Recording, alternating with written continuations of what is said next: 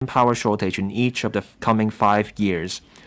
The scheme has put in place a quota ceiling of 12,000 for construction imported labor, already lower than the size of the forecast manpower shortage, underlines the importance of local recruitment, training, and the use of technology to meet the remaining manpower gap.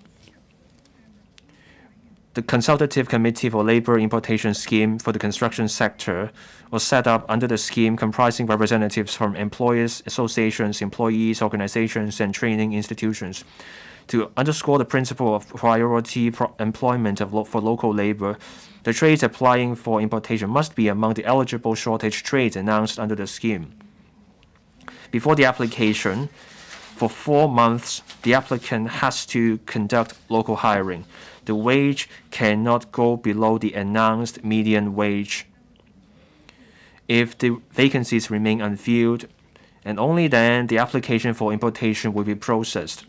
Apart from that, the applicant also has to meet the minimum manning ratio between local labor to imported labor at 2:1.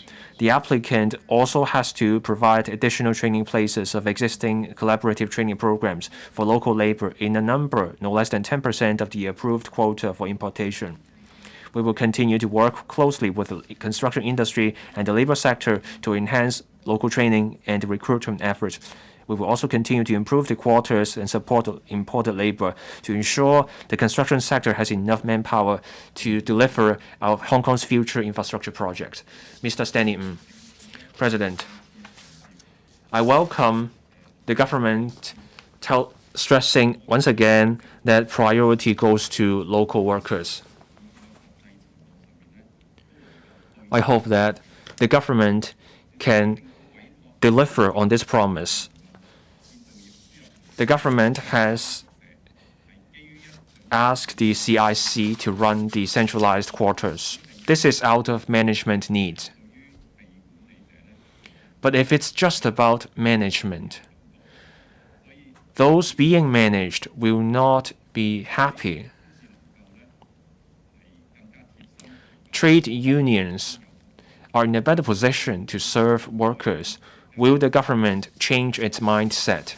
This means stepping up collaboration with trade unions in serving workers. Secretary. President, at the quarters in Taipei,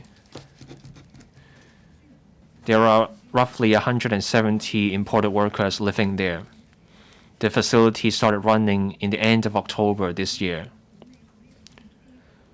On managing this facility and looking after workers' needs, this includes leisure activities and settling into life in Hong Kong. The CIC has plans. In this process, local non-government bodies, including trade unions, are welcome to arrange different activities to the imported workers to help them settle into life in Hong Kong. Mr. Louis Long. Thank you, President. Just then, the quota is 12,000 workers. This is lower than the gap forecast by the CIC. In the first round of applications, 20 works contracts were involved, all of them public works projects. The private sector is also confronted with a labor crunch. The existing arrangement is that for private works contracts, to apply for imported workers, they have to meet specific criteria. How does the Secretary define these specific criteria or circumstances? Will the government consider relaxing the criteria so that private works projects can also benefit from this labor importation scheme? Secretary. President, under the labor importation scheme, we do focus on public works projects. There's a reason.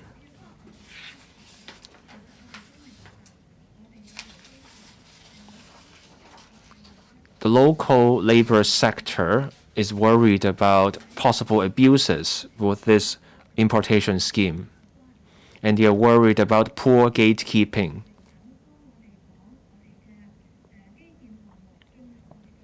Since we will have many infrastructure projects coming up, there is huge demand for labor from public works projects.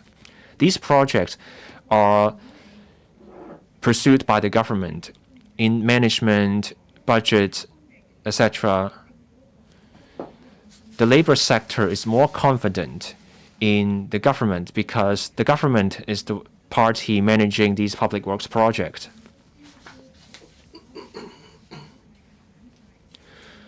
The imported workers can help support the public works project.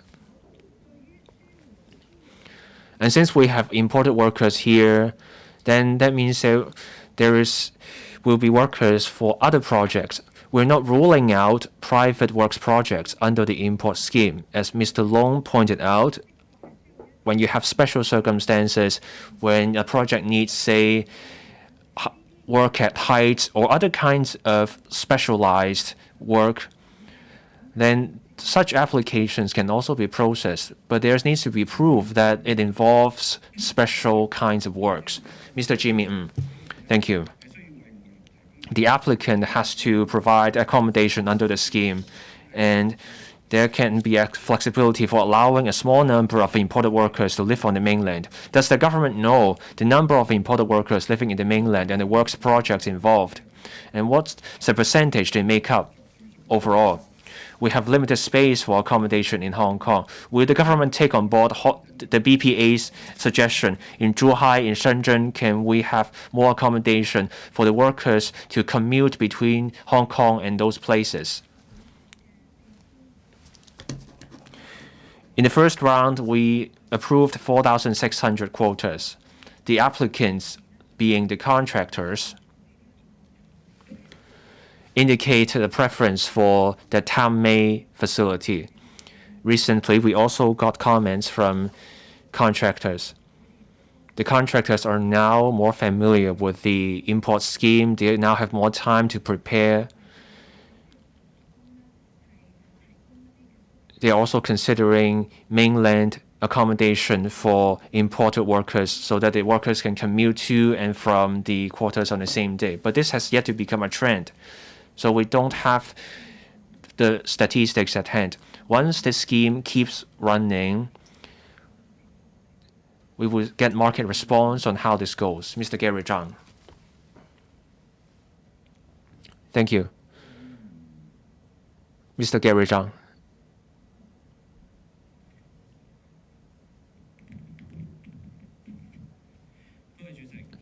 Thank you.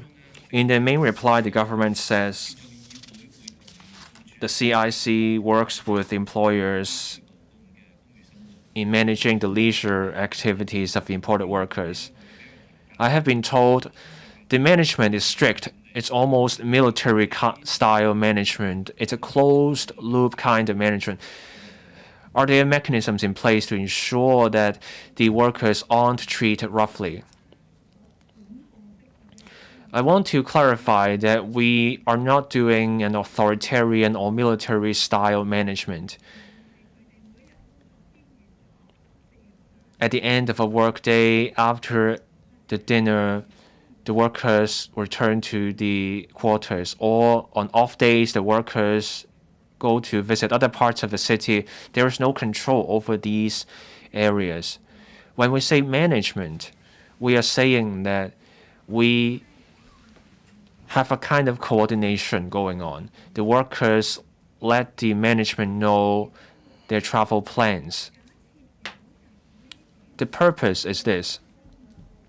Once we have the record, say over a weekend, hundreds of workers wish to visit a particular mall in Yuen Long, for example. Once this information comes to the attention of the management, the CIC, we ask the contractor to arrange transport. The goal is to minimize disruption on the imported workers and the community nearby. So this is the management measure. So we're not trying to have a management that keeps the workers there against their wishes. Mr. Kingsley Wong. With more imported workers, there will be more exploitation of workers. We need to ensure a dignified environment for imported workers. When exploitation happens and the labor dispute happens, we need to have safeguards for imported workers. We have been told, that is, the FTU has been told about workers being intimidated at elderly care homes. The workers wait for investigation. They don't get paid. They have no work. They don't have a place to stay. For these imported workers in such a plight, would there be accommodation? There are some kind-hearted people supporting these people, but the subsidy, the support will end soon. These imported workers will have to return to the mainland. They may have to come back to Hong Kong to pursue the claims. It will take time. It will take much energy. And these workers are put off pursuing the matter because it's such a hassle. So this will be harder to pursue those employers. Mr. Kingsley Wong, please get to your question. Secretary, will there be measures for imported workers exploited by employers? Will there be support for them, such as subsidies, food and shelter, or re-employment for them to meet their living needs as they stay in Hong Kong? Secretary. President, for any sector with imported workers, the government cares deeply about possible exploitation of imported workers.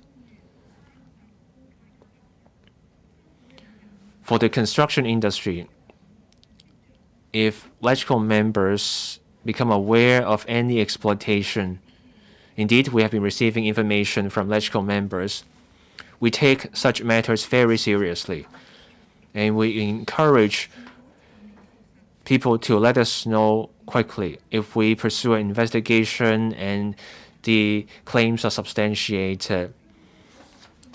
The imported workers have done nothing wrong. It's someone else's fault. We will work with the Labor Department and be considerate in our approach. As imported workers stay and they look for other work, we work with the Labor Department on these areas. Ms. Lydian Kwok. Thank you. This is the labor importation scheme for the construction sector. The Tanmei Yunlong facility will become the centralized quarters. The quarters are run by the CIC. The quarters are now up and running. It can house 7,000 people. Under the first round of application, 20 works contracts were approved involving 4,680 labor importation quotas. Let's do the math. We have 2,300 or so places in the quarters. What plans does the government have for making good use of the remaining slots at the quarters?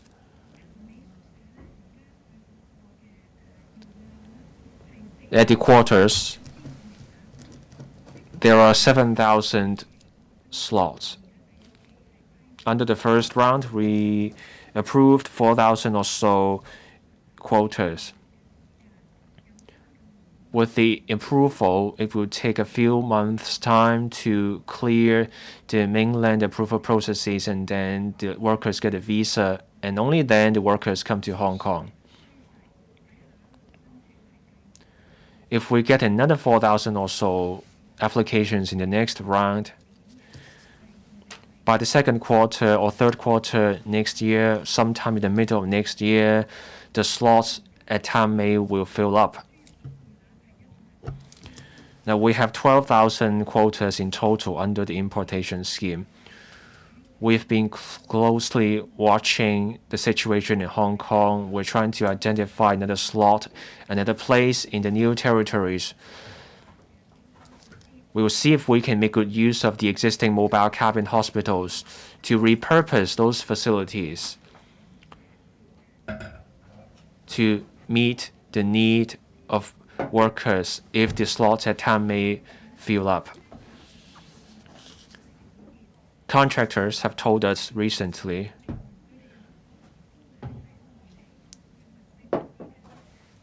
contractors are also looking for places in the mainland to provide accommodation for imported workers. We will continue to talk to the sector. If we want to use all the 12,000 quotas, we will look at how many imported workers will live in Hong Kong, and once TMHK fills up, how many slots we will need. We will think about those. Mr. Kwok Wai-Keung. Thank you. There's a labor importation scheme for the construction sector. It's a done deal. The government's primary consideration is to speed up our transformation, and there's a need to deliver the infrastructure project. But in the construction sector, it's feast or famine. Workers are worried that if local construction workers are underemployed or out of a job, under what circumstances will we put a brake on the importation scheme? How can we ensure that priority does indeed go to local workers? Secretary. On the workload and labor demand, we expect more work and greater demand for labor in the coming years.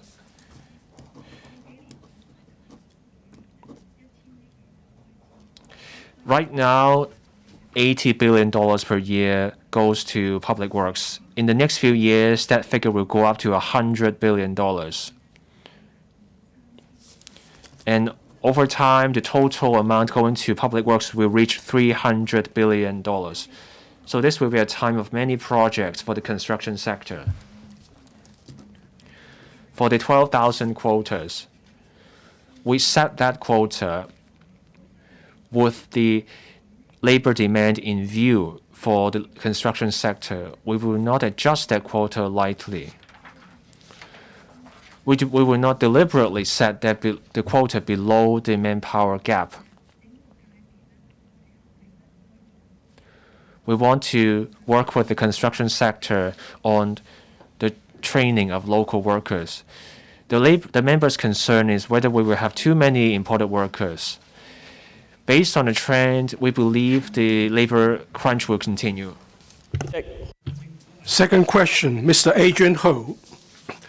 President, while the government amended the legislation in April this year to increase the penalty for occupational safety and health, OSH offences, a spate of fatal industrial accidents still occur in recent months, leading to queries from some members of the public about the existing regime being inadequate in protecting OSH and ineffective in terms of monitoring. In this connection, will the government inform this council, one, has there observations that the weak management awareness culture of various stakeholders at construction site has rendered them unable to properly fulfill their responsibility to safeguard construction site safety? Whether the authorities are planning to further amend the legislation to clarify the responsibilities of site owners and other stakeholders so as to enhance the commitment of site owners in shouldering responsibility for safeguarding construction site safety, thereby enhancing the overall monitoring of the day-to-day operations of construction sites. Second, as it is learned that under the existing mechanism, the authorities may take disciplinary action against contractors involving criminal prosecutions only after the conclusion of the cases. Whether the authorities will revise their approach, such as instituting prosecution and initiating studies on disciplinary proceedings simultaneously, so as to enhance the efficiency of the case handling and minimizing the chance for constructors to evade criminal liabilities, and see whether the government will set an example by taking the lead to set up regulation and law enforcement in respect of safety of construction site of government and public organizations, as well as promote the review of site safety and improve the tendering system on a pilot basis. If so, of the details, if not, the reasons for that. Secretary for Labour and Welfare. President, the Labour Department has all along been attaching great importance to industrial safety, especially the occupational safety and health (OSH) of construction workers. Pursuant to the risk-based principle, Labour Department has been formulating and refining the strategy of inspection and enforcement, publicity and promotion, as well as education and training to enhance OSH. At the same time, the Development Bureau and the Works Department, under its purview, has put great emphasis on the safety supervision of government sites and adopted a number of initiatives. Having consulted the Development Bureau, my consolidated reply to the questions raised by Mr. Ho is as follows.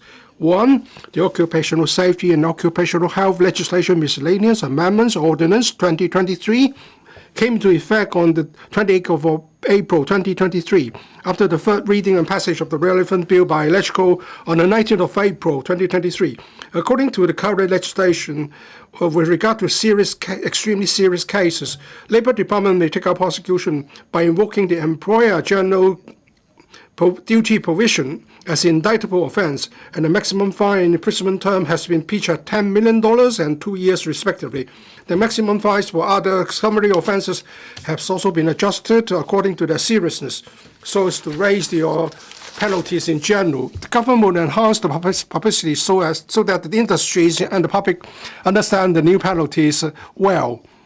In addition, the Labour Department will continue to cooperate closely with the Department of Justice to ensure the evidence collection and prosecution work will be properly and effectively done, with a view to striving for sentences to be handed down by the courts with a strong deterring effect. They are commensurate with the seriousness of the offences. The current OSH legislation already covers a variety of duty holders such as site owners, main contractors, subcontractors, employer and employee concerned. So there's not necessary to make amendments or to the OSH legislation in clarifying the responsibility of site owners or all duty holders. As a matter of fact, raising the penalty is only one of the strategies. It's the starting point, and not an end point. I completely concur with some members' view that this is the case. To promote OSH culture and reduce accidents, Labour Department continues to adopt a multi-pronged approach based on the risk-based principle and keep close tabs on the OSH risk level of various industries and the changes and to formulate an adjust strategy of inspection and enforcement, publicity and promotion, as well as education and training in a timely manner. As regards private development projects, since the end of 2022, the Buildings Department enhanced the procedure to strengthen the regulation of registered contractors. If a registered contractor is involved in a fatal accident related to building works, the application for renewal of registration will be referred to the Contractors Registration Committee for interview and assessment, even though the RC may not have been convicted already. The contractor whose renewal application was rejected recently by the Buildings Department was processed in this way.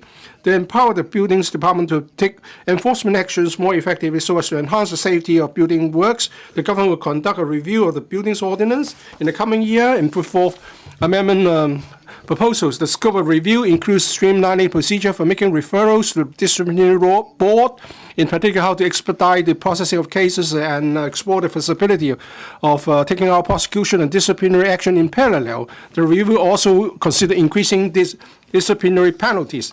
3. The Development Bureau regulates the contractor on the list of approved contractor for public works and list of approved suppliers of material and specialist contractors for public works who have involved in various accidents all along, regardless of whether the criminal procedures have been completed or not. The Bureau will take regulatory actions against those contractors as soon as possible, including suspension from tendering for public works contract and even removal from the approved list. In November 2022 and July 2023, the Bureau has successfully enhanced the regulating regime, including when a contractor is involved in a serious incident, the Development Bureau will immediately suspend the contractor from tendering for public works contract for at least 3 months and request the contractor to conduct an independent safety audit if the cause is a serious case which is due to a systemic deficiency. The regulatory action will involve suspending the contractor in relation to other work categories in the approved list. As for the regulating action to suspend a contractor from tendering for public works contract, It is not confined to not accepting new submissions, but also tenders which have already been submitted. On the tendering system or public works contract, the department do not adopt the lowest bid wins as the principle. Apart from considering the tender price, the department will also consider the technical capabilities and past performance, and site safety is an important consideration. Assessment related to site safety contribute to about 30% of the overall technical score. In order to enhance awareness, the Development Bureau has introduced a new tendering evaluation mechanism to deduct the site safety-related technical score of a contractor who was involved in a serious incident, even though it's not a public works site. Regarding the enforcement of OSH legislation, the Labor Department impartially upholds the regulatory standards regardless whether the construction site are government, public organization, or private company projects. Mr. Adrian Ho. Well, the community is of the view that but just by amending the legislation, we can solve all the problems. We should not wait for more fatal accidents before proper action is taken by the government. Would the government step up its tendering and improve its tendering system so that safety assessment and safety management performance will be part of the assessment, and take more action in raising awareness of various stakeholders in enhancing site safety. Secretary for Labor and Welfare, Secretary for Development. Well, I will be answering this question in respect of public works. As mentioned in the May reply, when we assess the tenders on the question of technical score, 30% of the score is based on site performance and site safety performance. Many a time, we also set out in the tender document that the bidder will have to give an account on the safety management during the construction period. And if there are other factors in the tender document which are related to safety, such as the delivery of service and monitoring of service, we would dedicate a sum for that particular component so that they don't compete on the basis of price in that regard. On a quarterly basis, we issued reports on the performance of contractors. If there are serious site safety incidents and resulting in losing some scores for that particular contractor, that would affect their qualification and status in bidding for other public works projects. At present, public works project costing more than $30 million, which means the vast majority of public works projects will require the installation of a smart site safety management system. And we hope with this example set by the government, private works projects will, in collaboration with the CIC, also install this smart site performance monitoring system. This is in progress. Mr. Chow Siu-chung, since September up to this month, we have seen 6 construction workers killed in various accidents, which is heart-rending. The Labor Department and the Secretary have been saying that they would adjust the inspection regime in a timely basis. But how much can be achieved through Labor Department inspection? We all know that there's no positive result. Have you talked to the inspectors? Because every time when an inspector arrives, there will be an announcement in the site. Everyone who is not wearing a safety helmet will wear one, and everyone who is not doing their work properly and in accordance with the law will stop. When the government deals with environmental hygiene on our streets, Mr. Chok Wing-heng, the Deputy Chief Secretary, has adopted a very wise strategy. There will be high-profile patrol. They will know that, there's someone coming very often to catch them. So are you going to tell these departments related to occupational safety and health that they would, within the current period, in view of the high number of accidents, they would attach even more importance to inspection and enhancement of safety?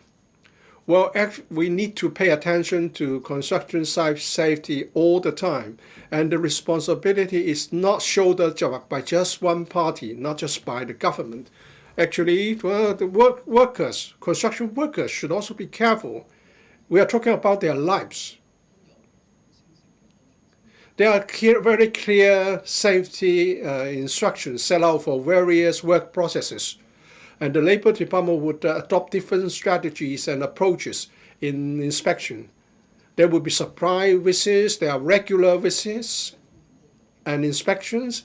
And for high-risk processes such as hoisting processes, we would conduct thematic inspections. We have to make sure that the workers are trained and there are general working standards and guidelines for all working sites. And if the public are aware of unsafe practices, they should make reports to the authorities. We will all do all these to enhance safety for all workers. As chairman, Mr. Luk Chung-hung, as chairman of the Bills Committee on this labor safety legislation, I'm saddened by the fact that some employers still pay scant regard to safety of their workers, and therefore we have so many serious incidents. In the policy address, the CE mentioned that in the coming 5 years, we would like to strive for a lowering of accident rates. But it's a pity that there's no target for reducing the fatal accident rate. Very often, after a fatal accident, we have heard many people talking about how the punishment can be enhanced. But it's more important to prevent such accidents. We should make reference to the mainland regulations, and that is that the safety, performance, and monitoring system should be put in place when the project starts. There should at least be some practice notes and guidelines for relevant industries. Can this be done? Secretary for Development, if we are referring to the design guidelines of public works, well, this is in the form of a set of guidelines. The Development Bureau issued the first edition in 2006, which was subsequently amended and updated. Right from the start of the design of a project, regard should be paid to safety up to the moment after the completion of the project and the clearance of the work site. We have come up with guidelines for the construction industry. There are comments from various quarters in the industry that we should turn the guidelines into legislation. But a consensus will be needed here because we have talked to contractors, professionals in the industry, and they are concerned about their liabilities if the guidelines are turned into legislation because of some faults in design, because they will be criminally liable if they have committed some mistake in the design and so on. So we need to expend more time in the discussion after the guidelines are implemented and put in place for some time, we will talk to the CIC on whether this should be turned into legislation. Suffice it to say that this is not put on the back burner. This is still an ongoing process. If we look at the recent fatal accidents, many are related to hoisting processes. Hoisting processes are inevitable in construction work. And since we are doing more modular construction units, there will be even more hoisting processes carried out on working sites. Will the government be willing to review the safety guidelines for hoisting operations? Secretary for Labor and Welfare. Thank you, Mr. Lee, for your question. We have this set of operation guidelines on hoisting operations, which require, among other things, safety assessment, and also to make sure that no one will pass under the operation area above overhead. And the purpose is to ensure the safety of all. And we have been communicating with the industry. Whenever there's a new technology introduced to our sites, we would update the guidelines. And we'll also make sure that the guidelines are strictly complied with to ensure safety.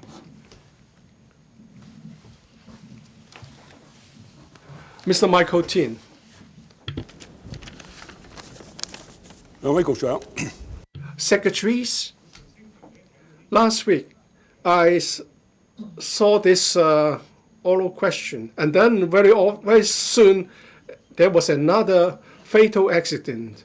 So someone has failed to observe the observation. For example, what if someone entered the fence-off area? And our laws are really about regulating people's behavior. So why can't we adopt AI? For example, the MTLC would stop the MTL cars as soon as there's an obstacle detected by the system. This is what they are doing in Singapore. We have we have been told that there's a smart construction site management system. If we have such a system in regulating the fence-off area operations, then when someone does enter the area, the operation will be suspended. It's just like the MTL practice and the system they have adopted.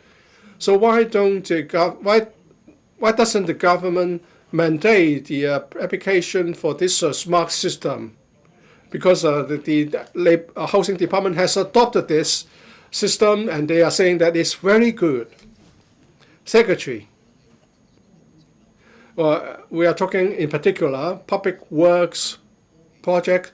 We have introduced AI and smart technologies to enhance safety, and we have been promoting this to other construction projects.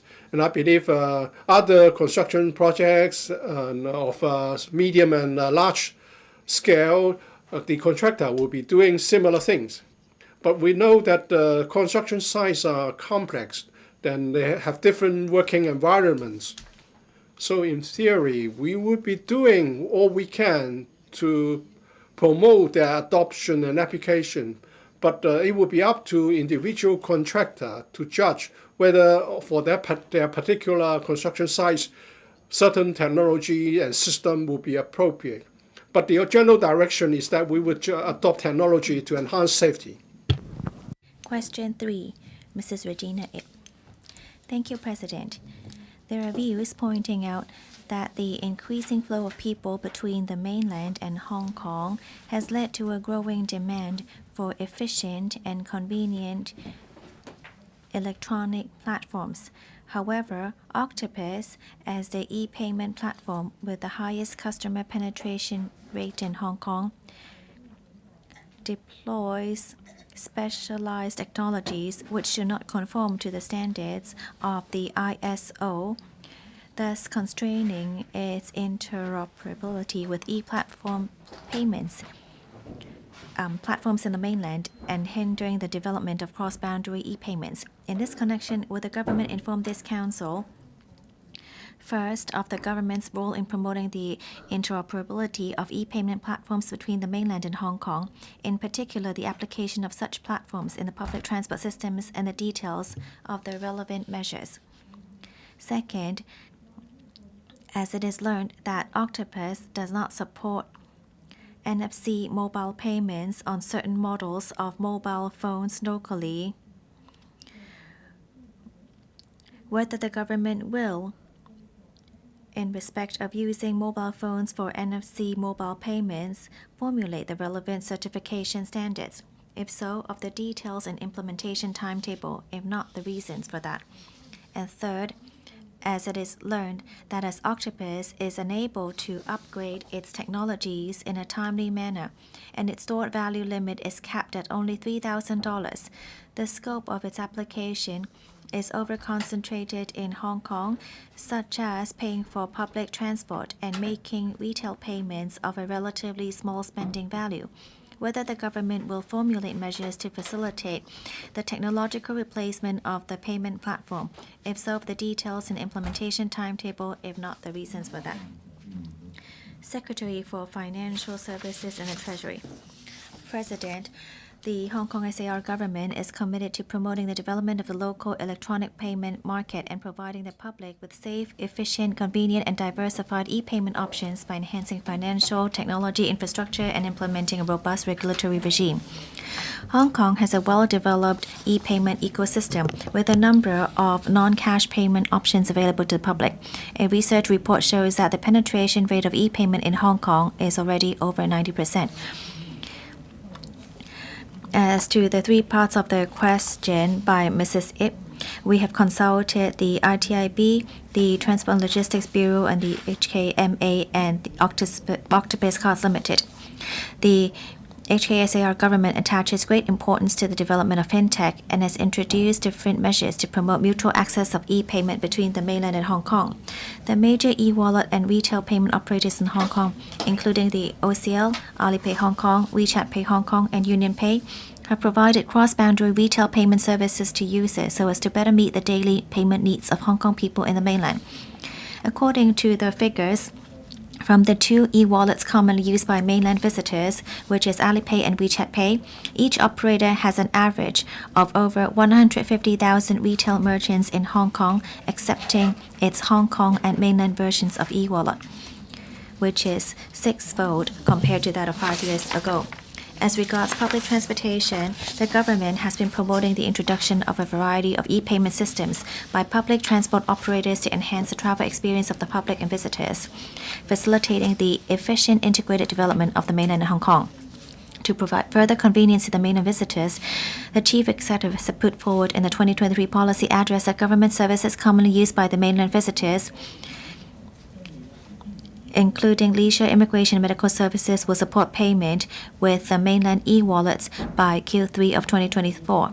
Cyberport will launch the Digital Transformation Support Pilot Program to subsidize small and medium enterprises in the retail and beverage sectors to adopt e-payment and other digital packages. Cross-boundary fintech collaboration is very important to promoting mutual access of e-payment between the two places. The Digital Currency Institute of the People's Bank of China and the HKMA are carrying out the second phase technical testing on the use of e-CNY in cross-boundary payments involving more banks in Hong Kong and the use of the fast payment system to top up e-wallets. eCNY will provide residents of both places with an additional payment means for cross-boundary retail consumption which is safe, convenient, and innovative, thereby enhancing efficiency and user experience of payment services. As I announced at the Hong Kong FinTech Week earlier this month, the OCL and the Bank of China will seek to explore new application scenarios with a view to benefiting both inbound mainland visitors to Hong Kong and outbound Hong Kong residents visiting the mainland. Early this year, the OCL partnered with the Bank of China Shenzhen branch to facilitate purchase of eCNY hard wallets by Hong Kong residents via a self-service card issuing machines in Luowu and using the Octopus mobile application. BOC Hong Kong has also launched a eCNY services facilitating inbound mainland visitors to pay retail merchants with e-wallets in Hong Kong and offering Hong Kong customers with a convenient option to top up their eCNY wallets from their Hong Kong personal bank accounts. Subject to regulatory approval and technical readiness, we welcome the OCL to provide an inbound solution facilitating mainland tourist use of eCNY in Hong Kong through topping up Octopus cards in tourist mobile application. The second part of the question is about the compatibility of the mobile version of Octopus. As far as we know, the contactless technology deployed by the Octopus is in line with the specialized technology standard of the ISO.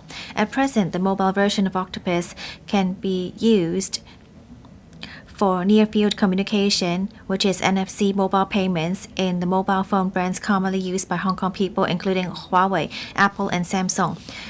Octopus will actively look into ways to overcome technical limitations, especially in Android mobile phones, with a view to further promoting universal access to the mobile version of Octopus and the application of NFC mobile payment. The third part of the question is about the stored value limit of Octopus, which is currently 3,000 Hong Kong dollars. Currently, members of the public are generally not required to register user identity when purchasing and using Octopus cards. As a SVF licensee, the OCL has to comply with the relevant regulatory requirements, including the Anti-Money Laundering and Counter-Terrorist Financing Ordinance.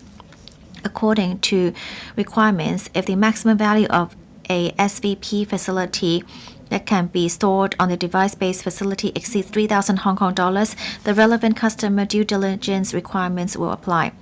This strikes to reach a balance between mitigating money laundering risk and providing customer convenience.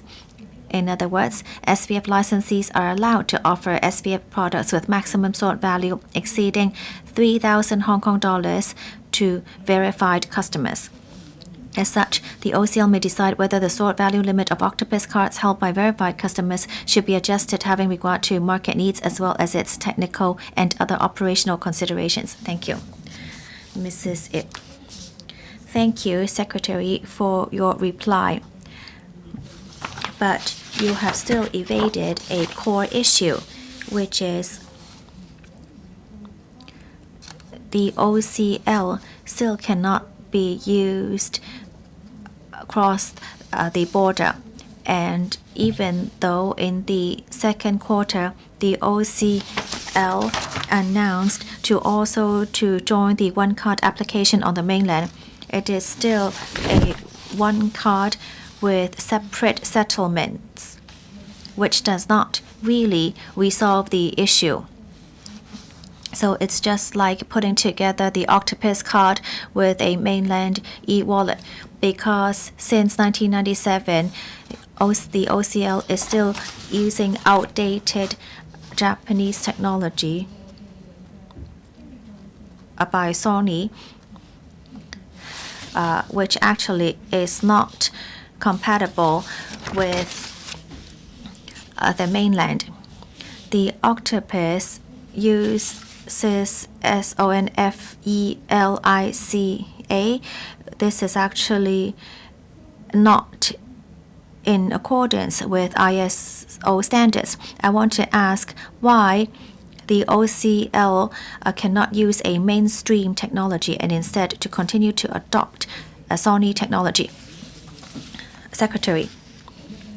Well, let me try to address the concerns. Actually, what is adopted right now is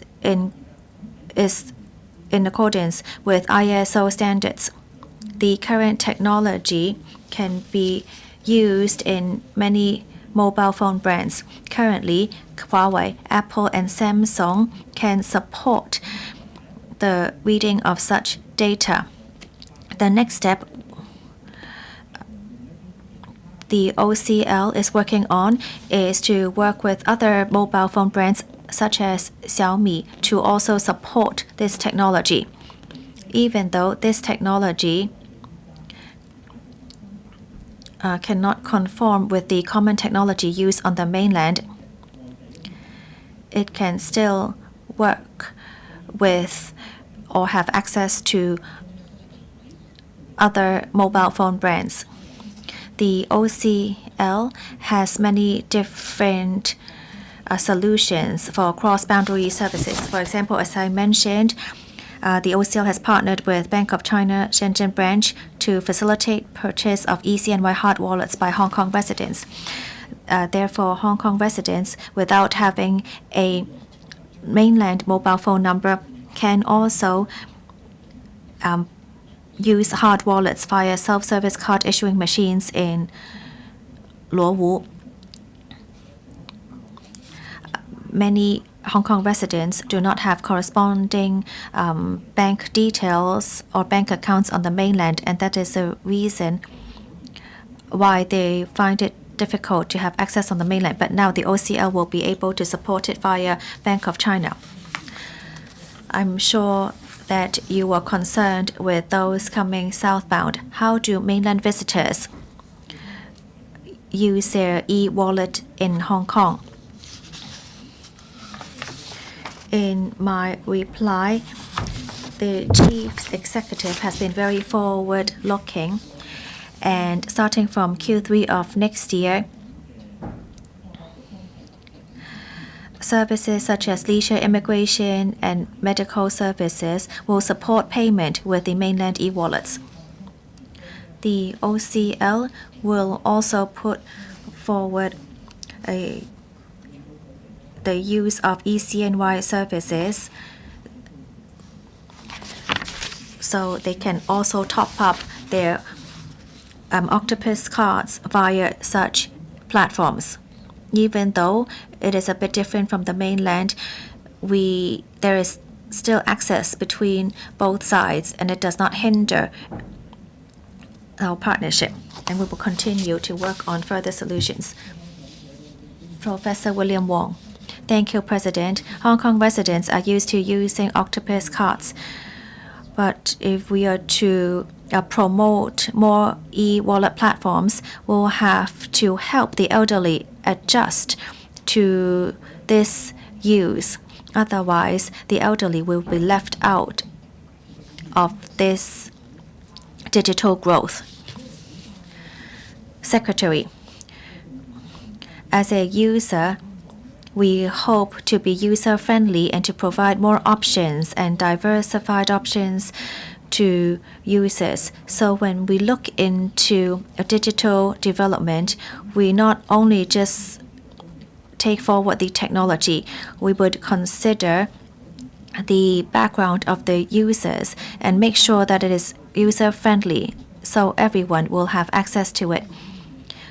We also need to make sure we support cash payments and other electronic payments. Professor Wong asked about the elderly. The elderly do need support in using platforms. Therefore, the government has been promoting the use of communication technology.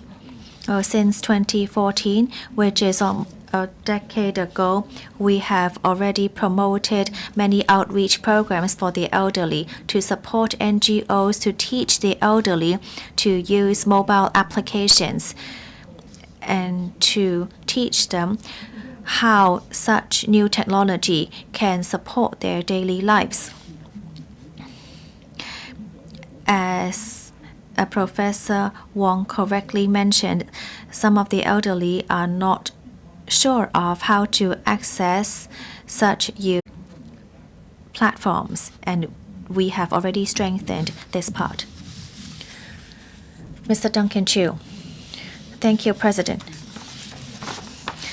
Well, in the paper, the report shows that the penetration rate of e-payment in Hong Kong is over 90%, but taxis have not been mentioned. Most of the complaints by mainland visitors come from taxi payments. When will the government also launch e-payment on taxis? Secretary, thank you for your question. Let me try to answer this from two perspectives. Let me talk about the current situation, and then I would invite the Undersecretary to talk about how to promote e-payment on taxis as well. Most public transport support different sort of payments such as QR code or Alipay or WeChat Pay. Some taxis also support Octopus and some taxi operators take credit card information or Alipay or WeChat Pay as well. We have heard many complaints on taxi e-payment. We are going to enhance the payment options on taxis as well. May I invite the Undersecretary to supplement. Undersecretary. Thank you, President. Currently, there are quite a few e-payment options on taxis. We have heard voices hoping that payment options on taxis could convenient people, especially mainland visitors. We have also launched many new measures, such as introducing taxi fleets to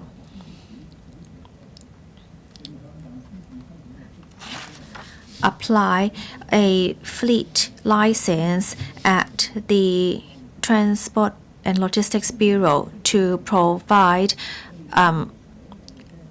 quality service to customers. We believe that by applying as a fleet and optimizing payment options, it will also encourage other taxis to support e-payment services as well.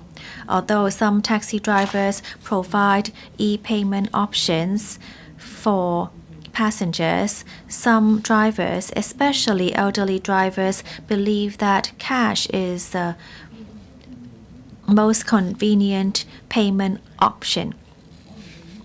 And they also use cash to pay for fuel as well. In consideration of these aspects, we believe that through different channels, we will continue to encourage taxi drivers to introduce e-payment options. Mr. Tang Fei. Thank you, President. Octopus once was the pride of Hong Kong people, but then due to various reasons, we now seem to be behind.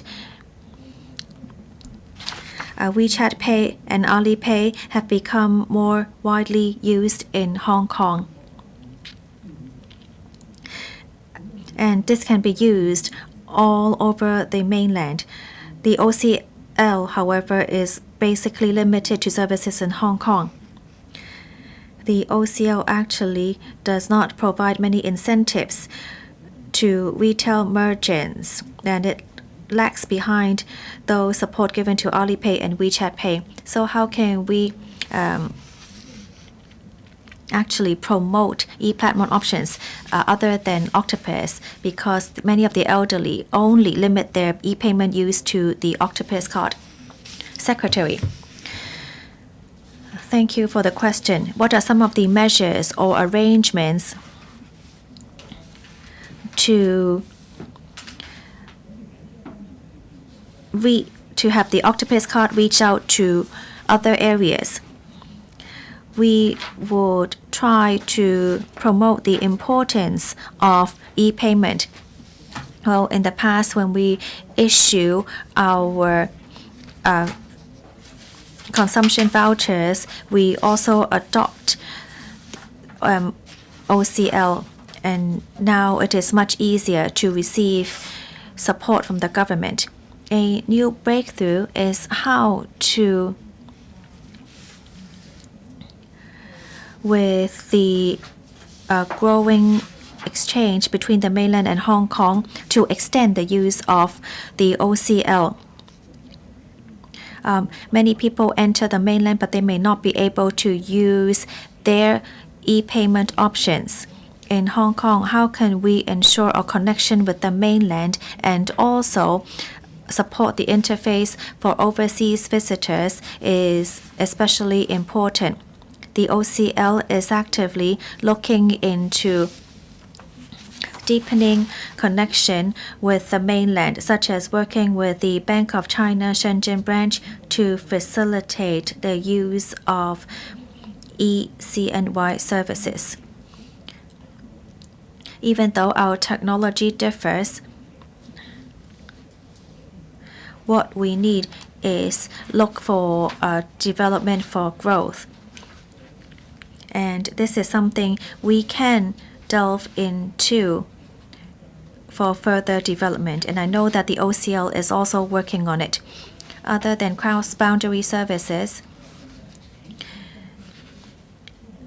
in future, taxi fleets will also be encouraged to provide e-payment options. The OCL has been used for a long time in Hong Kong, and I'm sure that it will able to find its development in the future. Thank you. Question 4, Ms. Elizabeth Quat. Thank you, President. It has been reported that the number of illegal immigrants has soared recently, and non-ethnic Chinese illegal immigrants after entering Hong Kong illegally will usually lodge non-refoulement claims so as to stay in Hong Kong, and the law and order problems caused by non-refoulement claimants have been bothering Hong Kong for years. In this connection, will the government inform this council, 1, among the unsubstantiated claimants of the number of those who are remaining in Hong Kong and their reasons of stay, as well as the number of claimants remaining in Hong Kong who have criminal records, whether it has projected the public expenditure incurred for such claimants next year. 2, of the number of crimes and the offences involving the claimants this year, and among which the number of crimes involving triad societies. As it is learned that some illegal organizations have arranged lawbreakers to enter Hong Kong illegally and then lodge non-refoulement claims so that they can stay in Hong Kong to engage in illegal activities, of the authorities' measures in place to prevent such a situation. And 3, whether it has formulated plans to completely resolve the problems caused by the claimants as soon as possible, including the measures in place to step up efforts against illegal immigration activities and prevent abuse of the non-refoulement claim mechanism by illegal immigrants, as well as whether it will consider exploring the suggestion made by some members of the public for amending the legislation to impose immediate repatriation upon request on illegal immigrants and prohibit their lodging of non-refoulement claims. Secretary for Security.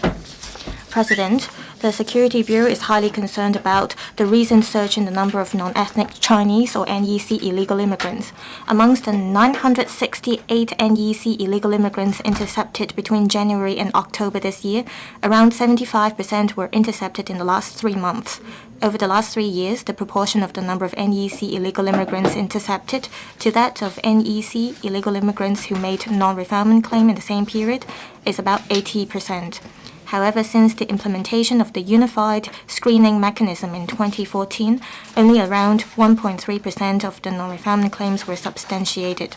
Under the premise of preventing potential abuses of the non-refoulement claim mechanism from entering Hong Kong, the government has all along adopted a multi-pronged strategy by maintaining high efficiency in processing these claims while meeting the high standards of fairness required by law and removing unsubstantiated claimants from Hong Kong as soon as possible.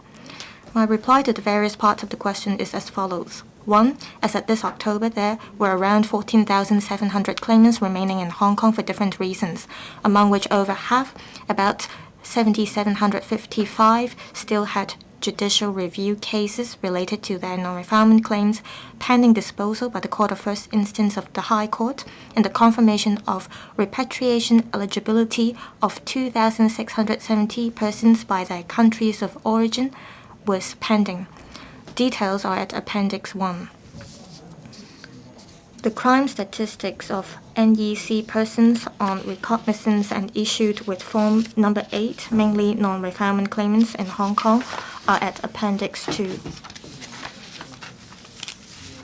In 2023 to 24, the estimated expenditures on handling non-refoulement claims and related work is about $1.4 billion. Based on the spending to date, it's estimated that the eventual actual expenditures should be less than the estimate. In 2024 to 25, it's estimated that the expenditures would be at a similar level. 2 and 3. In view of the general resumption of international flights in the mainland after the pandemic, the mainland visa issuing authorities abroad have resumed issuing visas to foreigners going to mainland China since March this year. Coupled with rumors inducing illegal immigrants to come to Hong Kong, the number of NEC illegal immigrants in recent months has been on a rise. However, only 17 NEC persons on recognizance and issued with Form Number 8 were arrested for triad-related cases this year, which only account for 3% of the arrested. There is currently no evidence that criminal syndicates systematically recruit NEC persons to smuggle into Hong Kong to participate in illegal activities. Nonetheless, we have taken measures in response to the situation. On intercepting at source, after discussions between the mainland and Hong Kong, mainland law enforcement agencies have been strictly examining the purposes of suspicious NEC persons for entry into the mainland and would refuse their entry in case of suspicion. The Security Bureau recently met with the consulates general of different countries in Hong Kong, expressed great concern about the influx of NEC illegal immigrants into Hong Kong, and secured their agreement to fully collaborate. Since 2016, Hong Kong has been conducting dedicated operations with mainland law enforcement units as well as the public security authorities of Guangdong, Guangxi, Yunnan, and Xinjiang provinces to collaborate in cracking down on smuggling of NEC persons into Hong Kong through the mainland. On enforcement and intelligence, a one-month anti-illegal immigration joint operation in Guangdong, Hong Kong, and Macau, the Operation Clear Bay, was recently launched under the coordination of the Office of the Leading Group for Combating Smuggling of Guangdong Province. Local law enforcement agencies arrested a total of 405 persons. The mainland and local law enforcement agencies conducted dedicated operations as well and mounted a 3-day dedicated joint operation Mungo Shunt 3 in November. The Immigration Department and the Hong Kong Police Force arrested 70 persons. The arrested persons in the 2 operations were mainly NEC illegal immigrants and included 10 persons and 3 persons respectively for aiding and abetting others to land in Hong Kong unlawfully and remain in Hong Kong. The mainland and local law enforcement agencies have continued to strengthen intelligence exchange, tighten the issuance of visas to mainland China, and control over the entry of NEC tourists into the mainland, investigate syndicates organizing cross-boundary illegal immigration, conduct interception at black spots in the mainland, and joint patrols at sea to deter NEC illegal immigrants from entering Hong Kong.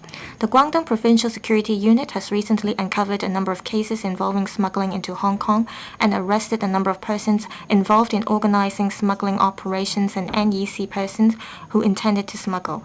This May, the police upgraded its crime wing working group on NEC involvement in organized crime and triad activities to a steering committee. The committee, chaired by a senior assistant commissioner of police, strengthens the review of the relevant crime situation and intelligence collection, enhances coordination, and formulates more strategic enforcement actions. After the conviction of individual NEC person on recognizance and issued with Form Number 8 of an offence in Hong Kong, the prosecution will provide to the court the crime statistics or case laws of the relevant group and invite the court to consider enhancing the sentence as a result of the accused status. In view that some NEC illegal immigrants would work illegally after making non-refoulement claims, the Immigration Department conducted a total of 11,081 inspections and arrested 512 NEC illegal workers from January to October this year in order to lower their economic incentives. The government will continue to conduct surprise inspections on black spots where illegal immigrants hide and take up illegal employment, and will step up efforts in publicizing that employment of illegal workers is a serious offense punishable by a maximum fine of $500,000 and imprisonment of 10 years. On expediting the handling of claims, the government will continue to take different measures, including maintaining high efficiency in screening non-refoulement claims and related appeals, expediting the removal of unsubstantiated claimants under the updated removal policy, making good use of the increased detention capacity, and strengthening the management of detention facilities. Regarding the view of not allowing NEC illegal immigrants to make non-refoulement claims, the relevant legality and pros and cons must be carefully considered. In accordance with the judgment laid down by the Court of Final Appeal in 2012 for the Ubermarker case, the government cannot remove any person, no matter how dangerous or undesirable his conduct is, to another state where he faces a genuine and substantial risk of cruel, inhuman, or degrading treatment or punishment. In other words, even if a claimant has been convicted of an offense, it remains a duty of the government to meet the court's requirement to complete all the screening procedures which meet the high standard of fairness before proceeding with repatriation of the claimant. Thank you, President. Ms. Elizabeth Quad. President, for Hong Kong people, this is inhuman. In 2012, because of humanitarian reasons, a ruling was laid down by the Court of Final Appeal, and the mechanism has been abused by bogus refugees, and every year tens of billions of dollars have been spent. Next year, $1.4 billion will be spent, and every month is over $100 million. They keep making appeal applications, and there are hundreds of cases of JR pending results. There are still 14,000 some bogus refugees in Hong Kong. We should not tolerate such situation, and we should solve this problem. Have you studied the feasibility of immediate repatriation upon arrest? Are there other ways to completely solve the problem of bogus refugee? Secretary. Thank you, President. We have to respect the ruling of the Court of Final Appeal. In the relevant Ubermarker case, it is clearly set out that the government has the duty to meet the court's requirement, and if there is inhuman treatment suffered by the relevant claimant, we have to follow the relevant procedure. Also, with the arrival of NEC persons, we have to confirm the origin of countries of origin, and it is not an easy process because it takes time for us to make the verification of their countries of origin. We have such legal duty, and under feasible circumstances, we will remove these people as soon as possible. When the JR case is completed in the Court of First Instance, we will not wait any longer with the updated policy. We will remove the claimant immediately. We'll also expedite the handling of non-refoulement claims so that we can remove these claimants to their countries as soon as possible. Ms. Jovi Chen, President, we have been talking about cutting back on expenditures, and over the years, over $10 billion have been spent on non-refoulement claims, and 90% of the JR cases come from bogus refugees, and they are the real king of JRs in Hong Kong, and over 80% of these cases are rejected. And a lot of them commit criminal offenses in Hong Kong. I understand the government has enhanced the measures, and there is the advanced notification mechanism. But the expenditure goes up by 30%. And compared to the same period, the number goes up by 80%. And every month we are giving them allowance, which is comparable to the amount of allowance given to elderly people here. My question for the Secretary is that will you consider lower the incentives of non-refoulement claimants? Secretary, in relation to the allowance we give to non-refoulement claimants, the amount is very little, it's about $1,500. I believe this would not constitute an incentive for non-refoulement claimants. A lot of these claimants, after they come to Hong Kong, they take up illegal jobs. We want to prevent such situations, so we have taken over 10,000 actions to combat such crime, to minimize the room for them to take up illegal employment after they come to Hong Kong. At the same time, we enhance the penalty for employers if they employ these non-refoulement claimants. And we ensure that they are aware of such enhanced penalty. So we have been reducing the incentives from these directions. Also, we have talked to consulates general of different countries, and we explained to them that we do not grant asylum to non-refoulement claimants, so that they know that they won't be able to work in Hong Kong. That is, when non-refoulement claimants come to Hong Kong, they aren't allowed to work. Mr.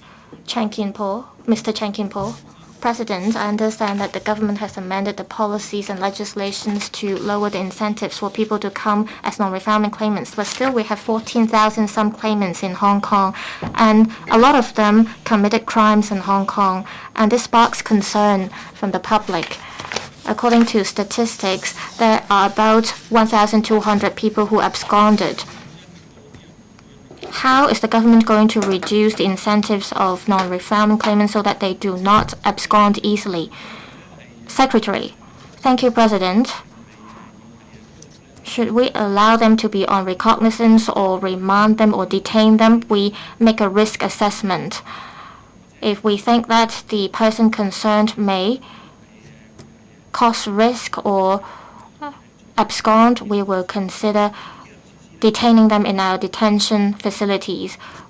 We have boosted the number of detention facilities from 600 to 900. We have the Tai Tam Gap detention facility now, as well as the other facility. After we've conducted the risk assessment, if we find it appropriate, we'll detain the relevant persons.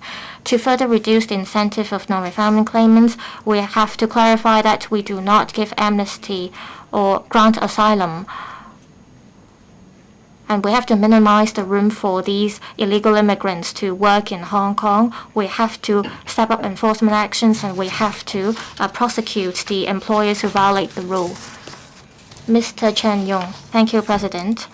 I see that the police and the government have done a lot of work. I want to know, in the coming year, will the government amend legislations or take administrative measures or enhance its efforts to protect the safety of the public? That is, will there be new measures or legislative amendment plans in the coming year? Secretary, in 2022, in December, we implemented a series of enhancement measures. This include expediting the efficiency of handling claims,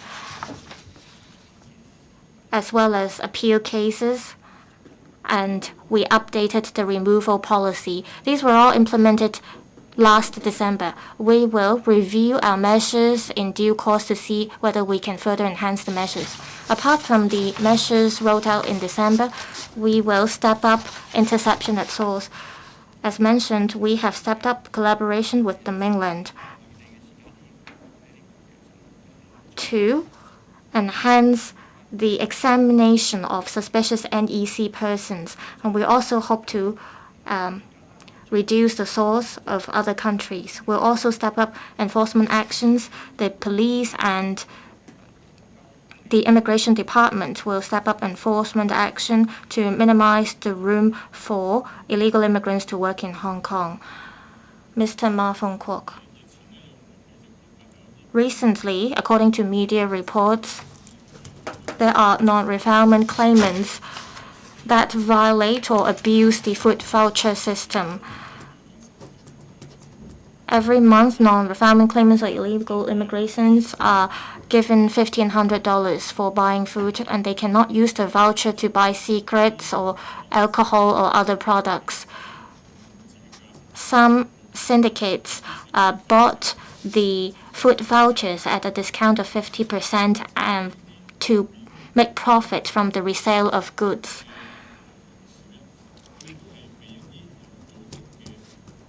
These non-refoulement claimants were arranged to come to Hong Kong with the help of illegal organizations or syndicates. My question is, what kind of measures will the government take in the future targeting these illegal organizations? Secretary.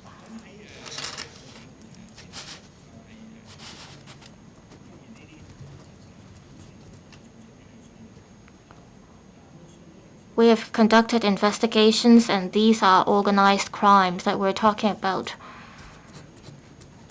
However, we don't see these syndicates arranging illegal immigrants coming to Hong Kong to commit organized crimes, and we don't see any fraudulent acts with these food electronic tokens. And I have to correct myself. It should be $1,200 instead of $1,500.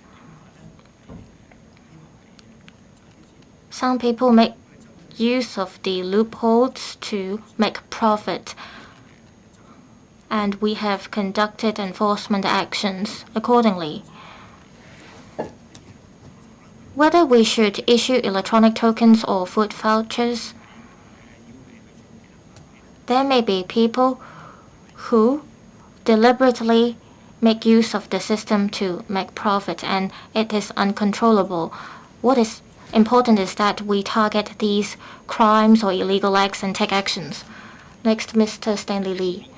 These problems with non-refoulement claimants have been bothering Hong Kong, and we have spent a lot of taxpayers' money to deal with the problem. People in Hong Kong are scared to visit communities where there are lots of non-refoulement claimants or bogus refugees, and tourists don't dare going to these communities either. So will the government consider setting up centers or camps for these non-refoulement claimants and prevent them from taking up illegal employment in Hong Kong? Secretary. Thank you, President. We have to take a balanced approach. As mentioned by some members, we have to lower the incentives of illegal immigrants.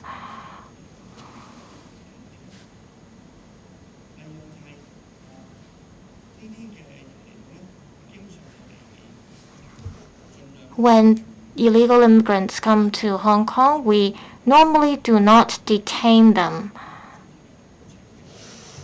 while they are making non-refoulement claims applications.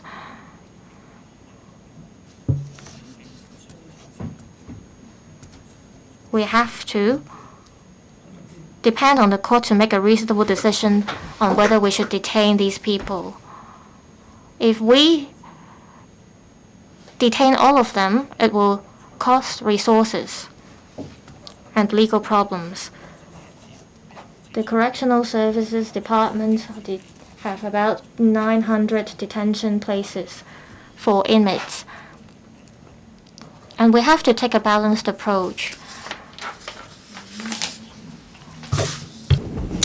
Question 5, Mr. Andrew Lam. Thank you, President. The Hong Kong Housing Society, HKHS, launched the Senior Citizen Residences Scheme, in 1999, pioneering a lease for life model with the provision of one-stop, age-friendly residences with housing, recreation and medical care service all under one roof for elderly people. The third project under the scheme was launched on the 14th of March this year to provide 312 flats, and it has been reported that HKHS received 500 applications for the project on the same day. In this connection, will the government inform this council, 1, whether it knows the details of the 3 projects which are now being planned under the scheme, that is the Packwall Road project in Fanling, the Kwun Tong Garden Estate redevelopment project, and the Ming Hua Tai Ha redevelopment project, including the launch dates, the number of flats to be provided, and the entry contributions, and 2, whether it will, by drawing reference from the experience of the HKHS as a housing laboratory and of the scheme, consider incorporating the provision of one-stop age-friendly residences into the elderly housing policy. If so, of the details, if not the reasons for that. Secretary for Housing.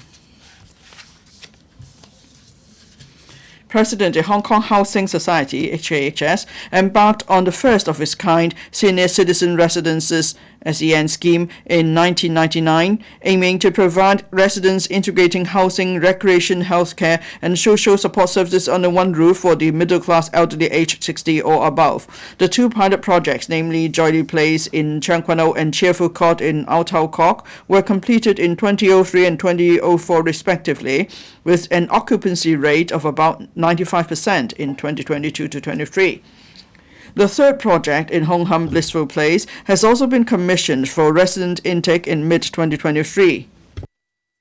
The units are disposed of under a long lease arrangement. Upon paying an entry contribution, the elderly tenants do not have to pay monthly rent, but only monthly service fees for property management and basic services. Besides, tenants can subscribe to user pay services according to their needs and preferences. The SEN scheme adopts a single queue allocation arrangement, which is applicable to the three above-mentioned completed projects as well as future projects under the scheme. Hence, resident applicants are not required to submit duplicate applications. Applications are accepted throughout the year without deadline. As at the end of October 2023, there are about 400 applicants on the waiting list. My reply to the question raised by Mr. Andrew Lam is as follows. SEN is HKHS key development strategy in the area of elderly housing. HKHS is currently constructing or planning 3 other SEN projects, among which the project at Pak War Road in Fanling is estimated to be completed in 2024, providing about 260 flats. Redevelopment projects at Kwun Tong Garden Estate Phase 2 and Ming Hua Dai Ha in Shau Kee Wan, estimated to be completed in 2033 and 2035 respectively, will also include SEN projects, providing about 200 and 600 flats respectively. These projects are targeted at the elderly of the middle class. HHS will propose the levels of entry contribution of these 3 projects when they are launched, which will be submitted for approval of the Secretary for Housing, that is myself.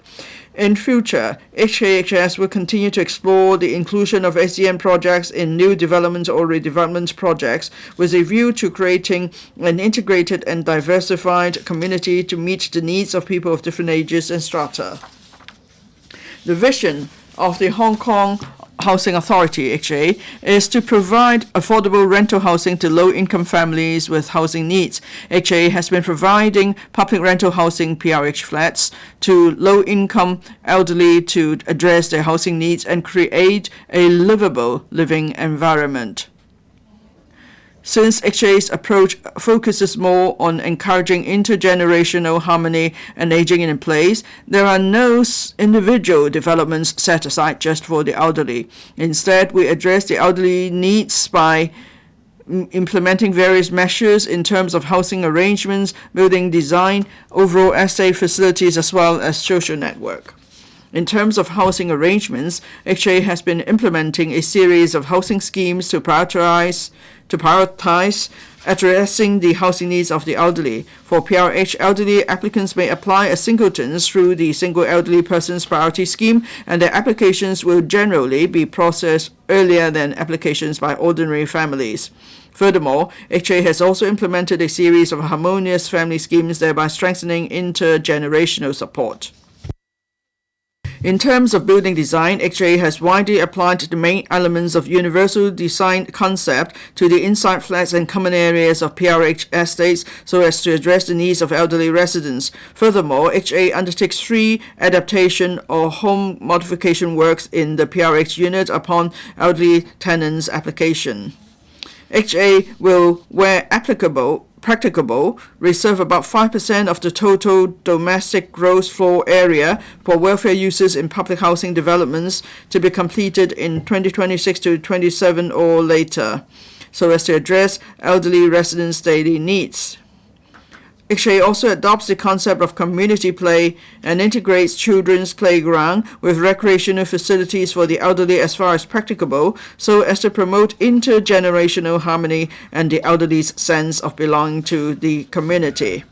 In terms of social network, HA cooperates with other government departments and non-governmental organizations to provide elderly PRH tenants with support services.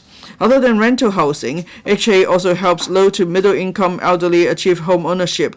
We implement a priority scheme for families with elderly members under subsidized flats sale exercises, setting aside certain quota among the flats for applicants with elderly family members to select flats with priority.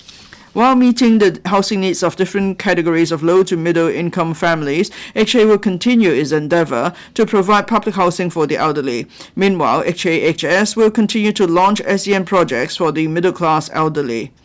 HA and HAHS adopts different approaches by providing different designs and services so as to address the needs of different elderly families. By complementing each other, the two enrich the variety of public housing in Hong Kong.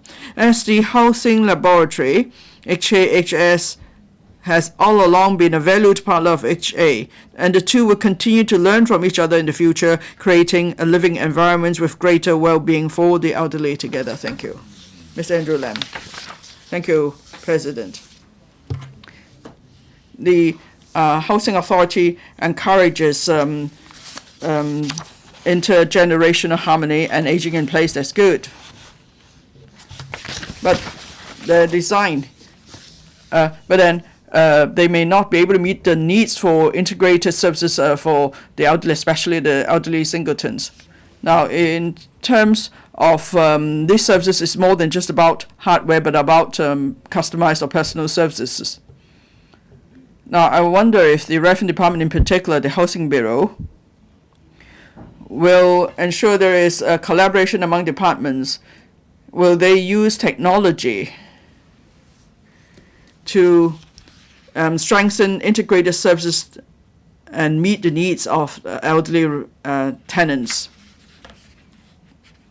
Secretary. Thank you, Mr. Lam, for your suggestion. In fact, HA or Housing Department colleagues have all along been working with the Social Welfare Department and other welfare organizations on this. We know that elderly singletons need more care and attention. For example, there is a subsidy scheme for them to install the EAS system, and we are more than happy to explore promoting this service to elderly in PRH estates who have the needs. Now, usually we think that for public housing there is a stronger harmony or cohesion among neighbors. It's because we attach great importance to common areas and the design. We want our design to encourage the elderly to mingle with others in these common areas. Social network is important for the elderly. And then in our PRH estates, we have various welfare organizations. They will hold activities, and even members may apply to use some of our venues for activities. And these activities will help the elderly to get to know their neighbors. And then for singleton elderly, there are visits too for them. And now the HA is celebrating its 50th anniversary, and we have distributed gift packs, especially for our singleton elderly tenants. So we ask our volunteers to distribute these gift packs, and they will stay and chat to the elderly so the elderly feel they are cared for. Dr. Tik Chi Yun. Now we face an aging population here in Hong Kong, and then we also have and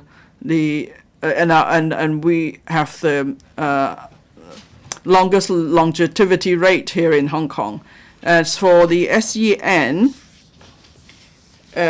is to provide a stable living environment for the elderly with the support of hardware and software.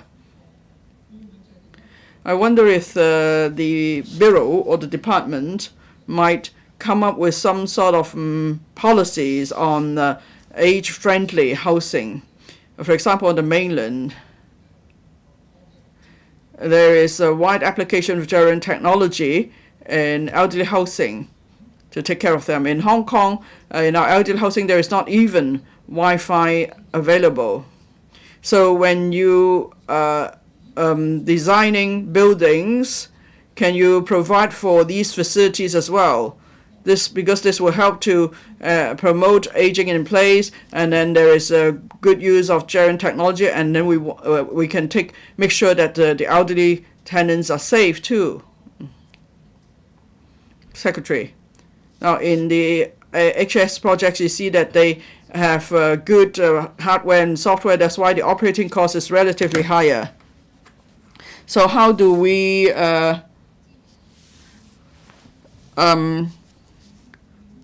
strike the right balance in terms of the use of resources and the provision of software and services? That's very important. Now we are doing this well-being design now, so we make sure the hardware is properly designed, but then very often it's about hardware, software, and also being caring for the elderly. So where we have the resources, of course, we'll improve the hardware, but then other services such as the emergency alert system, EAS, will be provided. And then with smart management, we're not just talking about security and cleaning services. We're talking about robots that can chat with the elderly, for instance. Maybe through the NGOs or other organizations, we could introduce such technology. So we're always looking out for opportunities. Then I must stress that in HA properties, there are already 700,000 elderly tenants, far more than the 500,000 tenants some years ago. So it's a matter of striking the right balance in the use of resources and the provision of services. And the elderly tenants are very smart. If they could form a network, that's the best, because technology can never take the place of human interaction. So it's about measures that will encourage them to mingle with others and build a social network. Thank you. Mr. Lang Man Kong. Now, in 2010, there was 16% of tenants were the, elderly. Now it's about 24%. So we're seeing an aging tenant population in PRH estates as well. And of course, there are different organizations providing services to the elderly. But then it's the HA and the HS which will know best how many elderly persons there are. And that's why they have a community scheme to support the elderly. They have a staff to visit elderly and find out about their needs and so, but then the scheme was scrapped eventually. And then in PRH estates now, we have one social worker per estate. And then from study findings, if the elderly visited by this social workers, and they actually feel better, and so it's a good way to help the elderly lead a happy life. So I hope you will consider reinstating this one social worker per estate scheme. If not, would you continue to work with welfare NGOs? You can use their resources to deploy social workers to visit elderly tenants in PRH estates, so you can give them support and they will lead a happier life. Thank you. Secretary, well, that's a very good suggestion. We're going to set up the care teams. There are many NGOs who care very much for the elderly, and it's not just NGOs. There are other groups such as the professional groups that I'm familiar with. They have youth groups who are keen to serve the community, so we could work with them. Perhaps we will pay more attention to the needs of PRH tenants, in particular the elderly. We can visit them, for example, when there are during festivals, the Dragon Boat Festival, Mid-Autumn Festival, we will actually visit the elderly and talk to them. And if there are more who will help us, then we could expand the scope and we could focus more on the elderly singletons. My own experience that the elderly tenants are really happy. When we go and visit them, we will stay there for a while, we'll chat with them, and the elderly are happy. So we will continue to explore the use of community resources for this purpose. And now we have collaboration with different departments and groups, and we are now trying to see if we could introduce some more services in management contracts. Interpersonal skills will carry more weight. It's more than just about personal service rather would carry more weight than say security or cleaning services. And then if there is a background of personal care, maybe it will also score more points and so on. So they will find various ways to help the elderly tenants. Reverend Peter Kuhn. Now, I'm sure the SEN schemes will become more popular with an aging population. There are 3 more projects in the pipeline, but going by the speed, perhaps you can't really keep up with the pace of the aging of the population. I know many NGOs are keen to operate SEN schemes, especially when they redeveloped their residential care homes for the elderly. Perhaps the government could give them some help in terms of allowing of lifting the restriction, so SEN schemes could be incorporated. Secretary, thank you. I am glad to learn from Reverend Kuhn that many NGOs are keen to operate such schemes. I think for us, it's about finding the right location for the scheme to work. So Pakwa Road, and then the Kuntong Garden redevelopment, and then in Shaokewan, Minghua Daiha redevelopment, while they will include incorporate the SEN scheme. And if there's good response, I believe the Housing Society will still look out for other possibilities.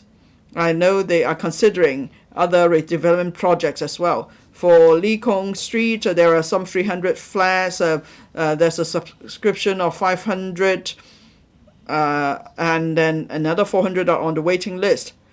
So we know there is a need, but perhaps as the public get to know more about the SEN scheme, we will have to watch the trend and respond accordingly. Thank you. Mr. Bill Tang. In Choi Hong Estate, it's a 62-year-old public housing estate. There's a high chance that it will be redeveloped. And in our study findings, some 15 to 10% of those tenants are elderly singletons. So if you have a major redevelopment project, will you arrange for a batch of these elderly tenants to move to custom-designed flats for the elderly? For example, there's already built-in Wi-Fi facilities, and there's, say, a fall detection system, and also there's some sort of link with carers and so on. So we can enhance the safety for elderly tenants, and it's more than just about redevelopment, providing more land. Instead, we'll take better care of the elderly. Secretary. Thank you. We have 10 redevelopment projects that have been announced. We have undertaken to identify other suitable redevelopment projects, and we are doing that, and when our study is completed, we will announce the next batch of redevelopment projects. Perhaps I could tell you more about the principles that we follow. Now, for elderly facilities that we provide, we will focus more on the individual needs of the elderly tenants. For example, some elderly tenants need handrails, or they perhaps in the flat, there's a need to replace the taps with one that has a lever, for example, for easier use by the elderly. We will do such modification works for the elderly. And of course, we welcome the HS model in providing support services in a single place, but is it really the best to put all the elderly in the same place, or maybe on the same floor if there are young families with children and there are also units for the elderly? It may work better because my experience is that elderly like to interact with others. If, say, they're waiting for the lift and there are young children greeting them, they are happy about that.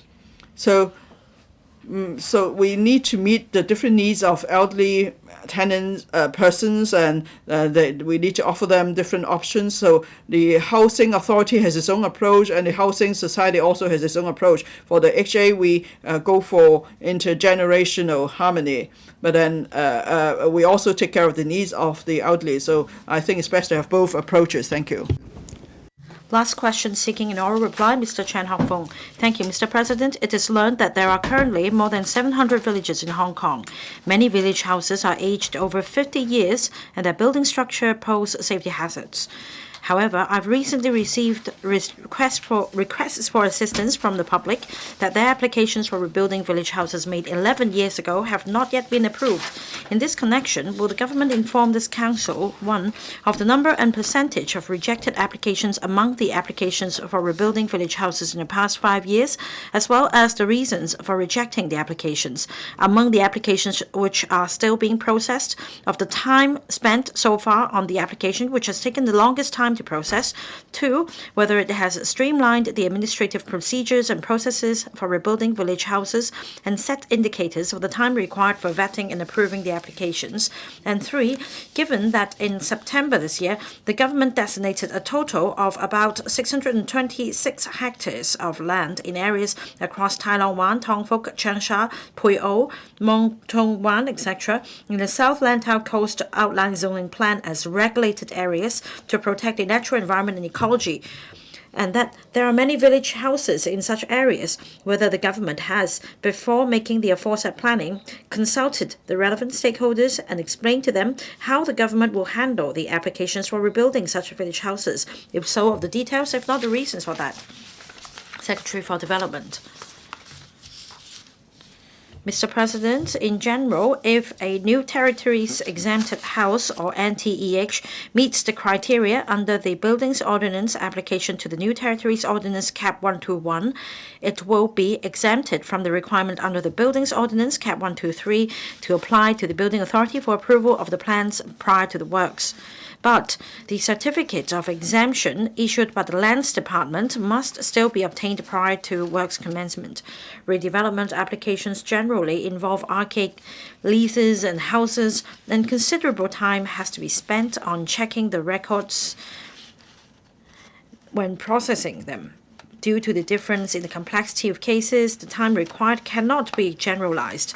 Despite so, as redevelopment mainly involves existing old village houses, the government will process the relevant applications in a compassionate manner to the extent possible and speed up the approval through streamlining the procedures in order to enhance building safety and improve the countryside living environment. In response to the respective parts raised by Mr. Chan, our reply is as follows. 1. Within 5 years from the January 2019 to October 2023, the Lands Department received around 2,370 redevelopment applications, of which 1,380 applications were approved and 1,080 applications were rejected. Within the same 5 years, around 2,020 applications were under processing. As the handling of cases may span across 1 year, the cases approved and rejected within the same year may not be the same as the applications received. The main reasons of the Lands Department's rejecting the applications include unable to confirm if the applicant was the registered owner of the lots concerned, the boundary of the lot under the application was inconsistent with the records or overlapped with the boundary of the adjacent lots, and the applicant failed to provide proposals concerning the proposed house, balcony, or septic tank according to the existing requirements. The Lands Department would inform the applicant the reason of rejection in writing, and if the applicant could subsequently resolve the relevant issues within a specified period of time, the Lands Department will resume processing the application as soon as possible. In general, the applicant would not be required to resubmit the application. Now, as a reference, among the approved cases from 2016 to 2020, more than half were processed within 5 years. The shortest and the longest processing time was less than 1 year and more than 10 years, respectively. We agree that there is room for improvement. Part 2. To streamline the procedures in handling redevelopment applications and speed up the approval process, the Lands Department enhanced the procedures in October 2021 and January 2023, respectively, including 1. Commencing the procedures under various aspects in parallel, including verifying land ownership and lot boundary and consulting the relevant departments. Streamlining the objection handling procedures, encouraging face-to-face meetings with the applicant for a direct dialogue, delegating the approval of relatively simple cases to officers under the district lands officer, and submitting only non-straightforward complex redevelopment cases to the district lands officers or the district lands office conference for approval. Enhancing the Lands Department's headquarters supervision on district lands officers, including regularly following up on the progress of the redevelopment applications. The Lands Department is striving to clear the backlog, that is, cases received before October 2021 through the above measures. So far, they have begun to deliver results. The average number of cases completed each year increased from 480 in 2021 and 2022 to around 510 within the period from January to October 2023. As of the new applications received since October 2021, the Lands Department announced in its 2021-22 performance pledge that straightforward cases shall be processed within 8 months. As for complex cases, such as cases requiring resolution of matters concerning lot boundaries or local views, the Lands Department endeavors to gradually process new applications within 24 months after clearing the backlog. Part 3. As Secretary for Development, I exercised the power conferred by the amended Town Planning Ordinance Cap 131 on 15th of September 2023 and designated certain areas zoned Greenbelt, Conservation Area, and Coastal Protection Area in the South Lantau Coast Outline Zoning Plan as regulated area. As explained to the members of the Legislative Council and Heung Yee-Kuk, etc., in the course of the legislative amendment exercise, the designation of regulated area provides the planning authority with enforcement power he did not have in the past to take enforcement actions in areas worth protecting and/or deserve nature conservation for the purposes of protecting the area from environmental degradation. The relevant arrangements only target unauthorized developments. It does not impose any additional requirements on the redevelopment of village houses according to the law. In other words, the redevelopment of a village house within the regulated area in South Lantau Coast is subject to the same planning requirements as those prior to the designation of the land as regulated area. And that is the redevelopment of village house within the Green Belt zone does not require a planning application, whereas a planning application is all along required if the redevelopment falls within the conservation area or the coastal protection area zones. As the designation of regulated area involves the extension of the geographical coverage of enforcement powers, it is not appropriate to announce the locations in advance to prevent circumvention. Furthermore, as the designation per se does not affect the user's plan for the area, no prior consultation will be conducted. We will continue to explain the situation to villagers to allay their concerns. Thank you. Mr. Chen Hafeng. Thank you, Secretary, for categorically telling us the approval timetable and the relevant KPI. It has been a mystery to rural villages. Now, they have asked whether there is a KPI for processing applications. The Secretary has made it clear today, and she has also undertaken to streamline the procedures. However, I'd like to draw the Secretary's attention to the following. I've received a case of complaint. The construction has been completed, and yet nobody inspected the village house, such that the certificate of compliance was not issued until much later. Why is there a delay of the issuance of the certificate of compliance well after this village house has been built? Secretary. Thank you, Mr. President. About the case mentioned by Mr. Chan, in fact, we received the same complaint from Hung Yee-kuk as well as from Mr. Chan. We have invited the Buildings Department to review the situation, because usually upon completion of construction, the Buildings Department should proceed to inspecting the structure and issue a certificate of compliance as soon as possible. So they will review all the available information and decide on the follow-up action. Another measure that we will study is about the so-called inspection for acceptance procedure. We may introduce a self-inspection mechanism, because the construction process should be overseen by authorized persons and building professionals. So perhaps the property can be certified by these professionals on their own. And then a random inspection can also be put in place to hold the non-compliant professionals accountable. In fact, for the self-certification mechanism, this has already been put in place in certain professional sectors.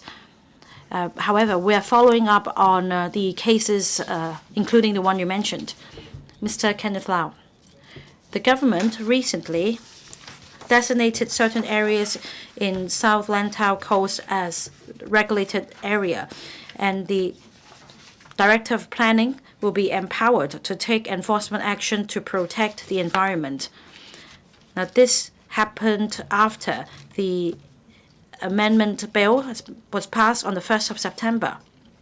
But recently, I've received requests for assistance from a lot of villages. They complained of the government not consulting them in advance. And in fact, the 626 hectares of land in areas across Tai Long Wan, Tong Fuk, Cheung Sa, Pui O, Tung Mong Wan, etc., were designated as regulated areas. The government will take enforcement action, but villagers are very worried that they will be inadvertently caught by the law, as they are not clear what exactly the regulated area means.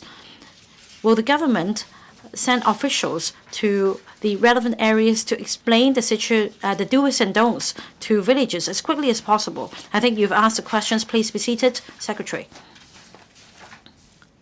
Mr. President, would be more than happy to visit the relevant areas in South Lantau Coast to explain the policy to the relevant villages.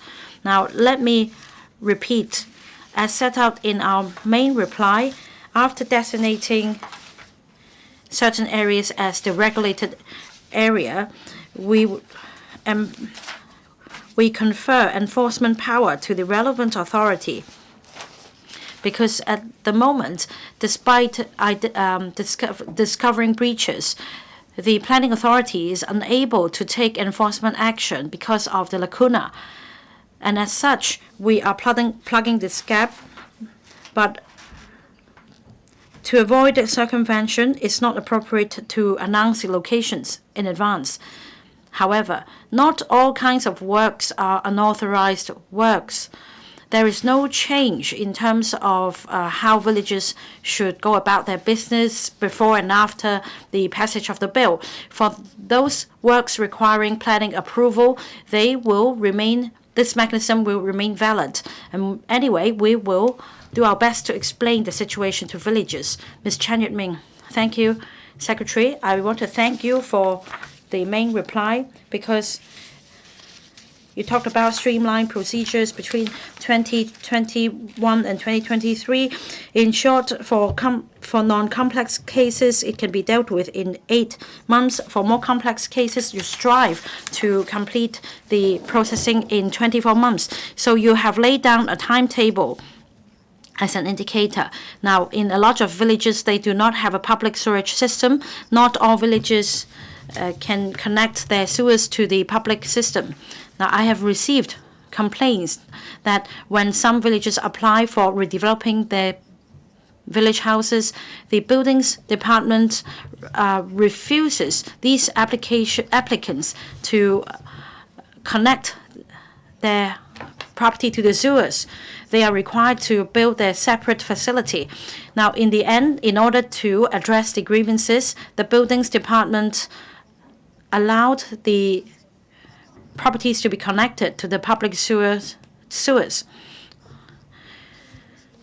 In handling the redevelopment applications, the lands department should expedite the applications as quickly as possible. The applications should be dealt with in a compassionate manner. The officials should be empathetic. Because villages have great respect for government officials, we really hope that their applications for redeveloping village houses can be dealt with as quickly as possible. Secretary, first of all, I thank the honourable member for making this comment. Very often, we heard from the local community that there are certain systemic issues that can be identified in these cases. Ms. Chan referred to the connections to the public sewers, and that it leaves more to be desired. Perhaps instead of handling cases on their own merits, we should issue guidelines as a general principle. We will continue to coordinate matters among departments so that different district offices of the department will handle the cases in the same manner with the same attitude, because we envisage more of these cases to come along. And if there is a need to draw up guidelines, we'll be happy to do so to avoid misunderstanding and expedite the processing of applications. Mr. Ban Chan, today, Secretary has delivered good news to rural villages, especially villages in outlying islands. All along, I've been concerned about rebuilding village houses on the islands. Now, for non-complex cases, they can be processed within 8 months. That's really good news. However, Secretary, for cases that I came across, if there is one objection to the proposal, it will take 5 years to complete the whole process. And for example, if there is a problem with the boundary of the lot, then the lands department will need to go through the surveying process. Perhaps it's only because of one rock getting in the way. You need to wait for the rock to be removed for the whole process to be restarted, and that's really a hassle. I want to know if KPIs can be laid down so that for complex as well as straightforward cases, the lands department will have something to follow so that they won't process an application in, say, 1 or even 5 years' time. Secretary, according to the lands department,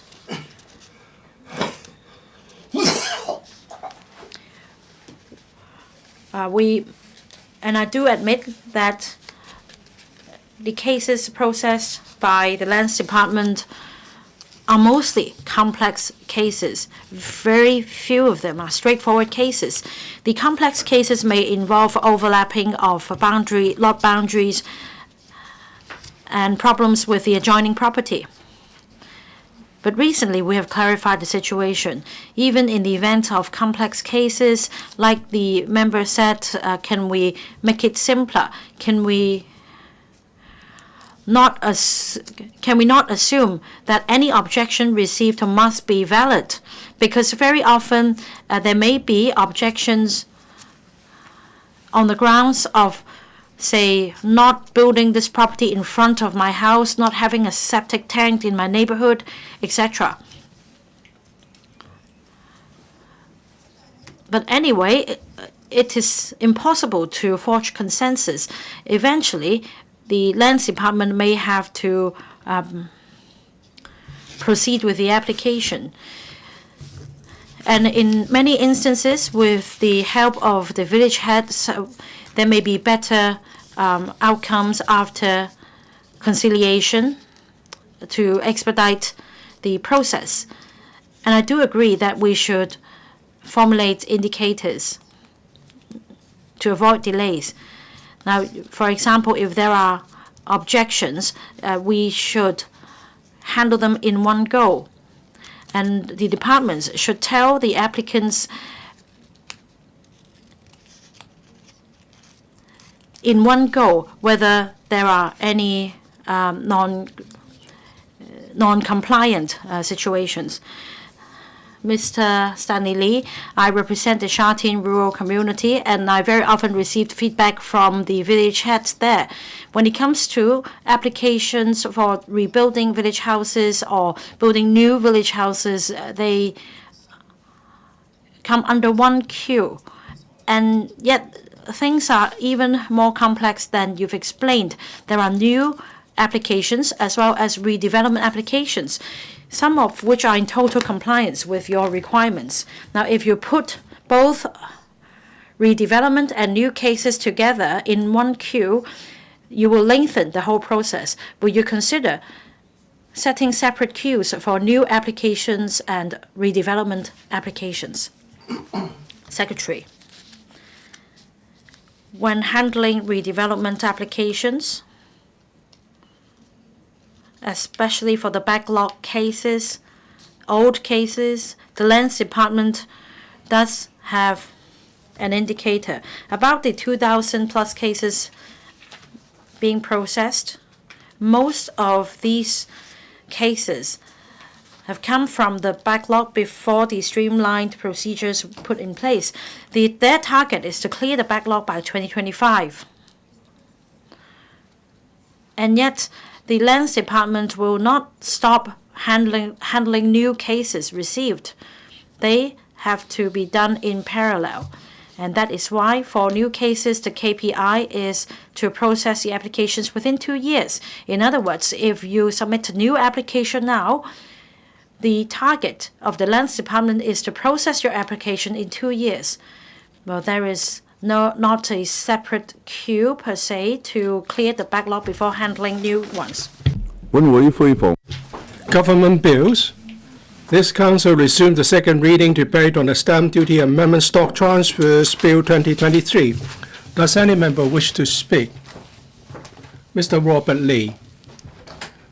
Mr. President, I would like to speak in support of the Stamp Duty Amendment Stock Transfers Bill 2023.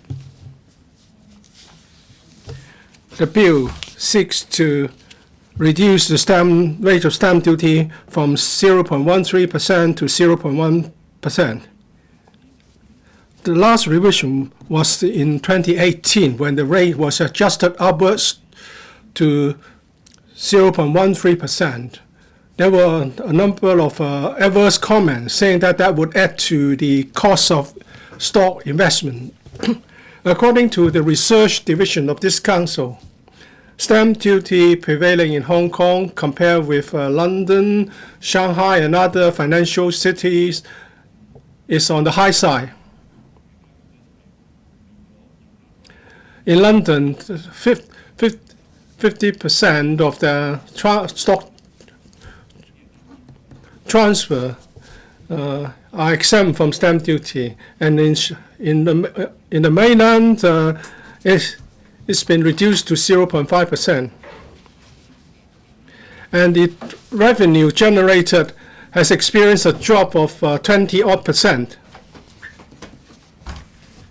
and the daily turnover is just $106.7 billion in the Hong Kong Stock Exchange.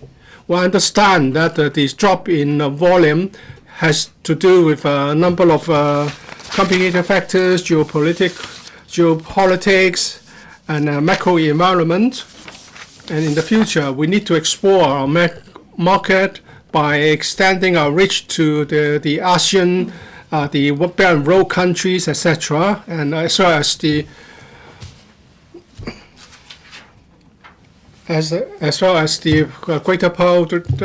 Greater Bay Area, and of course the introduction of investment immigration schemes would also attract new business for the stock exchange.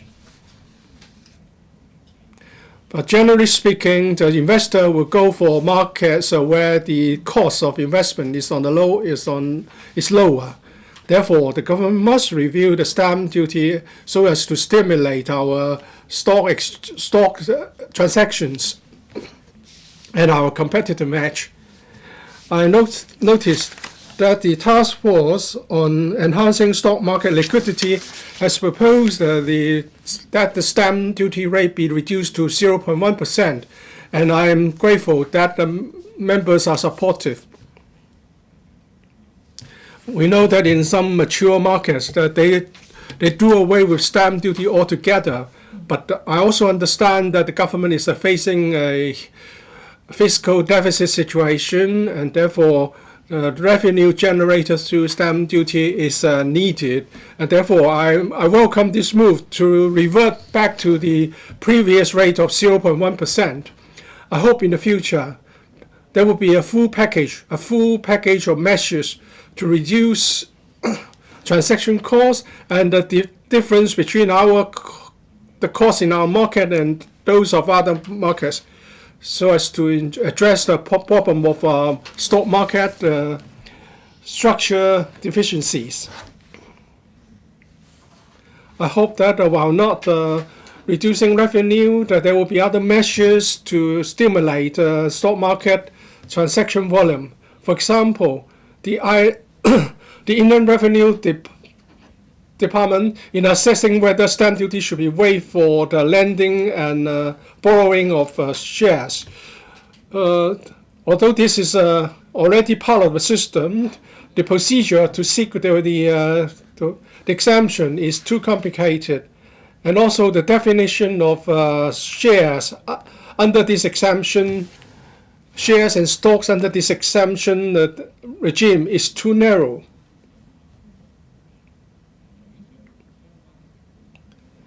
And when the cost is on the high side, it would reduce the volume of transaction in our stock exchange. Therefore, the government should streamline the necessary formalities for the exemption of the stamp duty, and also to boost the business of our stock market without foregoing revenue.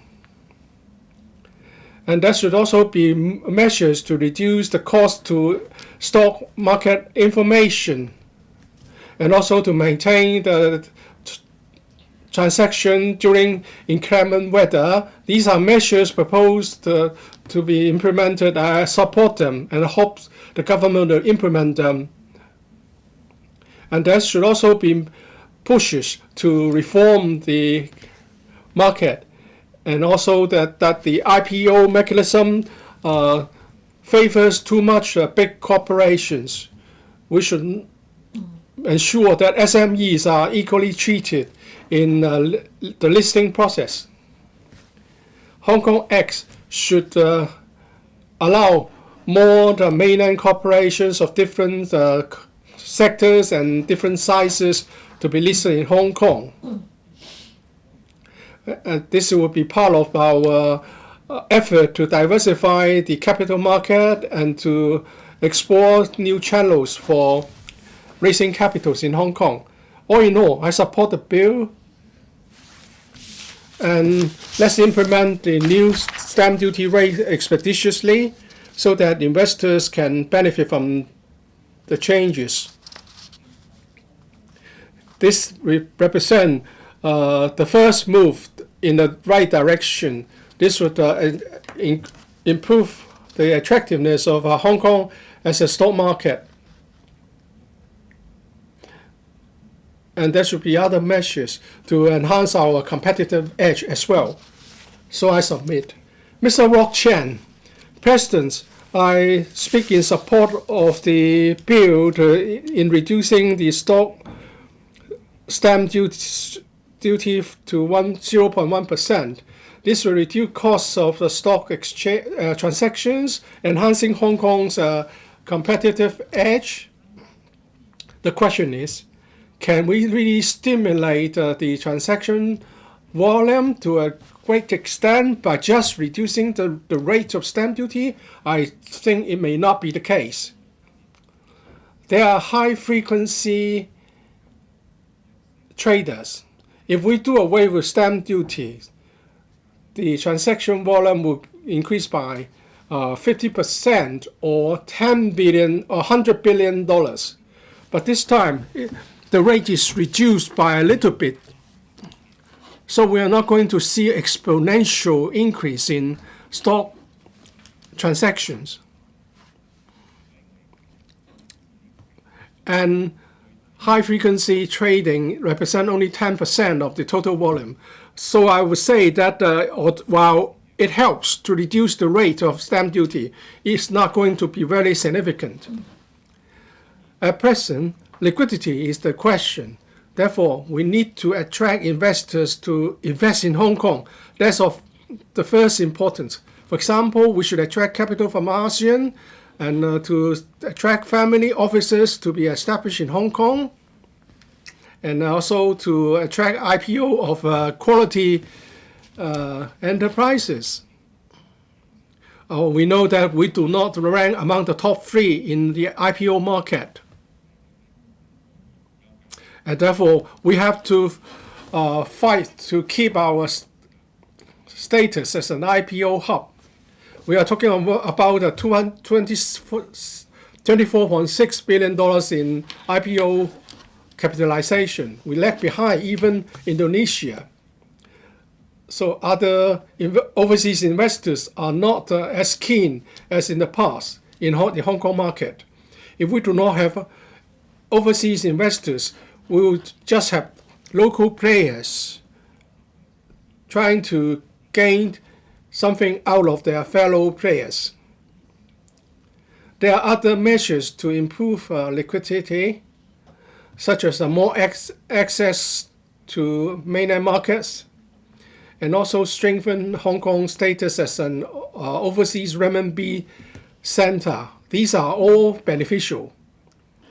And in the Middle East, those oil exporting countries are starting to accept renminbi. So accepting their investment in Hong Kong will be important. As the largest overseas renminbi market, there should be more investment tools introduced to our market so as to help the internationalization of renminbi. I understand. I would like to also see the increase in the dual currency counter of our stock market exchange, and we should introduce the National Commission on stock market in introducing more measures. At present, 24 listed companies offer a dual currency transaction amount. They account for some 40% of our total annual volume. If we can have a greater capacity, this would enhance the circulation of renminbi denominated shares, and also we can increase the presence of renminbi internationally. We understand that stamp duty is one of the top 3 revenue sources of our fiscal revenue. If we reduce stamp duty drastically, the fiscal position of the SAR government would be jeopardized. But we have to understand that our stamp duty rate at 0.1% is higher than our competitors, which we levy the stamp duty on both the buyer and the seller. So the effective rate is actually 0.2%. If we want to improve our competitive edge without affecting government revenue, how can the two be reconciled? Well, I think if we have to establish a highly liquid and cost-effective with a quality listed company in our market. For example, the U.S.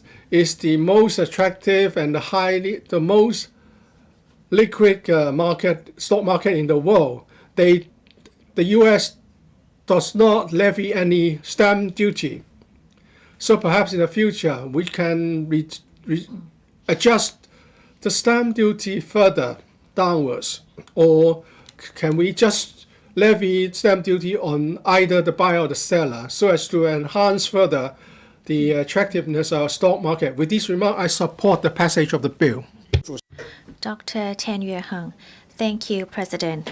The Stamp Duty Amendment Stock Transfers Bill 2023 is to implement what is launched by the Chief Executive in the policy address to reduce the rate of stamp duty from 0.13% to 0.1% to solidify the competitiveness of Hong Kong stock market. This actually works in response to the needs and demands by the market. So I basically am in support of the bill. I hope that the government in future will, according to market needs, will pay attention to the global trends and then to make adjustments according to paragraph 12 in the paper. According to estimate, we estimate that there would actually be a foregone about a 14.1 billion of revenue on the side of the government. But if the market is active, then it can actually bring in higher revenue. I believe that this amendment actually responds to market needs and is a balance between that and the market situation. The government must launch measures to try to reduce the cost of the stock market transfers and then to consider post-pandemic development to come up with a healthy measure. Hong Kong must solidify its competitive edge as an international financial center. Therefore, in promoting new financial policy initiatives, we must also draw reference from the market trends around the world. We must ensure that our standards are on par with other global standards to ensure competitiveness. Is there a further need to further reduce the stamp duty? Is there room for further reduction? I suggest that the government also make reference from similar markets in the world to compare it with other places.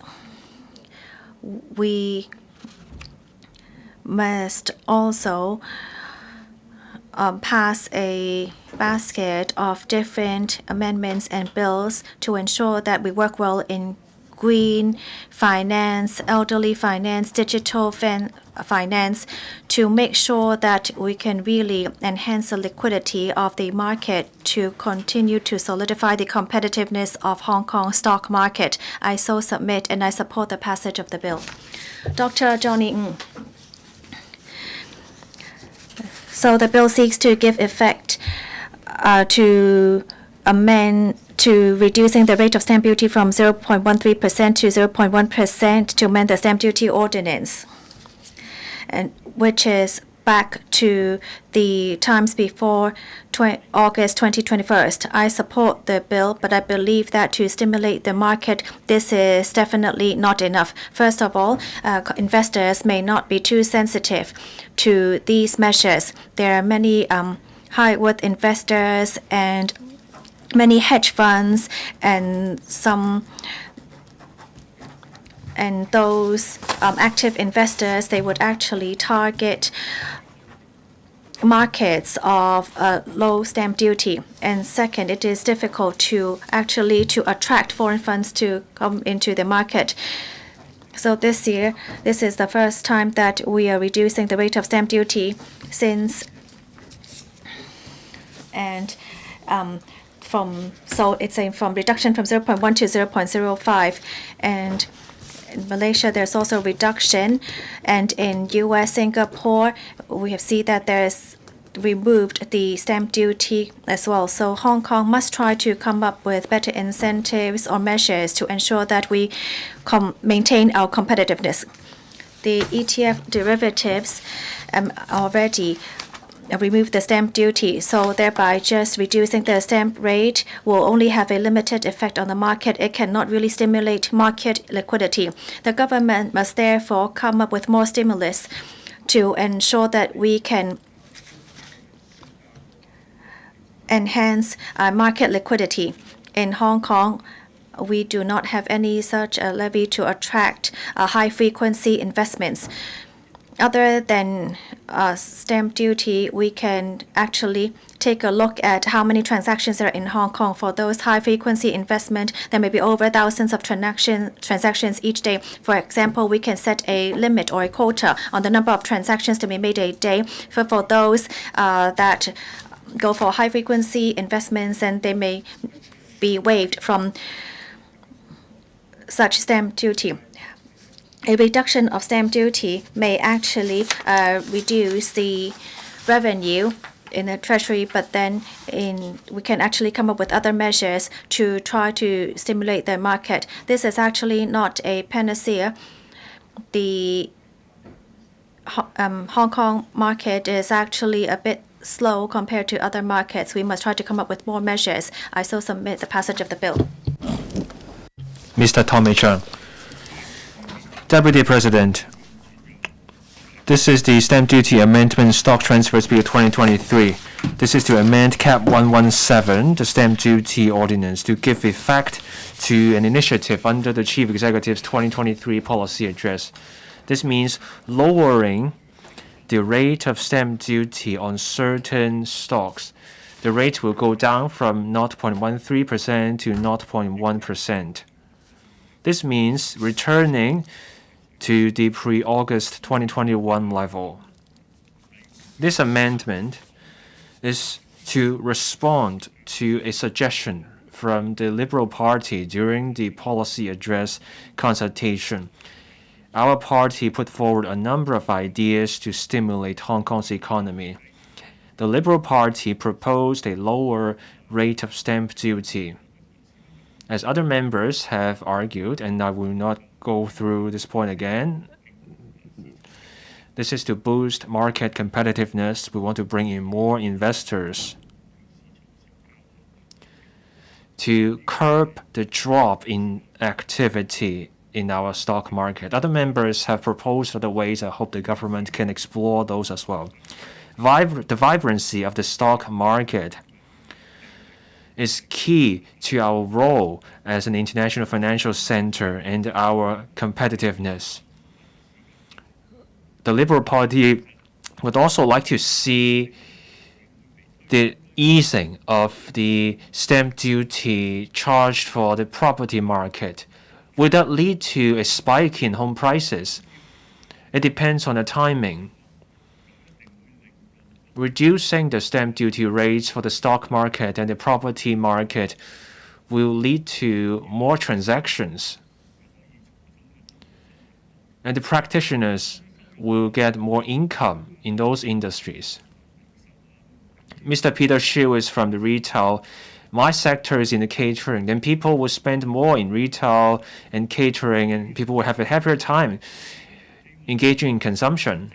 So I hope the Financial Secretary can further reduce the stamp duty rates.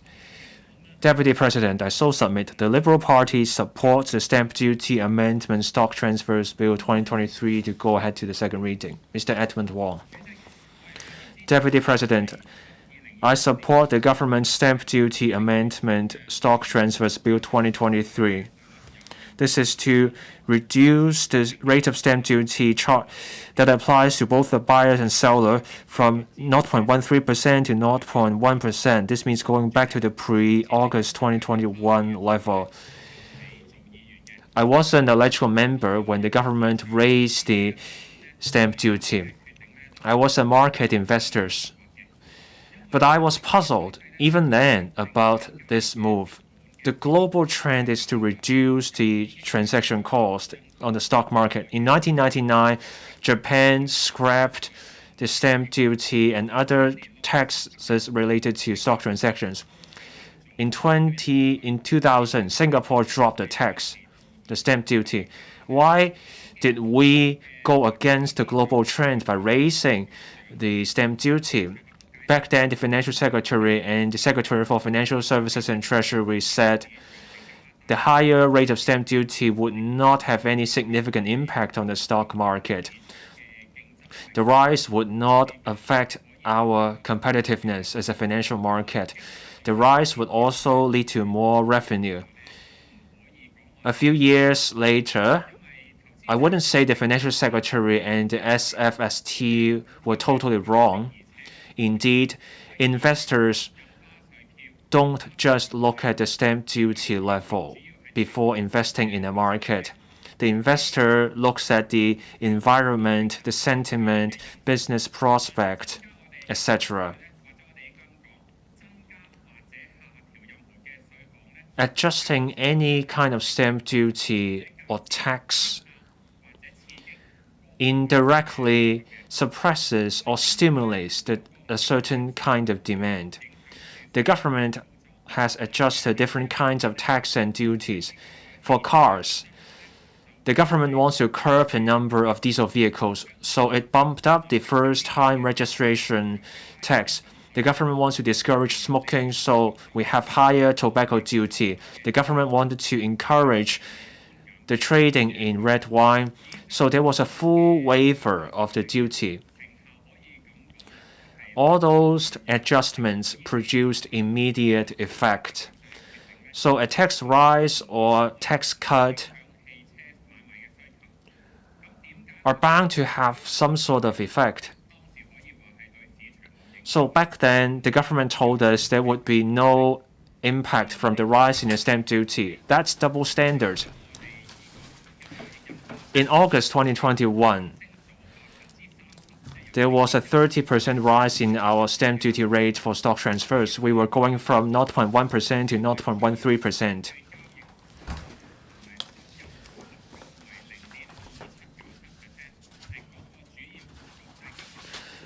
The kind of tax was equal to 0.2797% in total that's charged when you leave out the commission fees. And you go to buy an EV stock in the US, it takes just $1 Hong Kong dollar.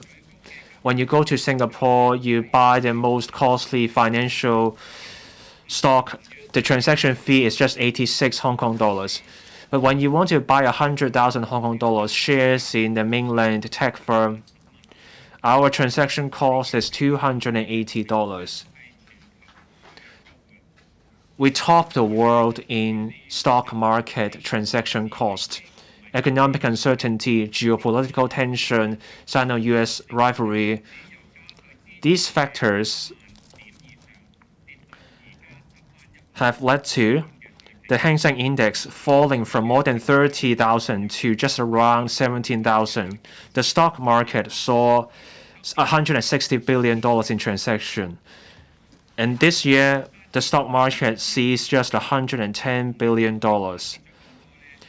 The sharp fall in the transaction and the transaction volume have to do with not just the stamp duty rise, but given the subdued environment, the government needs to launch measures to boost our market, to reassure investors. That way we can stay competitive as an international financial center. Our country's financial authorities issued a notice in August this year to boost the capital market, to boost investor confidence. Stock transfer stamp duty went down from 0.1% to 0.05%. We are following our country's footsteps in cutting our stamp duty rate. That's the right step, but the extent of the reduction is a problem. We have a task force on enhancing stock market liquidity.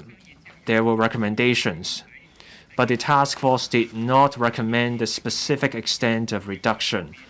The task force simply asked the government to strike a balance between market development and a healthy fiscal position.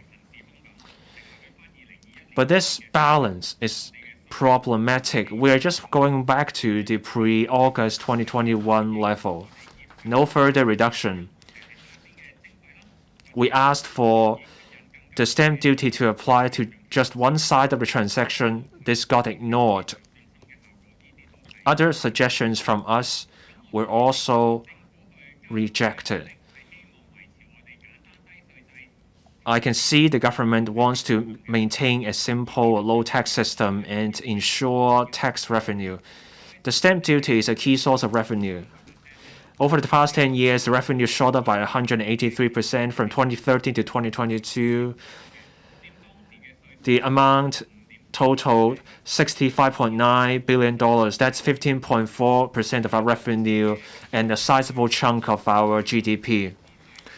So as we have a huge deficit, we don't want a massive loss in revenue. So now the government has struck a balance, lowering the stamp duty rate for stock transfers from 0.13% to 0.1%. Can the government give this idea some thought? When we charge less in stamp duty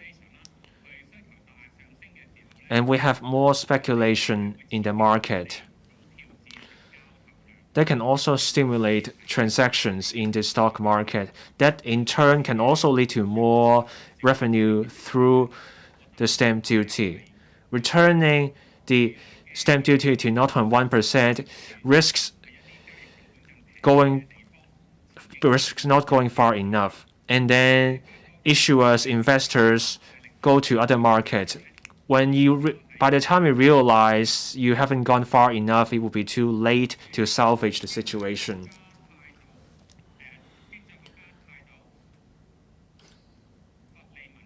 Milton Friedman said this. It's about tax. Taxes under any circumstances and for any excuse, for any reason, whenever it's possible. 即係話無論喺咩情況底下。So, under whatever pretexts, I support tax cuts. So, for me and the DAB, we support the Stamp Duty Amendment Stock Transfers Bill 2023. I so submit. Mr. Kwok Wai-Keung. Thank you, Deputy President. I support the Stamp Duty Amendment Bill, lowering the stamp duty on stock transfers from 0.13% to 0.1%. There was a rise in the stamp duty in August 2021. Back then, the government spent a lot of money during COVID. We had a fiscal deficit, so we had to boost revenue. And therefore, there was a rise in the stamp duty rate by 30%. Before the rise, the tax revenue was $67 billion. If a 30% rise in the rate may lead to $100 billion in revenue. But unfortunately, stock transactions fell in recent years. Actual revenue fell roughly $50 billion or so. Many members have argued, is that fall in transaction due to the rise in stamp duty? We know there are also external factors hurting our stock market. The government is pragmatic. Given the stock market in doldrums, the government is now proposing a cut in the rate to 0.1%. the previous level. It will have a very limited effect in boosting transactions. A securities association has been watching the market and came up with ideas.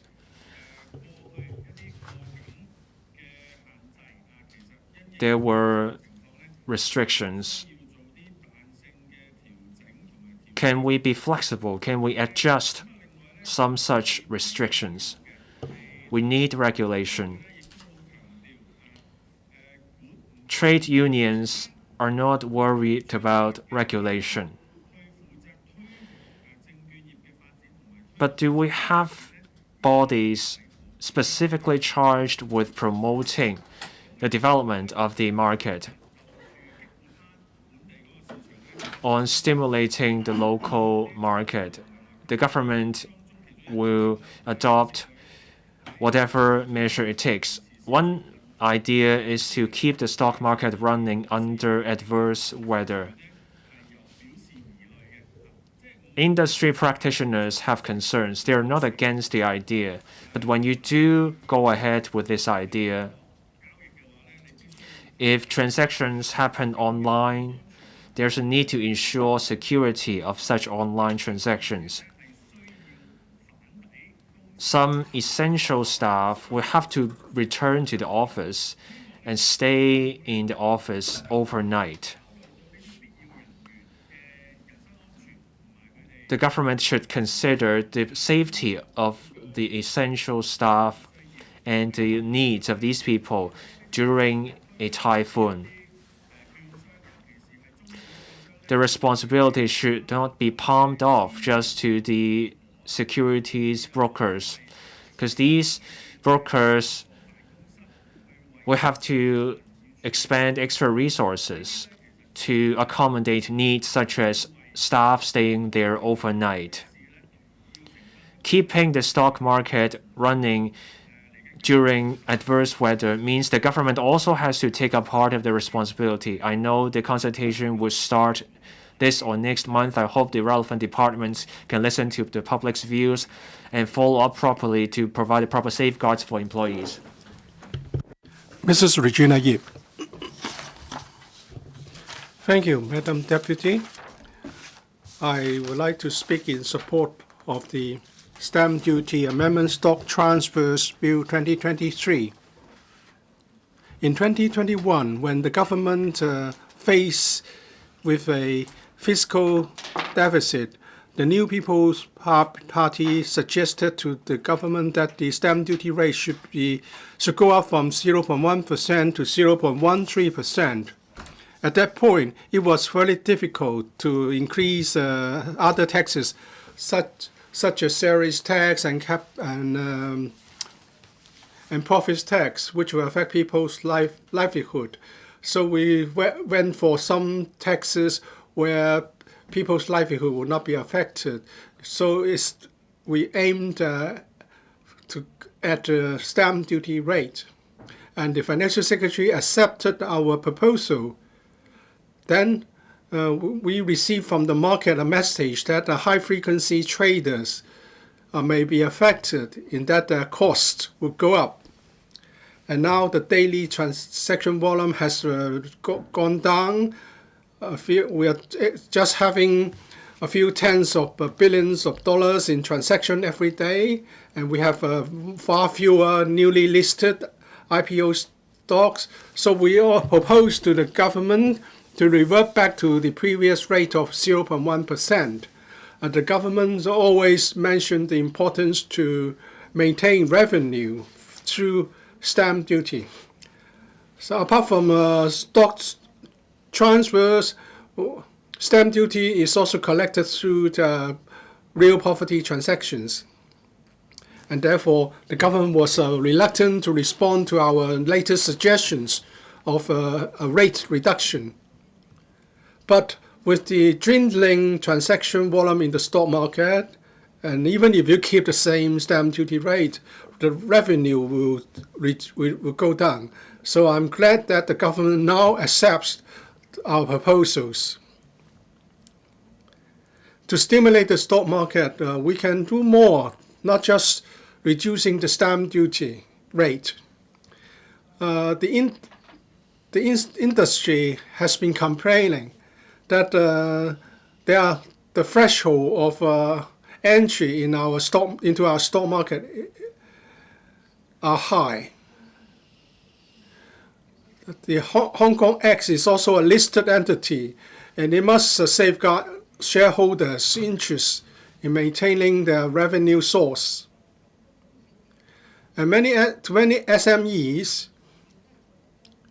Hong Kong X would like to have bigger listed companies, since they will be doing virtually the same things for big or small companies.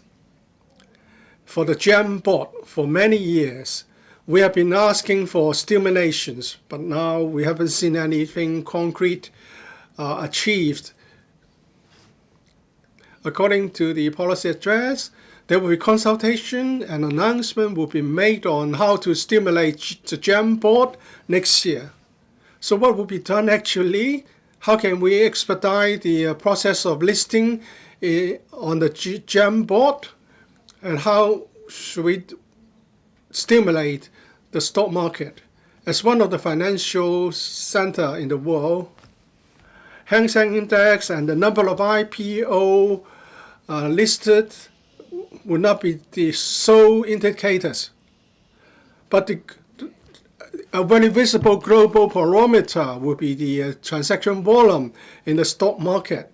Therefore, it's incumbent upon the government to give an account of the research report on stimulation led by the group chaired by Mr. Tong Ka-sing. It's hoped that very soon we will come up with solutions and measures expected from the market players. Most of the experts commissioned by the government are accountants. Not very many market players in the stock market are appointed as advisors to the government. The industry would like to see more actual market participants be involved in the government's effort to stimulate the market. With this remark, I support the second reading of the bill. Mr. Jeffrey Lam. Thank you, Mr. Deputy. I rise to speak in support of the revision of the stamp duty rate from 0.13% to 0.1% by both buyers and seller. This is a reversion to the rate back in 2018. At that time, when the upward revision was introduced, there were divergent views on the market and the industry.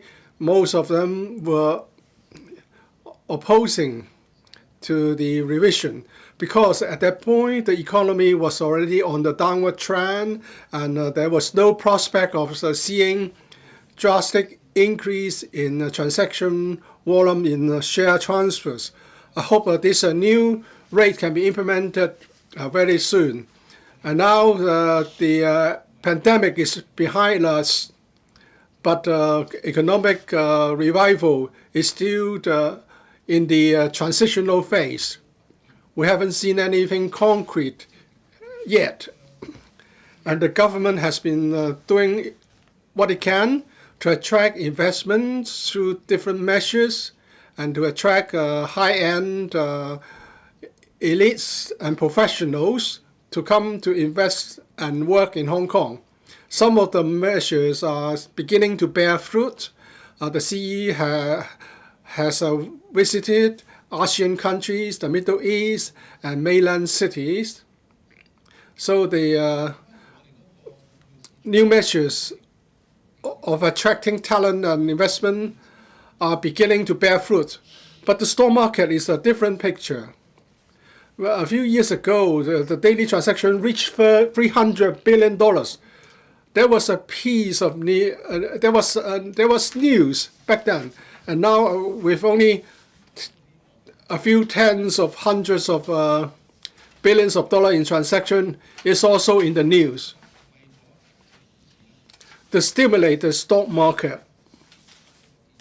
At that time, BPA and I suggested that the rate should be reduced to 0.05%.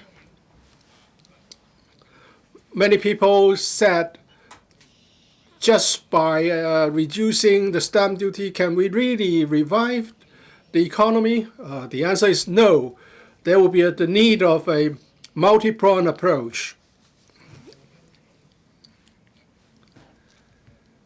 So that we can break out of the current stalemate. What it takes is more than reducing stamp duty rate. I think we need to restore the confidence of investors and the commercial sector. We need to look at the PE of IPOs and also the trading mechanism. If we are closed for business during a number 8 typhoon signal, then we would be doing worse than Indonesia, where they would do their business even with a typhoon. We need to come up with targeted measures. We need to have a multi-pronged approach. For example, the anti-speculation property tax should be scrapped as soon as possible, because reducing it by half is not going to help. If we want to revive the economy, we need to come up with the right measures. We need to tackle the stock market, the real property market, the export sector. So I submit. Thank you, Madam Deputy. Dr. So Chang-Wing. Thank you. The Chief Executive in his policy address mentioned that the stock market development is especially crucial to Hong Kong's role as an international financial center. The amendment today is actually in response to market comments. Although we have only reduced the rate back to the level before August 1st, 2021, this is better than nothing. And we still need to wait whether it can really stimulate the market. I submit the passage of the bill to be implemented as soon as possible. Market sentiment and the economy is actually affected by various external factors such as geopolitical tensions. A bare 0.03% reduction is not really enough. The policy address also came up with various measures to stimulate the market, but Hang Seng Index only went up 500 points in response to those news, and then plunged down to not more than an increase of 100 points before market close for the day. Since the government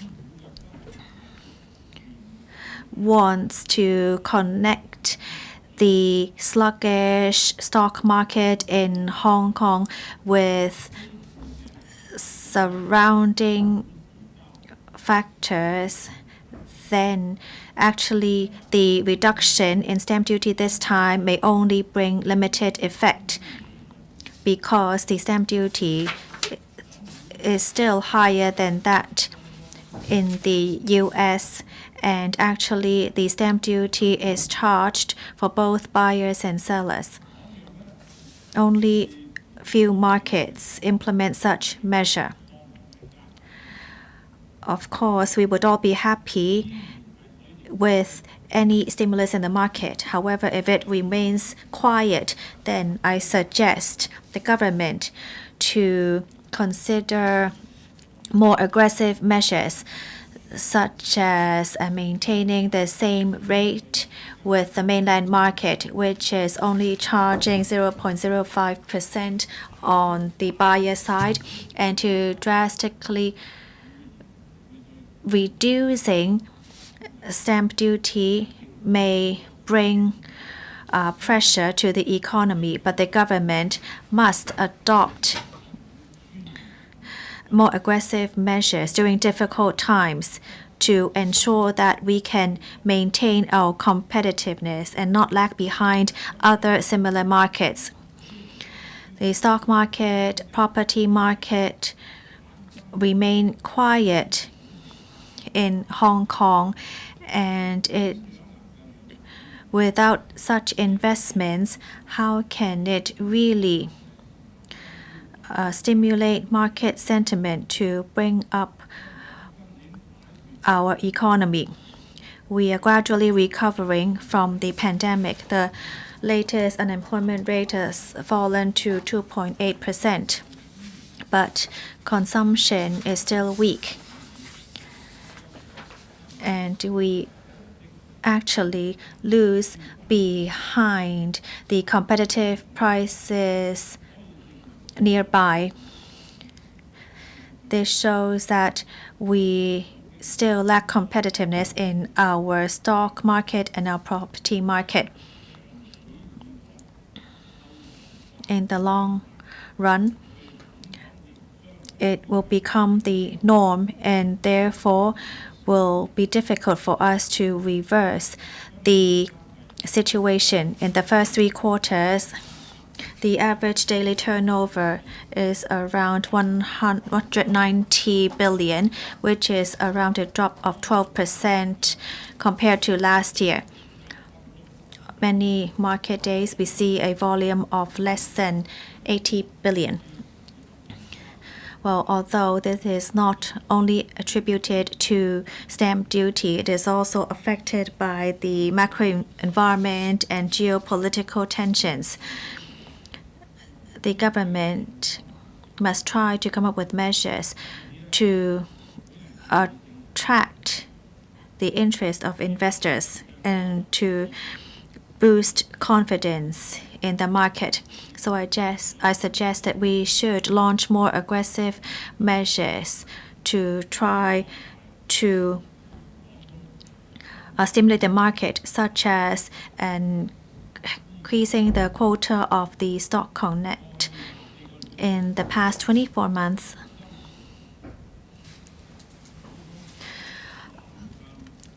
southbound Connect ADT is around 31.3 billion,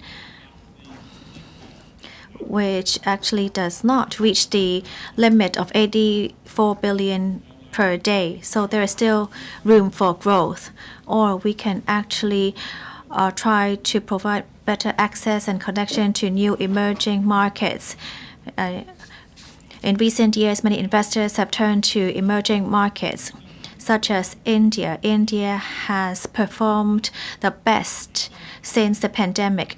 Vietnam has also seen a record growth. Vietnam, India, and Hong Kong are all important parts in the Belt and Road Initiative. Hong Kong should not lose or lag behind. We should use our foreign exchange fund and our MPF to try to set up a better structure to lead the market.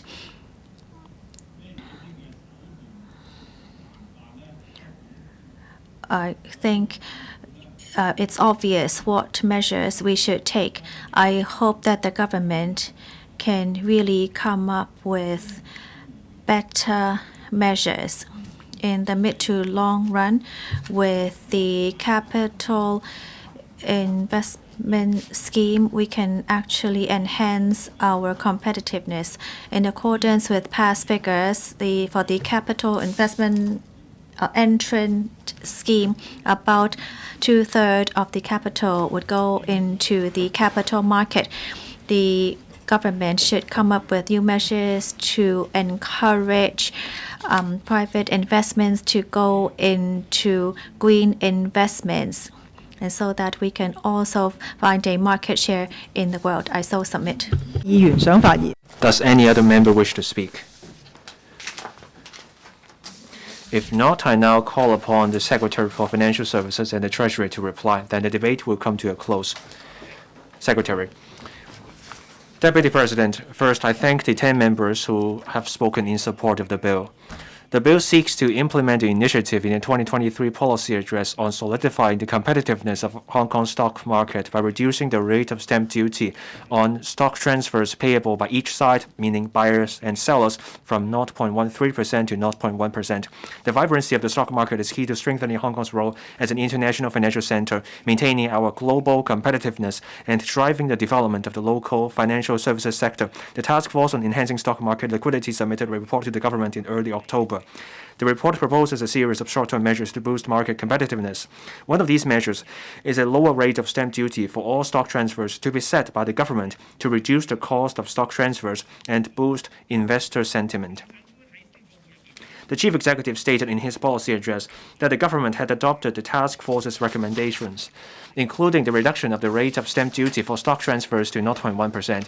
In deciding on the extent of reduction, we have struck a balance between the stock market's development with a healthy fiscal position. The lower rate of stamp duty is just one of the measures to boost our stock market's competitiveness. The task force also came up with many other measures. With these measures, the government has asked the Securities and Futures Commission and the Hong Kong Exchanges and Clearing Limited to work closely in swiftly implementing the task force's short-term recommendations. I now outline the progress of these measures so far. First, on reducing the costs for investors, lowering the rate of stamp duty on stock transfers is not the only step we take. The bid-ask spread is larger in Hong Kong stock market than markets elsewhere. That's why the Hong Kong EX has begun a full review to start by exploring ways to narrow the minimum trading spread, a step that will reduce the bid-ask spread of highly liquid stocks so that their share prices better reflect the ever-changing market conditions. To give investors easier access to broad market data for making the investment and trading decisions, HKEX is also reviewing the market data fees. Lower fees will mean easier access to real-time market data for investors, reduced costs, and greater market transparency. Second, on enhancing the listing regime, HKEX has concluded the public consultation on the specific proposal about reforming GEM. The plan includes a new transfer mechanism and a new listing channel for tech firms. Based on the views received, HKEX will further refine the specific measures. The target is to implement the new arrangement in the first quarter next year. Late last month, HKEX started a public consultation on allowing issuers treasury shares and resale of repurchased shares. HKEX also issued guidance to the industry on automatic share buyback programs within the restricted period. HKEX will keep reviewing the scope of recognized stock exchanges to facilitate secondary listing of overseas firms in Hong Kong. Third, on enhancing market mechanisms, the government submitted the amended subsidiary legislation on enhancements to the position limit regime for the derivatives market for legal scrutiny early this month. The refined position limit regime will offer investors greater flexibility in risk management. To meet the trading needs of investors at home and abroad and to align with global practice, HKEX will start a public consultation this month on the proposed mode of operation and arrangement for the stock exchange to keep running under adverse weather. HKEX also aims to launch the self-match prevention service for cash market and enhance the existing SMP service for the derivatives market in the first half of next year. Fourth, the government regulators and HKEX will continue to promote the strength of Hong Kong stock market to mature and emerging markets, especially the target market such as the Middle East and ASEAN. We want to draw investors from everywhere to manage their portfolio through investing and financing in Hong Kong. The government and regulators support HKEX's effort to speed up the establishment of a Middle Eastern office to step up promotion of Hong Kong's financial infrastructure and ecosystem of products to the local investors. Our efforts to boost the stock market's competitiveness will not stop at short-term measures. on enhancing the listing platform market structure, trading mechanism, mutual access promotion, and education, the task force proposed strategic directions. The government has asked the SFC and HKEX to look into the matters in these directions in detail to stay on top of market changes and needs. The goal is to design medium to long-term enhancement and consult the market. The FSTB will continue to listen to members' views to coordinate the work of the regulators and HKEX in an ongoing effort to fine-tune Hong Kong's market positioning. We will plan ahead as we further promote the development of Hong Kong stock market to enhance and cement Hong Kong's status as an international financial center. Finally, I invite members to pass the bill for the early implementation of the lower rate of stamp duty in the market. I so submit. Thank you, Deputy President. I now propose a question to you that the Stamp Duty Amendment Stock Transfers Bill 2023 be read the second time. Would those in favor please raise their hands? Those against, please raise their hands. I think the question is agreed by a majority of the members present. I declare the motion passed. Stamp Duty Amendment Stock Transfers Bill 2023. This Council now becomes Committee of the Whole Council to consider the Stamp Duty Amendment Stock Transfers Bill 2023. I now propose the question to you that the following clauses stand part of the bill. Clauses 1 to 3. Does any member wish to speak? If not, we now proceed with the voting. I put the question to you that the clauses read out by the clerk stand part of the bill. Will those in favor please raise their hands? Those against, please raise their hands. I think the question is agreed by a majority of the members present. I declare the motion passed. All the proceedings on the Stamp Duty Amendment Stock Transfers Bill 2023 have been concluded in Committee of the Whole Council. Council now resumes. Secretary for Financial Services and the Treasury. President, I now report to the Council that the Stamp Duty Amendment Stock Transfers Bill 2023 has been passed by Committee of the Whole Council without amendment. I move the motion that this Council adopts the report. I now propose a question to you that the Secretary's motion be passed. Will those in favor please raise their hands? Those against, please raise their hands. I think the question is agreed by a majority of the members present. I declare the motion passed. Third reading. Stamp Duty Amendment Stock Transfers Bill 2023.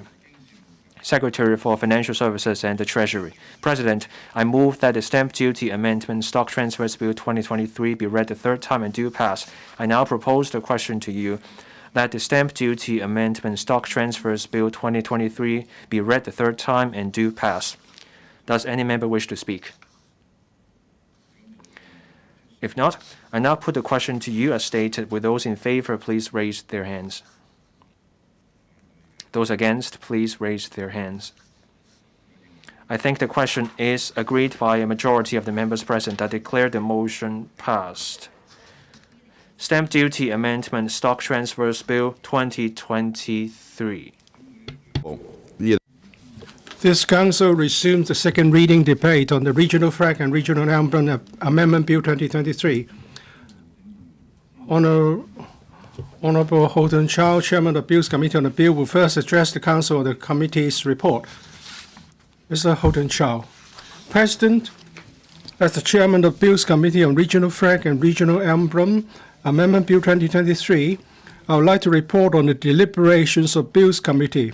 The bill seeks to amend the Regional Flag and Regional Emblem Ordinance, RFREO, to A. regulate the use of the regional flag and regional emblem of the Hong Kong SAR, and to provide for their protection and promotion, and B. provide for incidental matters.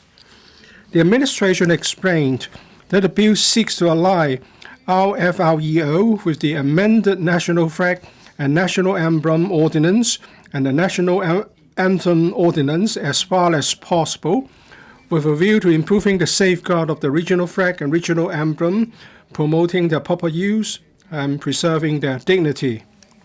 Members of the Bills Committee support the bill in general. Members express concern that the bill does not provide for vesting extraterritorial effect in RERFO for handling acts that desecrate the regional flag and regional emblem outside Hong Kong. The administration explained that Hong Kong adopts the territoriality principle in respect of criminal jurisdiction. At present, there are only a few pieces of local legislation that have offence provisions carrying extraterritorial effect. Whether individual offence provisions should have extraterritorial effect depends on a host of factors, including policy considerations. The administration has submitted a written explanation to the Bills Committee detailing the legal justification and policy consideration for not vesting extraterritorial effect in our FREO. The administration pointed out that after holistic examination, it considered that the relevant provisions presently proposed in the bill should be maintained. Should circumstances change in the future, the administration would be happy to review the ordinance and make adjustments as necessary. Members also discussed in detail other issues relating to the bill, including the law enforcement work against acts of desecrating the regional flag and regional emblem on the Internet, expansion of the scope of prohibition on certain uses of the regional flag and regional emblem, use, recovery, and disposal of regional flag and regional emblem, and the provisions prohibiting the inappropriate use of the regional flag and regional emblem. Members were particularly concerned about the provision on the requirement that the regional flag and regional emblem must not be used or disposed of inappropriately, i.e. the proposed Section 4. For example, the requirement that the regional flag and the regional emblem must not be displayed upside down. The section is only a directional provision and does not carry any penalty. Some members consider that the act of displaying a regional flag or regional emblem upside down should be regarded as an act constituting desecration. It should be included in Section 7 of our FREO, which is an offence provision on the desecration of the regional flag and regional emblem. The administration advised that Section 7 of our FREO is an offence provision on the desecration of the regional flag and regional emblem. The offence elements include publicly, internationally, and acts desecrating the regional flag and regional emblem. Apart from the desecrating act of burning, mutilating, squalling on, defiling, and trampling on under the existing provision, the bill adds or in any other way to the provision. The administration explained that the expression in any other way is sufficient to cover any act that desecrates the regional flag or the regional emblem. Furthermore, law enforcement agencies will consider the actual circumstances and evidence collected of each case as a whole to determine if the acts involved violate the provision and take enforcement action as appropriate. The administration considered it unnecessary to include the wording of displaying the regional flag or regional emblem upside down in Section 7. The current wording of the amended provision of the bill also tallies with Section 7 of the amended NFNEO. President, the foregoing was the report on the work of the Bills Committee. Now I turn to my personal view of the bill. President, as I've said in the report, the bill seeks to amend the FREO so as to align it with the national flag and the national emblem legislation. One of the concerns is about a real case, and that is displaying the national flag upside down. So there was some heated debates among the members, because we saw that in Section 4 there was a provision on not displaying the regional flag upside down, but that does not carry any penalty. Therefore, members had a rather lively debate about that. According to the new Section 7, if someone openly and publicly desecrates the regional flag in any other way,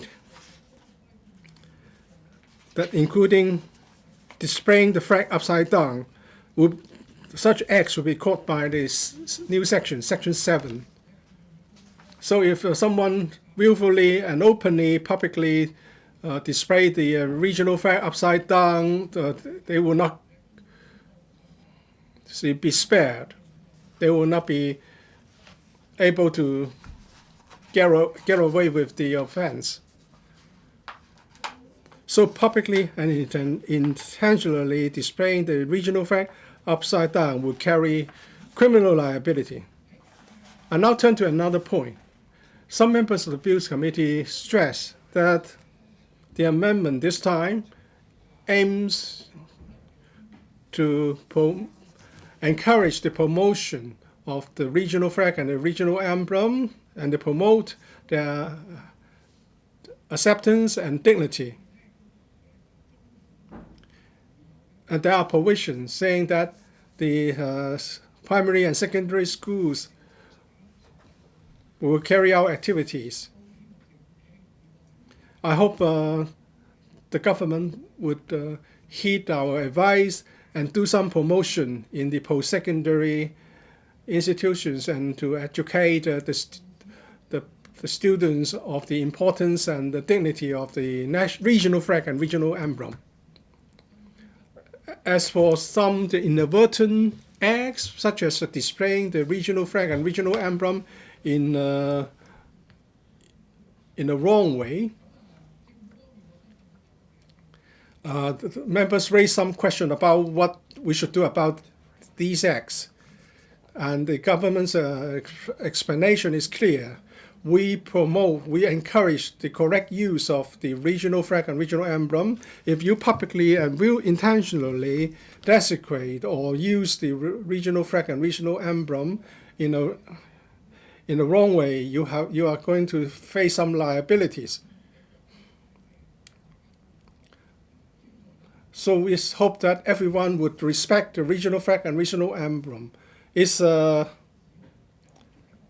directional provision aimed at encouragement. We don't want to cause alarm among people that they might inadvertently do something wrong and then they would have to face a criminal liability. Well, because the offense elements will include publicly and intentionally. This bill aligns the amendments with the National Flag and National Emblem Ordinance, and also the provisions on how to display and use the regional flag and regional emblem are also in line with those for national flag and national emblem. And also we touch on the use and disposal of regional flag and regional flag after they are used for certain ceremony. So whether we're talking about national flag or national emblem or regional flag and regional emblem, we should adopt the same system. So we support the bill and we hope that there will be a positive public education derived from this passage of the bill. Mr. Gary Chen. Thank you, Deputy President. I support the regional flag and regional emblem amendment bill. Respect for the national anthem, flag, and emblem is the duty of every Chinese. And the respect for our regional flag and emblem is also the duty of every Hong Kong Chinese. And we should, of course, align our regional flag and emblem law with the law about the national flag and emblem. We want to preserve the dignity of our regional flag and emblem. I have many feelings about the debate about this bill. I'm looking at the regional emblem, at the national emblem. I see the success of one country, two systems. The black-clad riots of 2019 also came to mind. Many in black-clad clothing stormed this chamber. They threw black paint at the regional emblem. It was more than just defiling the emblem. It was also an insult, an attack directed at the Hong Kong SAR government, and also it was an attempt to smear one country, two systems. We need to stamp out this kind of behavior, and we need to punish this kind of behavior. That's why we need the law to protect our regional flag and regional emblem. This amendment is a necessary move. This is also a step to effectively safeguard national security. That's why I support this amendment bill.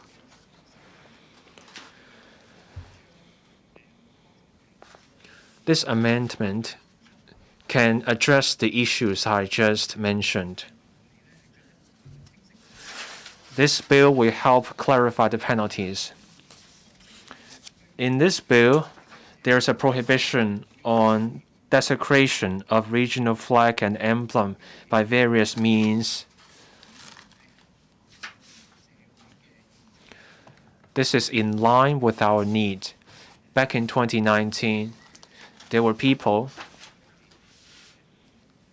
deliberately turning the regional flag and emblem into black and white. They put it online. We had no means of stopping their behavior or punishing people for that kind of behavior. But if someone does that again today, then the law will be visited upon them in full force. So with this bill, we are drawing a line. Desecrating the regional flag and emblem online is still subject to legal liability. In this bill, there are also rules about education and publicity about the regional flag and emblem. I hope the Education Bureau can get it right with the education work. That way, our young people can truly respect the regional flag and regional emblem. Instead of forming a distorted view under the pretext of freedom or deliberately distorting the region's emblem. I so submit. Mr. Chen Xiu-hong. Thank you, Deputy President. I support the regional flag and regional emblem amendment bill 2023. In 2020, 2 bills were passed by the NPC. So in 2021, we had our own bill about the national flag and national emblem ordinance. We stayed in line with the spirit of our national laws. Now we maintain our common law system and the spirit of the law. We safeguard the dignity of the national flag and national emblem. At the Bills Committee for the National Flag and National Emblem Amendment Bill, some members wondered why not amend the Regional Flag and Regional Emblem Ordinance at the same time. The Constitutional and Mainland Affairs Bureau agreed. Indeed, there's a need to amend the Regional Flag and Regional Emblem Ordinance. So a year later, the bill about the regional flag and emblem came in. The government was being responsive, and that's why we get this bill. Back then, many members raised concerns about education and publicity. That's when we were talking about the national flag and national emblem amendment bill. I now want to focus on the use and disposal of the regional flag. In the preamble, it says that everyone should respect and take good care of the regional flag and regional emblem. The new section 4 says this: improper use or disposal of the regional flag is not allowed, and these rules should be aligned with the safeguards for the national flag and the national emblem. So respect, taking good care are not just about using a national flag or regional flag. It's also about the mindset in which we use the flag. Use, recovery, disposal, these are covered in the bill. There's now legal basis on how we should use, recover, or dispose of the regional flag. When you see a discolored regional flag, it needs to go to a designated collection point so that the government can handle the flag in a centralized way. On July 1st, October 1st, that is the National Day, we will be left with many damaged and discolored regional and national flags. On those occasions, people may inadvertently breach the relevant laws. The government clarified that the new sections 4 and 4A are directional clauses that come with no penalty.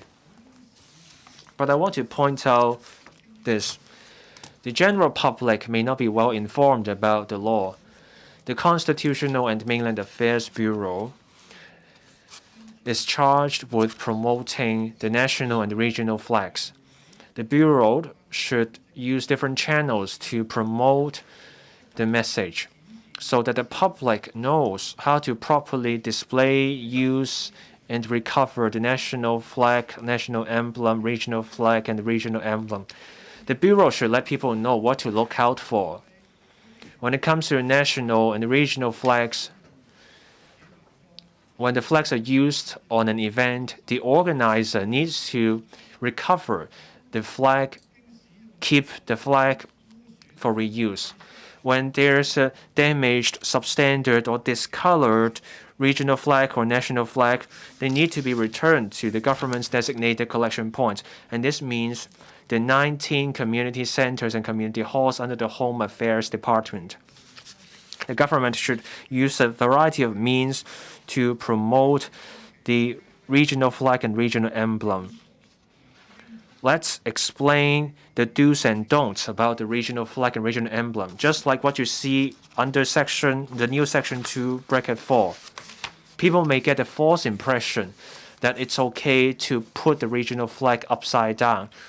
We have court judgments from the past that say, depending on the intention, putting a regional flag upside down may be against the law. In September this year, the PDPO issued a report. This has to do with the failure of the government to properly handle discolored regional flags. Last year, people spotted the national flag and the regional flag hung outside a private building were discolored. So 2 complaints were made to 1823, but the Sham Shui Po District Office, the FEHD, the Buildings Department, the Police Force, and the Administrative Office all said it was not within their purview. So the departments were passing their buck. The PDPO's report concludes with this. They could not find the responsible department for this matter. If the government has sorted out whose responsibility this is, I hope the government can tell us what it is. I so submit I support the bill. Dr. Chow Man Kwong. Regional flag and regional emblem are the symbol of the SAR, just like the national flag and national emblem. The flag and the emblem should be respected. There are unruly, unlawful elements who are still publishing defiled regional flag and regional emblem on the internet. This is a way in which they oppose the SAR government using soft power. Relevant organizations would put up excuses about such erroneous behavior, saying that they are just careless. We have returned to the motherland for more than 20 years. We should not allow such acts to continue.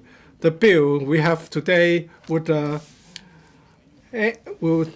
promote and respect the national flag and regional emblem, including combating deliberate desecration and also to provide provisions on the proper use of the regional flag and regional emblem so that the provisions are aligned with the national flag and national emblem ordinance.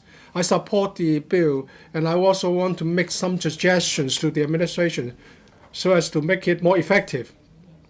If this bill is passed, during the initial stage of implementation, enforcement action is important. The government should send a clear message to the public. If you improperly use the national flag and national emblem, whether intentionally or not, you will be prosecuted. Otherwise, we would encourage such act of opposition using soft power. The SAR has set up for 26 years now. People cannot say that they are just careless anymore.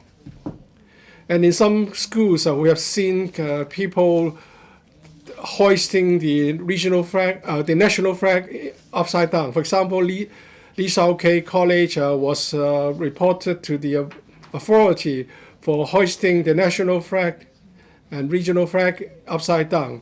But there was no penalty provisions for that kind of misconduct.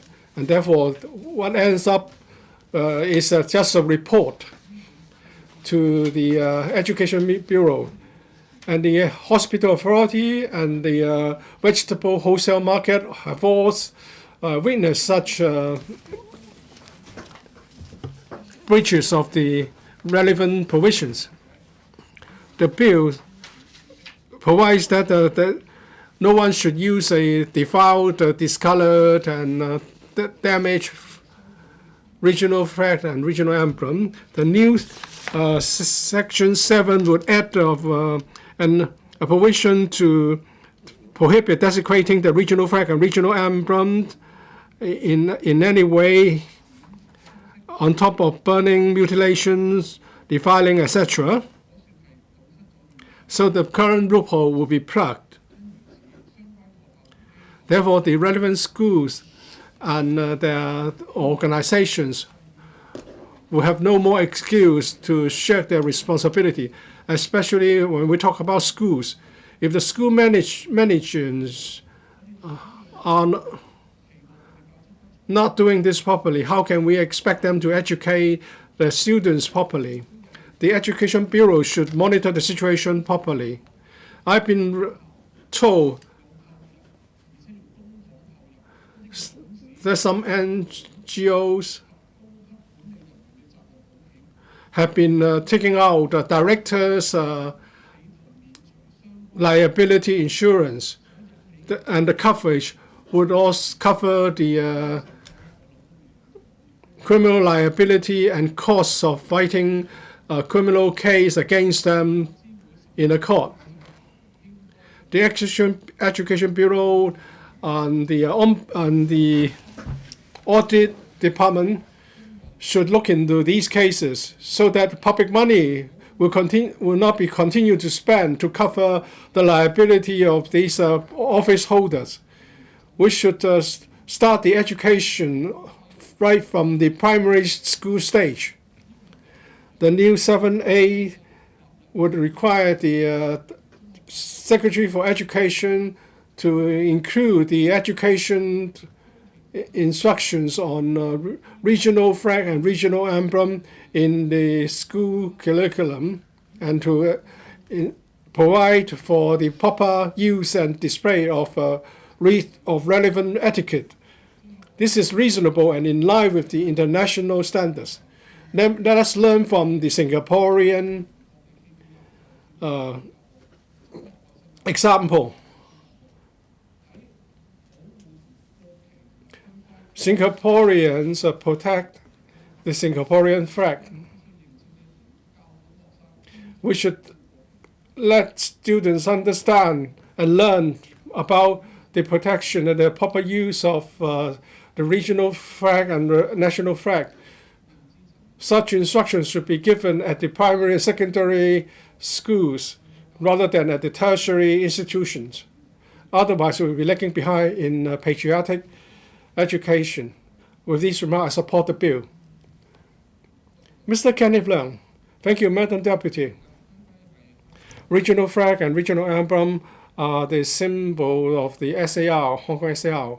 They should be properly respected and protected. The current bill seeks to give a more transparent directive to the public on their proper use. At the Bills Committee, some members are concerned about the extraterritorial effect of some of the provisions, as well as on the conduct on the internet.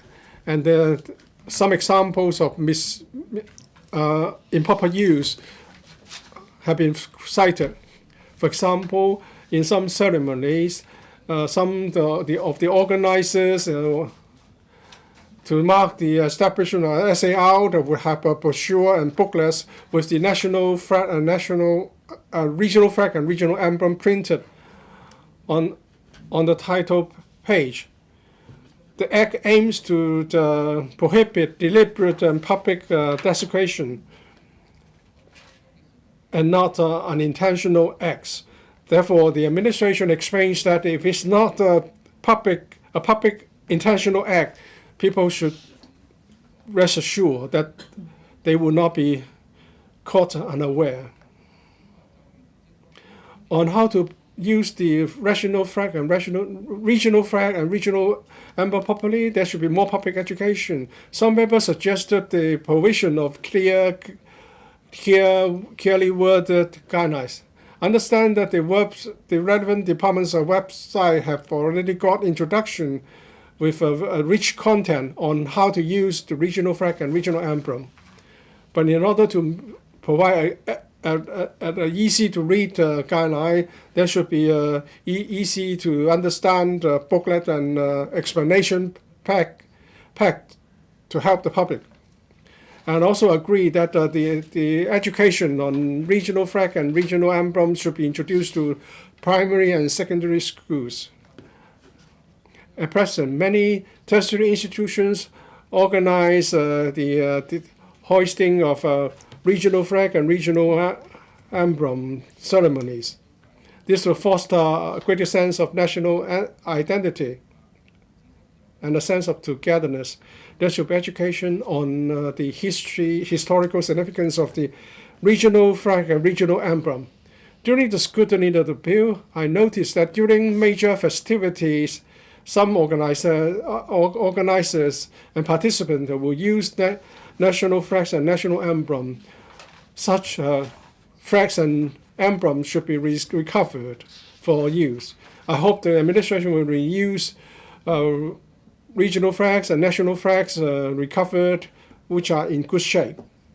With this remark, I support the passage of the bill. Mr. Louis Long.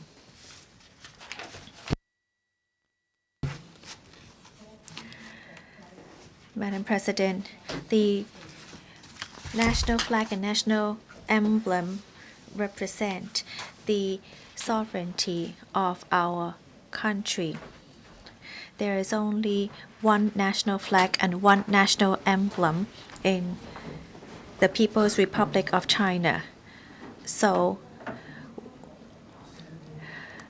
other provinces should not inappropriately use the national flag and emblem. However, Hong Kong as a special administrative region, other than hanging the national flag and national emblem, can also use the Hong Kong regional flag and regional emblem. Therefore, the regional flag and regional emblem demonstrates the protection and care on Hong Kong, and it also shows that this is once again the importance of the one country, two systems principle. Therefore, we must safeguard the proper use of the regional flag and regional emblem and preserve their dignity. The Regional Flag and Regional Emblem Amendment Bill 2023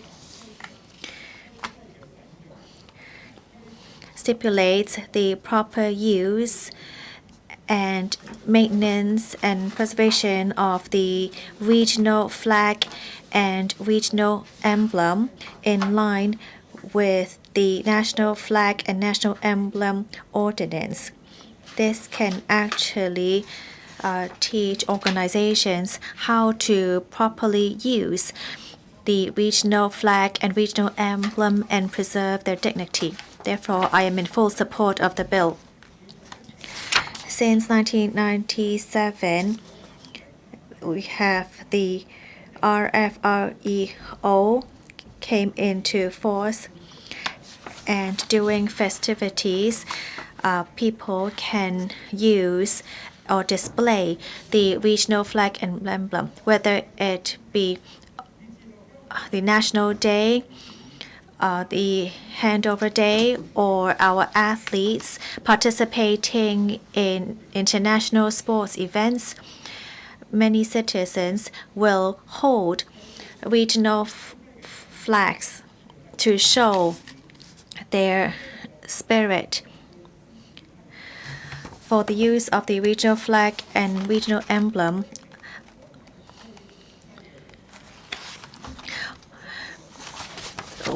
other than being allowed by the chief executive, without prior approval, regional emblem or designs must not be displayed or used in funeral activities.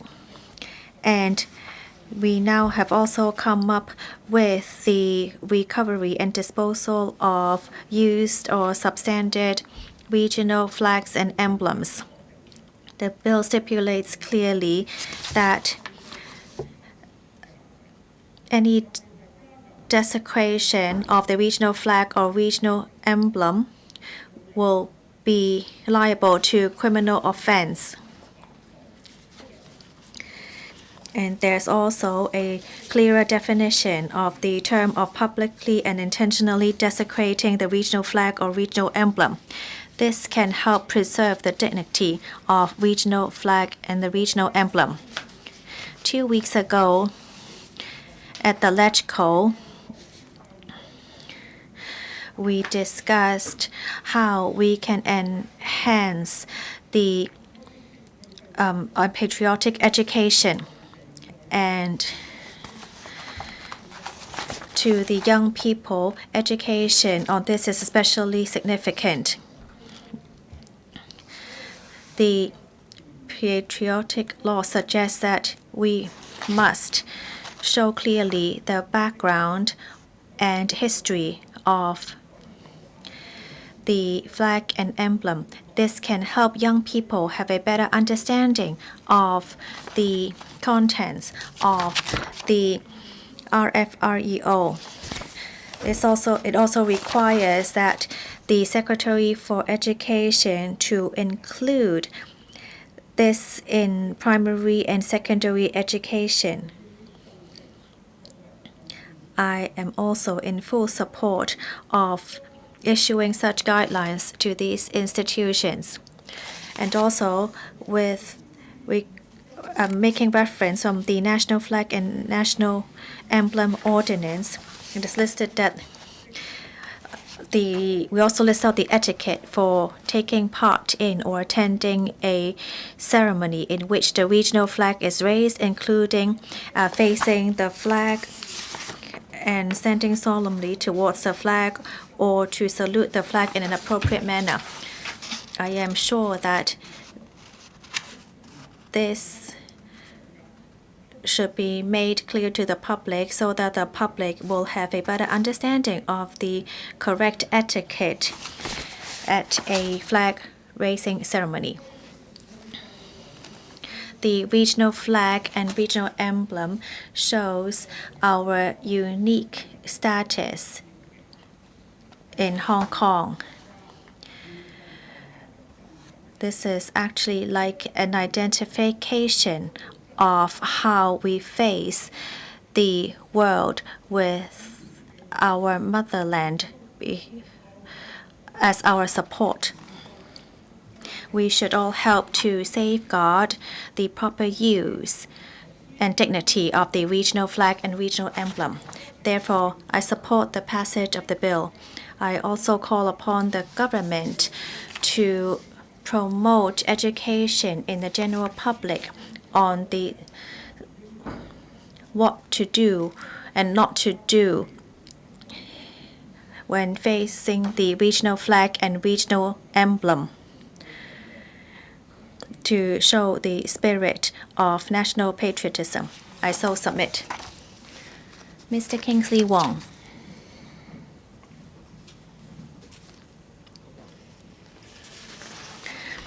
Thank you. During the social unrest, the regional flag and emblem was defiled and desecrated many times. And now we move the amendment to safeguard our regional flag and regional emblem. Last year, a foreign man intentionally desecrated 12 national flags and 12 regional flags in North Point last year and was acquitted in court. Well, anyone who publicly or intentionally desecrates a flag should be liable to criminal offense. In the regional flag, we use the word intentionally. The prosecution failed to prove that the man had a specific intent to desecrate the national flag, and the man was found not guilty of the charge. So I would like to say that due to the difference in the English and Chinese words, then the man was found not guilty of the charge. I wrote to the judiciary and received a response saying that all public and intentional desecrating acts should be prosecuted. And now we have made the amendment of changing the term in English from willfully to intentionally. With this change, then we would ensure that we'll be able to safeguard the dignity of the regional flag and emblem. Well, even when one is drunk, one should know what he's doing.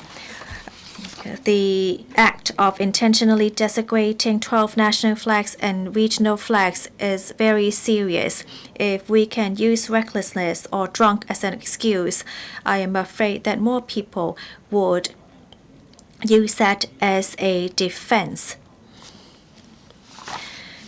We must ensure that we'll be able to make these desecrating acts a criminal offense. I hope that the CMAB will clarify the legal intentions so that the general public will understand that the amendment will bring a dignity preservation to the regional flag and emblem. I so submit. Dr. Lo Wai-kwok, Deputy President. We know that the law on the national flag of the People's Republic of China is part of Annex 3 to Basic Law. Basic Law Article 18 says that we need local legislation to implement national laws. That's why we have our national flag and national emblem ordinance. In 2020, the NPCSC endorsed the amendments to the law of the PRC on the national flag and the law of the PRC on the national emblem. In 2021, we amended our national flag and national emblem ordinance. LegCo set up a bills committee to discuss the change. I was a member. On September 29, 2021, the amended national flag and national emblem ordinance was passed. The national flag and national emblem are symbols of the country. The amended national flag and national emblem ordinance is there to make sure the flag is used properly and preserve its dignity. It's also there to help promote national identity and patriotism. When we were looking at the amendment bill of the national flag and national emblem ordinance in 2021, some members proposed amending the regional flag and regional emblem ordinance as well. The regional flag and regional emblem are symbols of the HKSAR. Just like the national flag and national emblem, the regional flag and regional emblem need to be respected by the public. So the laws about the regional flag and regional emblem and that about the national flag and national emblem are closely related. That's why we have this amendment bill here to ensure the ordinance about the regional flag and regional emblem is in line with that about the national flag and national emblem. This bill sets up provisions about protecting the regional flag and regional emblem. The new Section 7 says that anyone who damages, mutilates, scrawls on, burns, tramples on the regional flag or emblem or an image of the flag and emblem, or desecrates the regional flag and regional emblem, that's an offense. The government told us desecrating the regional flag and emblem by other means will still be covered. This means what applies in the physical world will also apply in the cyberspace, and here we are talking about a law. As technology advances, there will be investigation and evidence gathering, and then the government will decide whether an action is against the law. Appropriate action will be taken. The new Section 6 prohibits certain uses of the regional flag and regional emblem. These clauses show the bill has taken into account the unique status and actual implementation in Hong Kong of the regional flag and regional emblem. I made this remark during the amendment of the national flag and national emblem amendment bill. Clearer laws, clearer penalties matter. We need to make sure people don't get caught up by the law inadvertently, so we need better education and promotion too. Take the new Section 7A as an example in this bill. The Secretary for Education must give directions for the inclusion of the regional flag and regional emblem in primary and secondary education. Some members wondered whether tertiary institutions should follow the same law. That means education for tertiary institutions.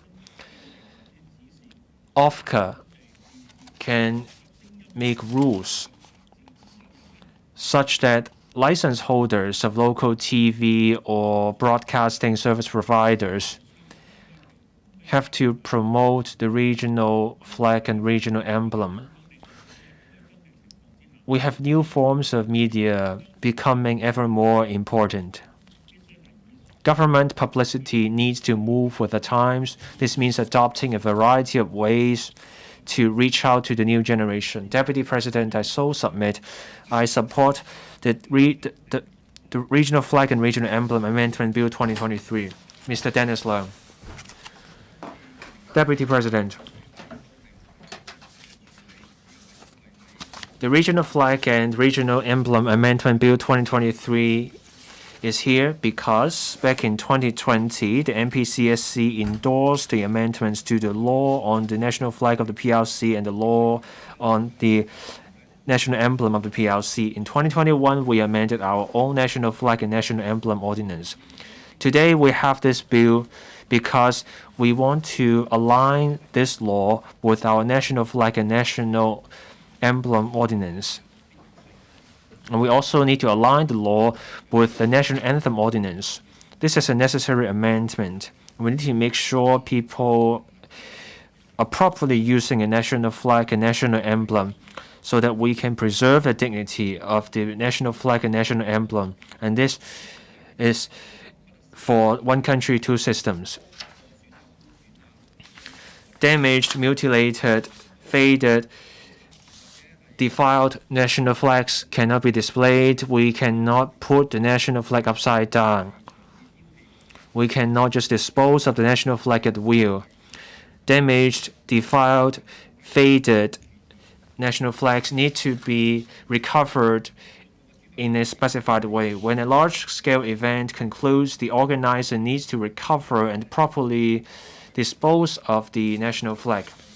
The national flag law says that we cannot just hang a damaged, mutilated national flag. As society moves on, we need to make sure the law keeps up with the times. We need to make sure people follow the law and safeguard our country. So our regional flag and regional emblem law should inherit this spirit of our national laws. The FTU hopes that with the passage of this bill, we can achieve certain goals. First, we need to step up protection of the regional flag and regional emblem.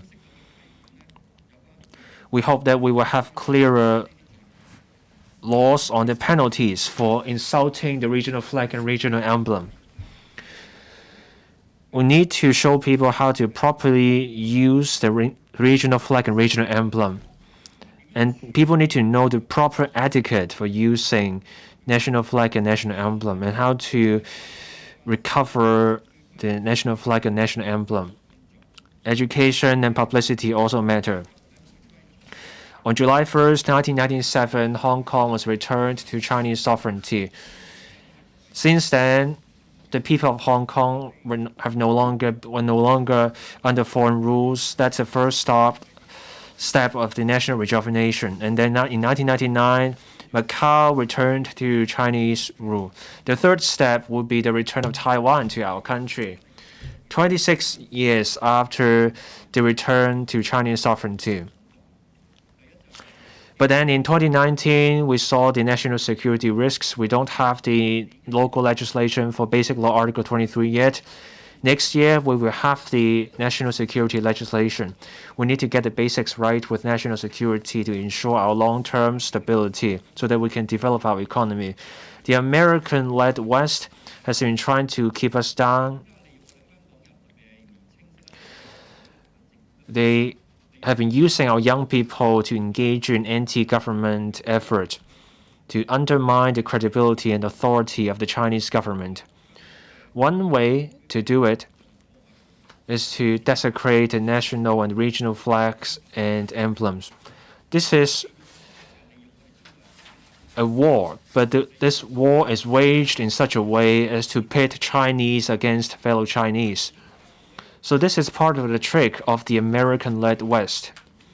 During the black-clad violence, the national emblem and regional flag were smeared. And then on July 21st, 2019, the national emblem became a target of eggs and paint outside the liaison office. That was a challenge to the dignity of our country. The law is there to target lawbreakers, so the public does not have to worry about this. We just have to be clear-minded that we are Chinese and we don't break the law, learn about the law, we don't break the law. We need a country to safeguard our home, and that's where all of us come from. So safeguarding the regional flag and emblem will help ensure unity, otherwise we all suffer. We don't want a broken country. We have to help our country become strong so that our country has a stronger say in international community.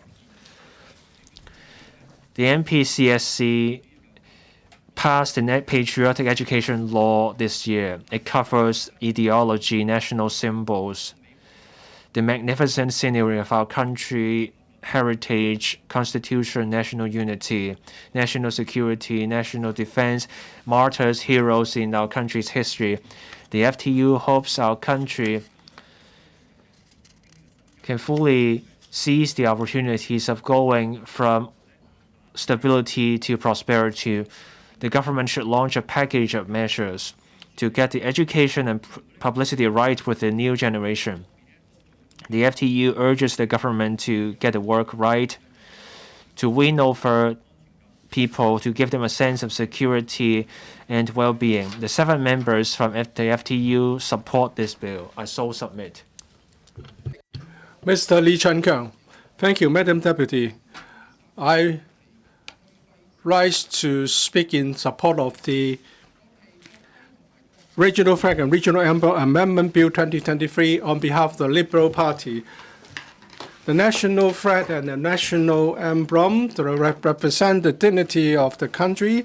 Likewise, regional flag and regional emblem represent the status of the SAR and must be protected and promoted. In 2021, the national flag and national emblem ordinance was amended, and now we want to do the same for our regional flag and regional emblem. The U.S. has a law to protect the national flag, and in Germany, desecrating the national flag attracts a prison term of 5 years. And in Italy, the same offense can attract a fine of 50,000 euros, and the Republic of Korea also have similar provisions. In India, there's a provision prohibiting the display of a national flag under the level of the waist or in an inner garment. The SAR government, in order to protect the status and dignity of the regional flag and regional emblem, we have this new bill introduced to give effect to that. There are 3 major amendments. There will be clear provisions on punishing those who desecrate regional flag and regional emblem. Second, there are provisions regulating the proper use of regional flag and regional emblem so that the public will know what to do. For example, the etiquette in raising the regional flag. And then there are provisions on the education program for the proper recognition and use of regional flag and regional emblem. Well, during a previous festive occasion, that someone applied to the Highways Department for the hoisting of the national flag, and the department said the applicant had to pay $2,100. When we learned about this, we asked the Highways Department to explain why a charge is levied. And we were glad that a refund was provided to the citizen. We don't want to see this repeated in the future. So in the future, when it's the National Day or the anniversary of the return of Hong Kong to the motherland, we will be able to see the display of a regional flag and national flag by private individuals on government buildings without the need to pay anything. Education and promotion is also part of this bill provisions. There will be activities introduced to national primary and secondary schools, and broadcasters and television stations will be asked to promote the proper use and the meaning behind the regional flag and regional emblem. The Liberal Party is in favor of educating the public on the etiquette in attending a ceremony where the national flag or regional flag is raised, because this is not something ordinary people may have full grasp of. And at the same time, the administration should suitably handle acts of inadvertent misuse of regional flag. Madam Deputy, respect our country and the symbol of the country, as well as those of the SAR, are something that a citizen of the Hong Kong SAR should take up. This is the basic spirit in complying with the provisions. These provisions are easy to understand and easy to do. With these remarks, the Liberal Party and I myself support the passage of this bill. So I submit. Mr. Adrian Ho. Thank you, Madam Deputy. I support the Regional Flag and Regional Emblem Amendment Bill 2023. The bill aims at enhancing the protection and respect for the regional flag and regional emblem, as well as the use, recovery, and disposal of the regional flag and regional emblem. From my personal perspective, I would like to see better protection offered first. For example, without any extraterritorial effect in the law, how can we protect the use of a wrong regional flag and national flag in overseas sports competition? And we all know that on one occasion, the wrong national emblem was played during a ceremony in an overseas sports event. From September to October, Hangzhou hosted the 19th Asian Games. We were very glad that the Hong Kong delegation achieved very good results. And I believe in major sports competitions, cheering by the public to Hong Kong athletes would be a very good promotion, encouragement. So when we do this, we would use the regional flag or regional emblem. So I hope suitable guidelines can be provided to these cheering audiences so that they know how to use them properly. I understand that the bodybuilding association used the wrong regional flags on various occasions. This is my serious concern. The government should enforce the law very strictly, because the consequences can be very serious. And when a criminal case is established, the relevant parties should be prosecuted. And the athletes and coaches should then focus on preparing for the competition and the event themselves. I hope after the bill is enacted, the relevant policy bureaus can work with the national sports associations in establishing a mechanism whereby NSA would know about the correct use of national, regional flag and regional emblem, and ensure that they use the right versions. And if necessary, the organization should be jointly carried out to ensure smooth implementation, so that athletes or their supporters would not be inadvertently using the wrong flag. Dr. Johnny Ng. Madam Deputy, I speak in support of the Regional Flag and Regional Emblem Amendment Bill 2023. The aim of the bill is to preserve the dignity of the regional flag and regional emblem. In 2019, during the social unrest, the regional flag was defiled and became an international joke. Now we are moving back into order, and with the amendment of the bill, we'll be able to properly use and handle the regional flag and regional emblem and safeguard the dignity. First of all, the aim is to prohibit the publicly and intentionally desecrating the regional flag or regional emblem, and third, to ensure that it will not be used for commercial uses. Of course, through passing the bill is only the first step. The government must ensure that they enhance education in schools, in social organizations, the general public, to ensure that people will understand why the bill is being amended. Especially on behavior on the internet, the government should set up effective measures to ensure enforcement. I'm sure with the passage of the bill, we'll be able to set up proper use of the regional flag and regional emblem. I am sure that the public will better respect the regional flag and regional emblem, and to also support the spirit of the national flag and national emblem. I submit the bill. Mr. Yang Wen-kit. Madam Deputy, I speak in support of the Regional Flag and Regional Emblem Amendment Bill 2023. In 2020, the Standing Committee of the NPC amended the National Flag and National Emblem Ordinance. And thereafter, the Hong Kong government also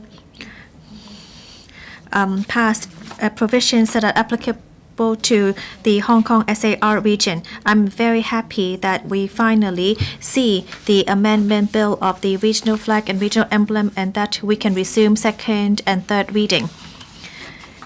So that this could all be in accordance with the changes made in the national flag and national emblem and national anthem. The regional flag and regional emblem stands for Hong Kong and it must be preserved and protected. We have seen many incidents in which the regional flag was desecrated. I'm sure that you would all remember our former disqualified legislator, Mr. Chang Chung-tai, who held the regional flag upside down. And we also saw our flags being displayed in black color. These acts should not be accepted. In clause 4 this time, in section 4 we also add in prohibiting the display or upside down display of the regional flag, and that people should not just willfully discard the regional flags and emblems. These actually plug the current loopholes. The RFREO states that both physical and online behavior would be prosecuted, but then it is still a bit difficult to prosecute acts on the internet. And so we must also make sure that we'll be able to enforce this and carry out cyber patrols from time to time to preserve the dignity of the regional flag and regional emblem. It is important to improve the bill, but we must also ensure that we educate the general public. Although we have enhanced education in schools and teachers, there are still schools who display the regional flag upside down.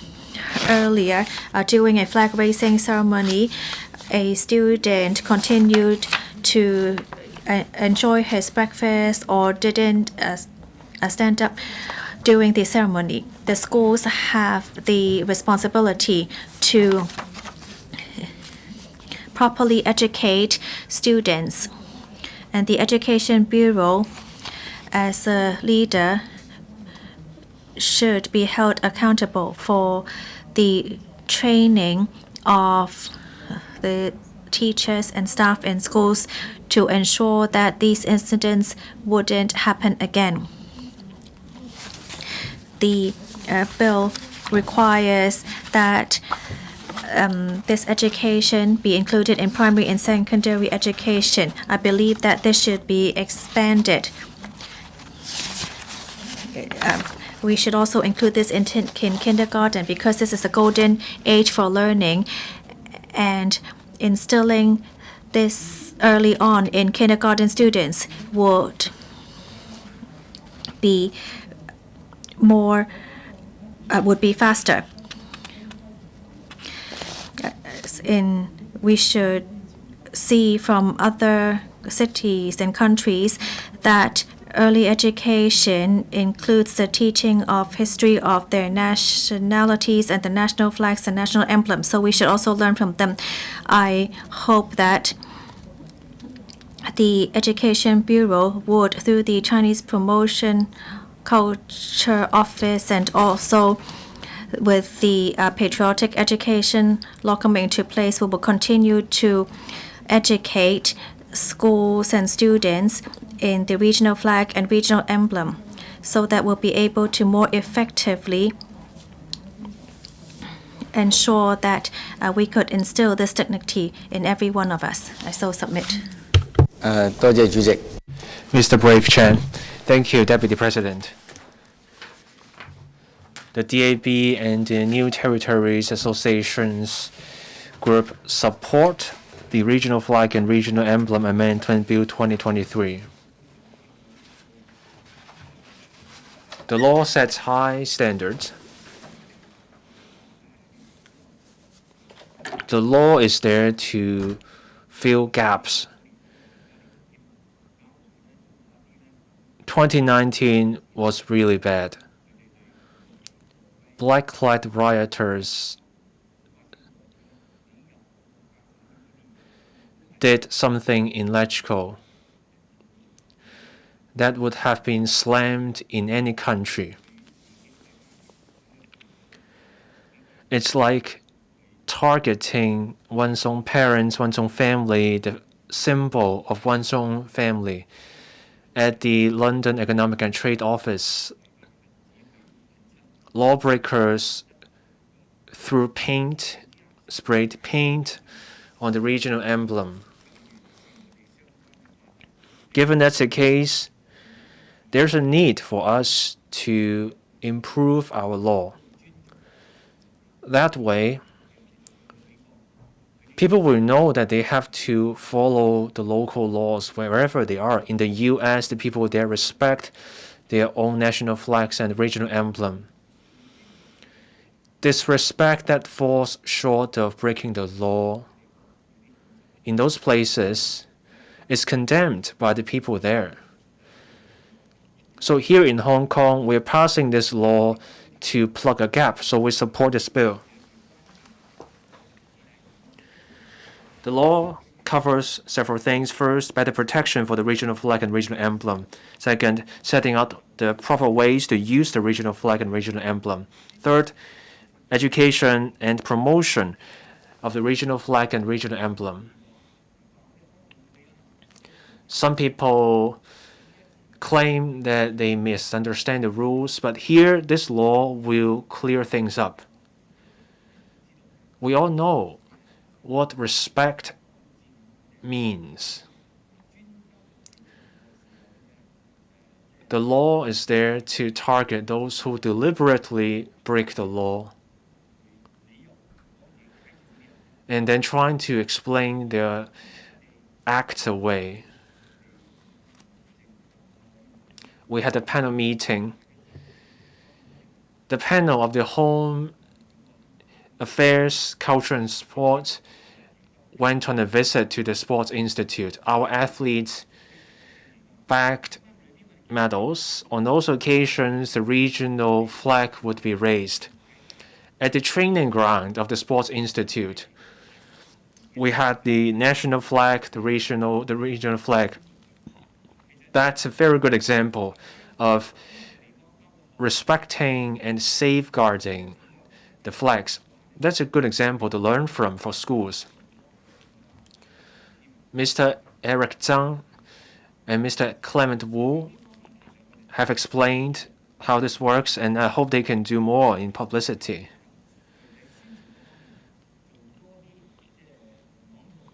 On publicity, let's do more infographics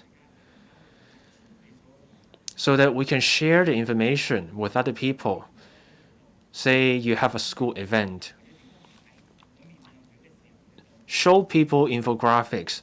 Show them what to do, how to raise a flag, what to do during a national anthem. Some people may get it wrong with raising the regional flag. Show them how to do it properly. Show us examples of what not to do. That way, people will have a better idea of how to follow the law. And as other members have argued, we should start with a young age. For young children, the kindergarten students get it right on the etiquette when the national anthem is played. So we should use kindergarten students, primary students as examples create clips, show them how to get the etiquette right. We have the law, but we need to do more than just applying the penalty. We need to get people to voluntarily follow the law. For those who deliberately break the law is there to serve as a deterrence.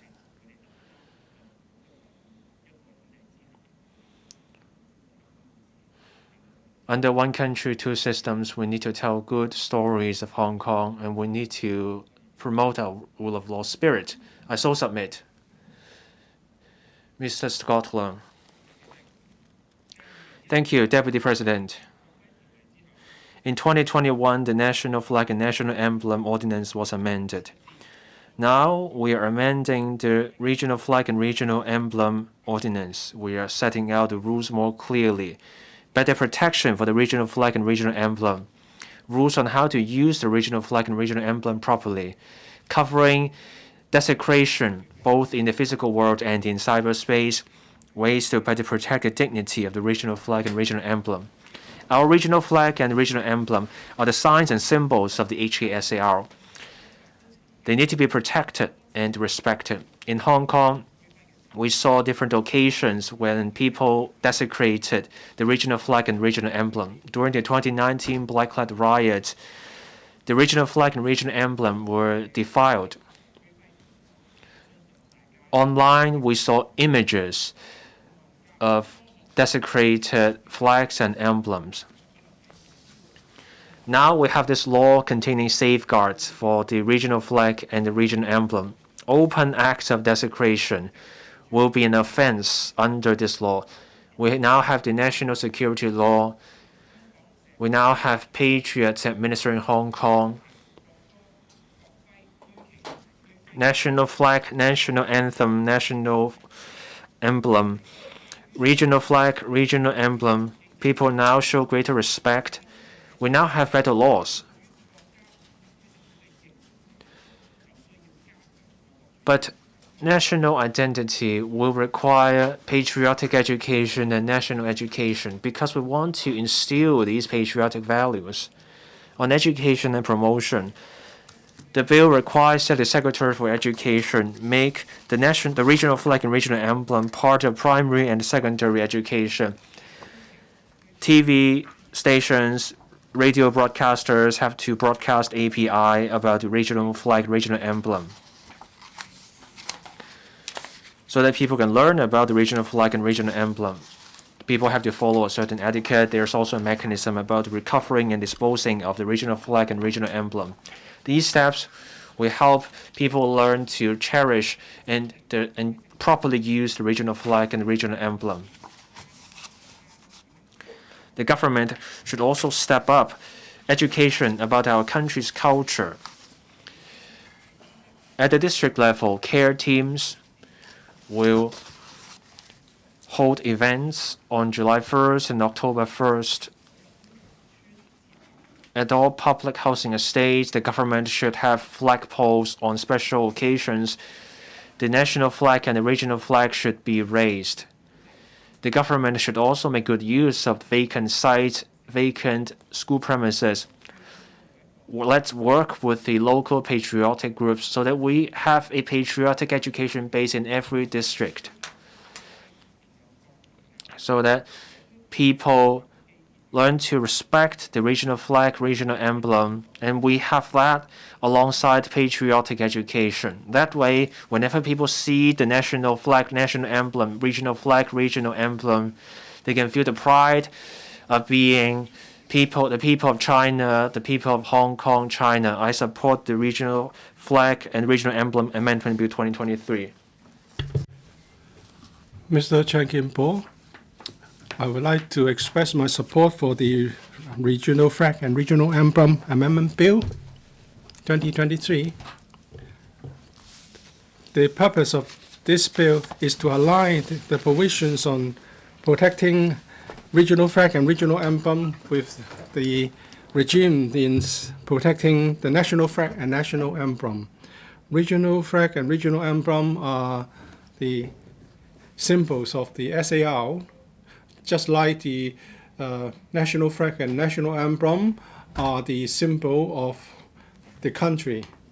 The regional flag and regional emblem reflects the special status of Hong Kong as an SAR and the dignity of the country and the SAR. So they are highly symbolic, significant in symbolic meaning. So I support the amendments in the bill. And also the education in regional flag and regional emblem will be introduced to primary and secondary education. I sincerely hope that everyone would respect fully out of their heart the regional flag and regional emblem, and not just because that they are afraid of the liabilities in the law. We should ensure that everyone would be proud of their identity. And we hope that the education in regional flag and regional emblem will be carried out in the same way as that for national flag and national emblem. And China is now being modernized, and the country has achieved many miracles in its development, and the Western world has been smearing the country's achievements. And therefore, we need to educate our young people and foster a greater sense of national identity. Some members are concerned that if they do not understand fully the relevant provisions, they may be caught unaware. According to the administration, if one commits an offense, there must be the intention. Carelessness in itself is insufficient in committing an offense. Whether someone is desecrating a flag or not is easy to tell. For example, burning, defiling, or mutilating a regional flag or regional emblem is something that people can tell easily. So I submit. Mr. Jeffrey Lam, President, I speak in support of the Regional Flag and Regional Emblem Amendment Bill 2023. The amendments are introduced to bring the Regional Flag and Regional Emblem bill in line with the law on national flag and national emblem. A review has been conducted by the administration to ensure that the two ordinances are aligned. As for the definition of desecrating regional flag and regional emblem, the current definition include burning, mutilating, scoring on, defiling, and trampling on the regional flag or regional emblem. The bill introduce a new limb that is by any other means. I believe that this will be very good in catching all the circumstances, because there are many new trends of internet culture, and words and pictures can easily be distorted. In 2019, there are people who turn the color of the regional flag into a black one. We all know that that is a negative image. When people do not use the regional flag and regional emblem very frequently, so the chances of their being caught inadvertently will be slim. And if you have some common knowledge, you will know what should be done and what should not be done. We all know in our heart what we should do. As for what schools should do about regional flag and regional emblem in their programs and activities, well, the bill provides a very clear elaboration. Just read it carefully and you will not be caught inadvertently. Once again, I support the passage of this new bill, so I submit. Professor Priscilla Leung.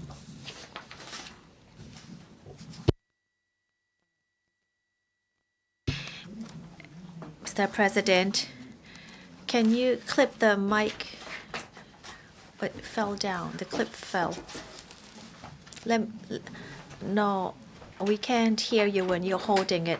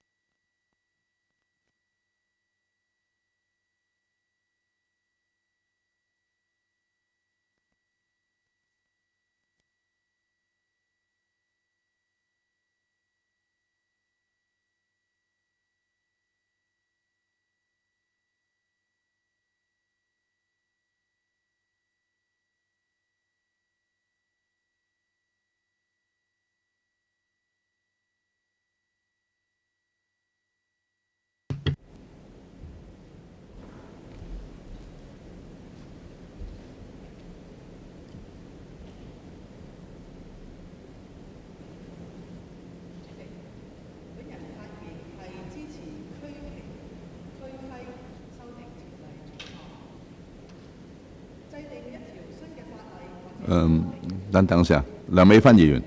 Professor Leung, please wait. Okay.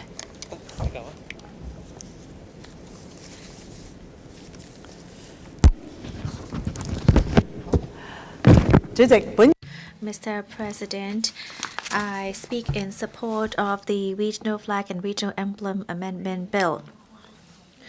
Well, those who study law knows, even in the first class, why a law is drafted or formulated. Through legislation,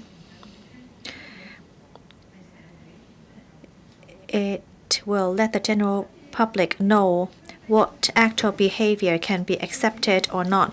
Therefore, the amendment of the bill is to send out a clear message to the public that we should not desecrate the national flag, national emblem, regional flag, and regional emblem. There's a lot of background on the amendment of the bill. First is on the amendment endorsed by the Standing Committee of the National People's Congress on October 17, 2020, to the National Flag Law and the National Emblem Law.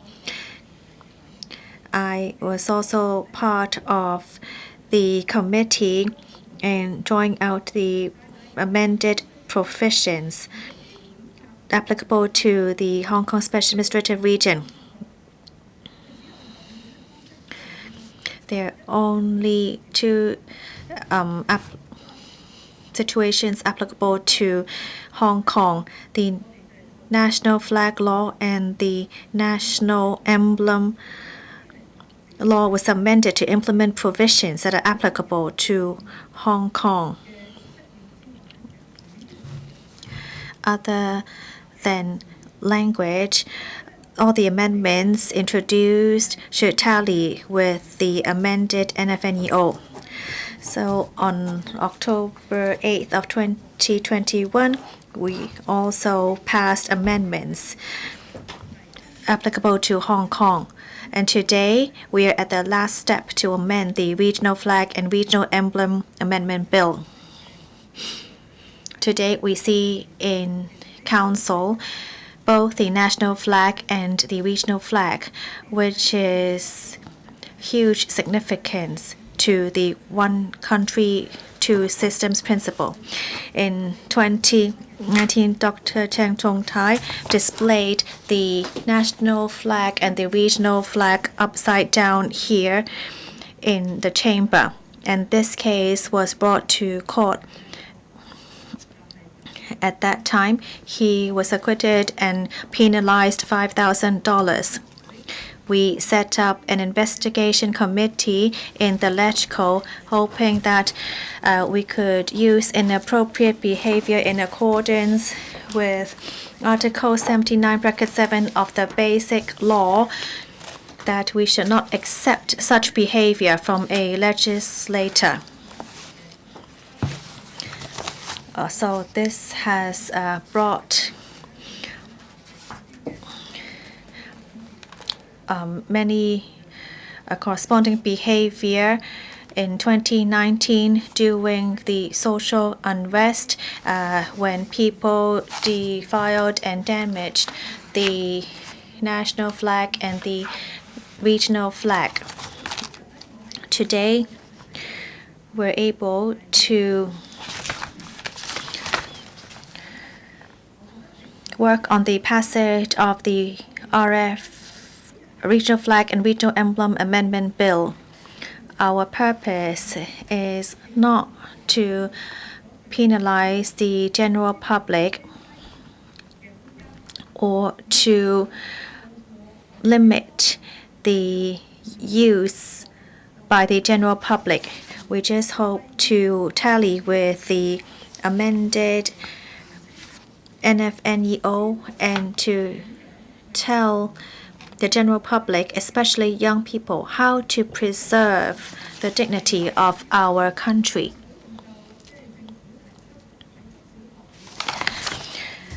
The government has set out guidelines to the curriculum in primary education and in secondary education, and that post-secondary education institutions should also make reference to the directions given on the display of the national flag. I hope that this could also be implemented in kindergartens. In 2014, we already found that many misbehavior appeared early in kindergarten curriculum.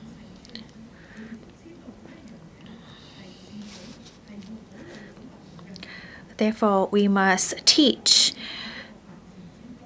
students starting from a young age to know that they need to preserve their dignity. With the passage of the bill, people will abide by the law. It is only when the law is unclear that some people may be misled into carrying out misbehavior. Today, we should not accept any such inappropriate behavior. In 2016, I was the head or convener of the investigation committee at the LegCo to work on trying to plug loopholes in the legal sector. I am happy that the government has addressed such concerns. I am confident that with the passage of the bill, the majority of the general public will not publicly or intentionally desecrate the national flag, national emblem, regional flag, and regional emblem.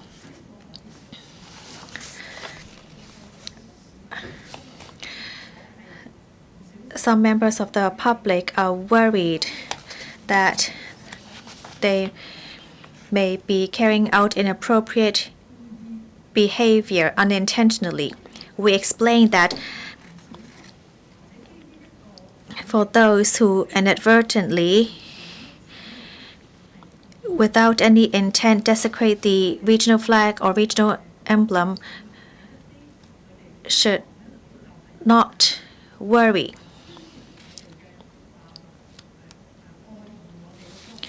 We just want to educate them to be patriotic and to preserve our country's dignity and to use and handle the regional flag and regional emblem in an appropriate manner. we should educate the public on such behavior. I also like to clarify that behavior physically and online should be treated in the same way. It's just that we'll need to find proof for online behavior. For those who are carrying out such inappropriate behavior online, or if you find someone doing that, please capture the screenshot, because we will need that as proof of evidence. It is totally unacceptable that a legislator could display a regional flag upside down, but it is because of that incident that gave rise to the amendment of our bill. We must ensure that we preserve our country's dignity, and with the passage of the bill, I hope that general public will respect and preserve the dignity of our country. I so submit. Ms. Carmen Can. Thank you, Mr. President.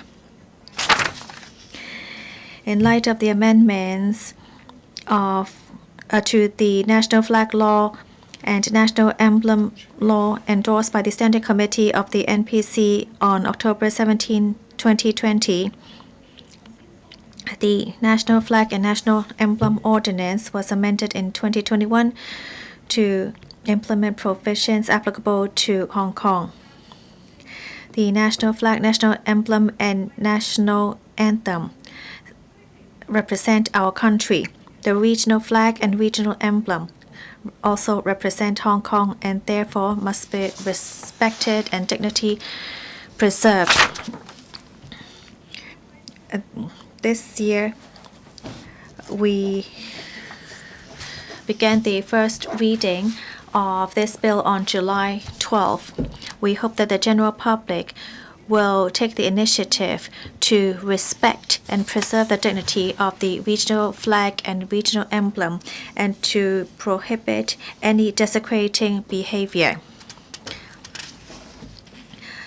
So, as a member of the committee, we scrutinized the clauses of the amendment bill, and directional provisions were set out in Section 4, and penalties also were listed out in Section 7, and I raised some views on that. First of all, on extraterritorial effect.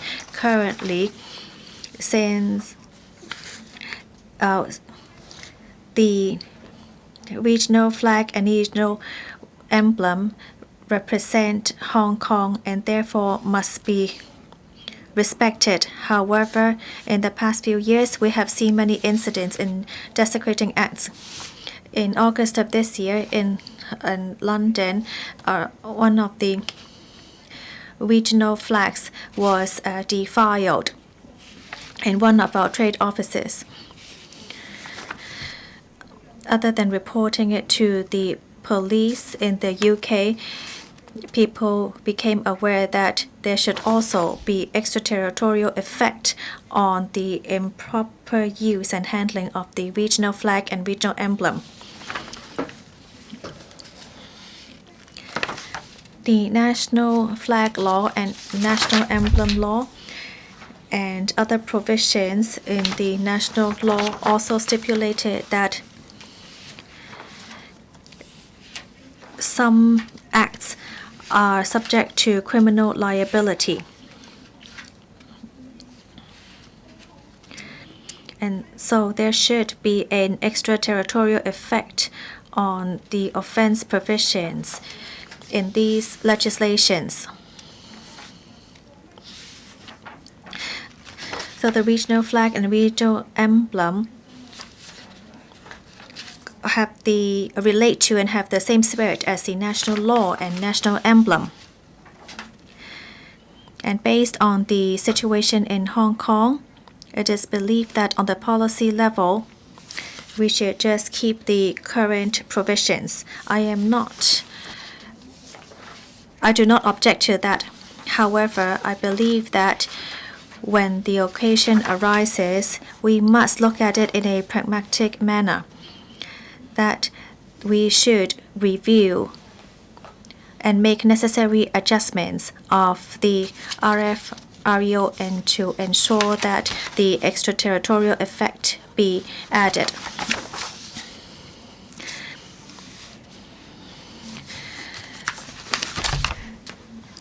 So for the bill, we propose to prohibit a person from publicly and intentionally desecrating the regional flag or regional emblem. Any contravention is an offense. I would like to talk about the directional provisions and also the provision in Clause 7. Now, when it is amended to when a person publicly and intentionally desecrate a regional flag or regional emblem by burning, mutilating, scrawling on, defiling, or trampling on it or its image or in any other way, then it is an offense. The expression in any other way has been added. So this is actually a very broad definition, and it is sufficient to cover any act that desecrates the regional flag and the regional emblem. I would like to remind the general public that actually this expression carries a very broad definition.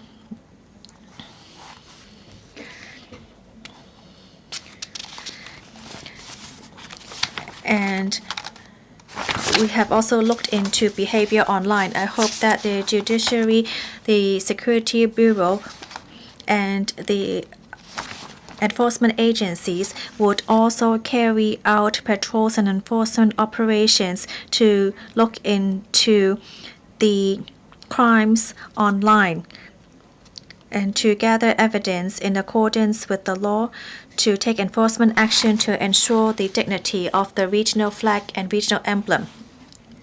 Just now, a member talked about the definitions between intentionally and willfully.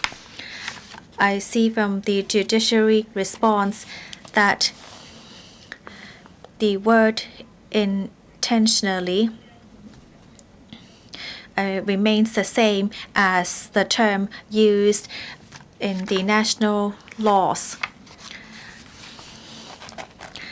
I hope that through the amendment of the bill, the term 故意 in Chinese would be made consistent. It is just that the English term has been changed to make the law clearer.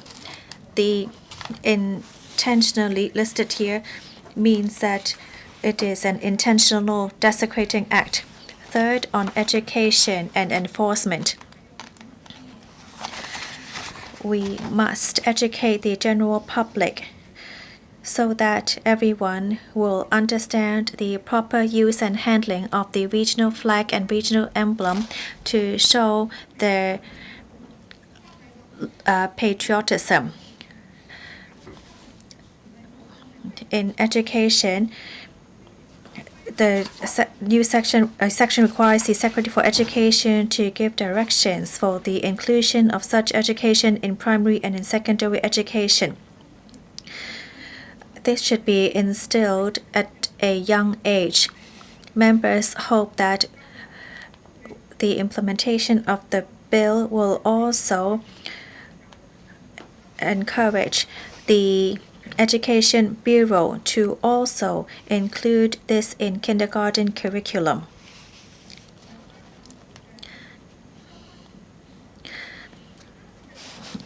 Other than such directions,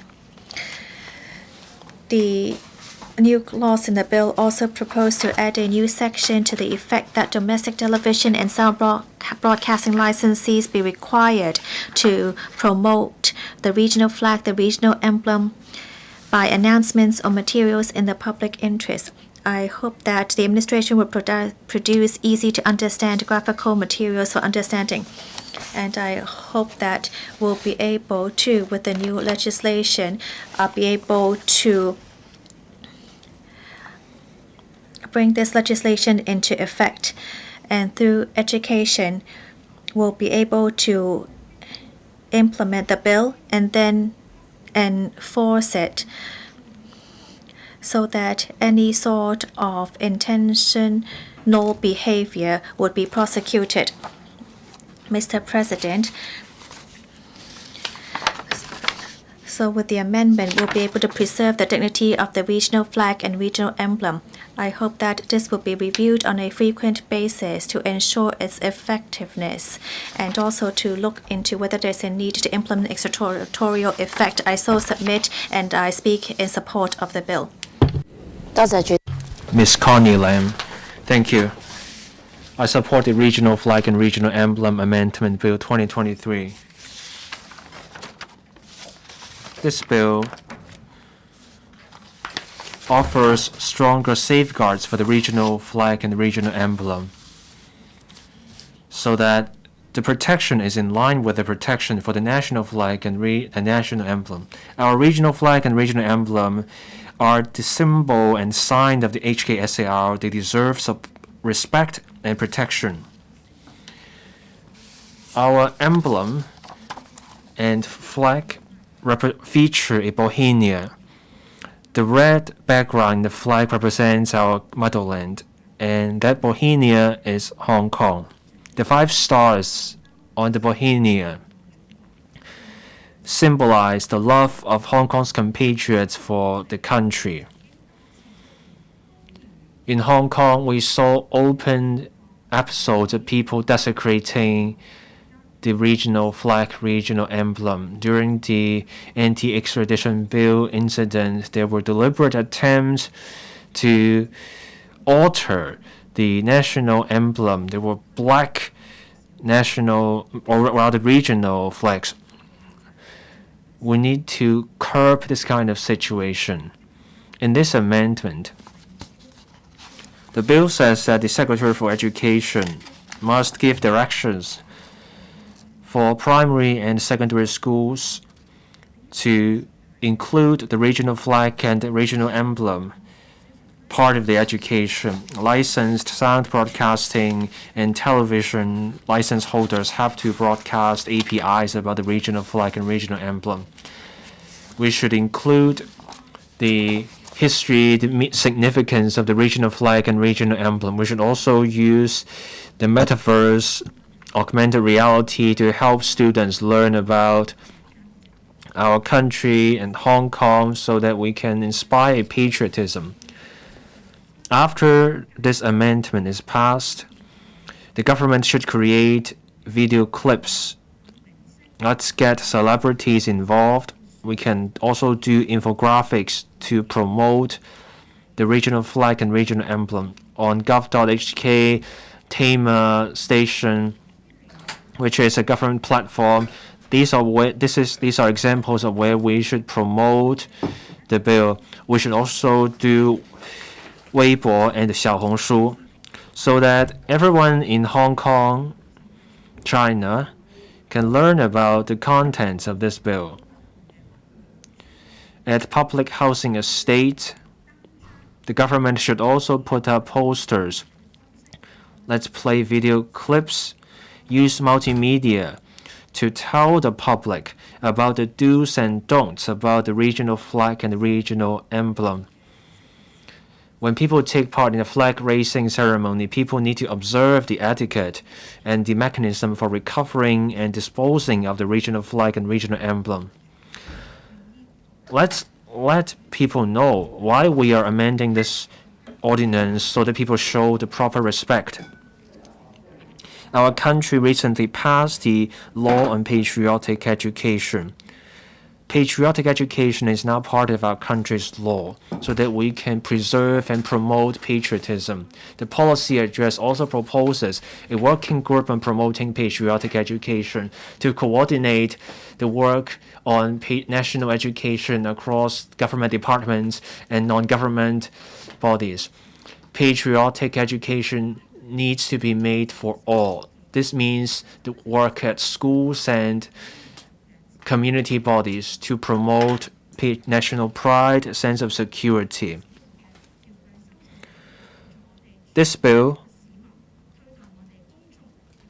can be part of our civic education. Now that we have rules on the regional flag and regional emblem, that should be part of our patriotic education drive. In the community, we should promote this national identity in the city. I so submit. Mr. Benson Luke. Thank you, President. I speak in support of the Regional Flag and Regional Emblem Amendment Bill 2023. I'm one of the members of the Bills Committee. In 2020, the MPCSC amended the National Flag Law, and in 2021, the SAR government amended the NFNEO. Regional flag and regional emblems are the symbol of Hong Kong, and so it should be protected by the law and should be respected. The amendment bill aims to tally with the amended NFNEO to further preserve the dignity and enhance the protection of the regional flag and emblem. I agree that there are criminal liabilities added to the provisions concerning desecrating or desecration of regional flag and emblem. The amendment does not involve the idea of extraterritorial effect, meaning that someone who desecrates the regional flag or emblem outside of Hong Kong, the enforcement law agencies would not be able to enforce the law. This August, the office in London of Hong Kong got the emblem desecrated by people there. And the SAR government, apart from condemning such acts and notified the police in the UK, there wasn't much that the SAR government could do. I think that the government should plug the loopholes when time is appropriate. Also, the bill is to prohibit the display of the regional flag and emblem and its design in registered design or commercial advertisements. In the Bills Committee meeting, I pointed out that a lot of the registered designs, for instance, in souvenirs or sports or athletic outfits, may display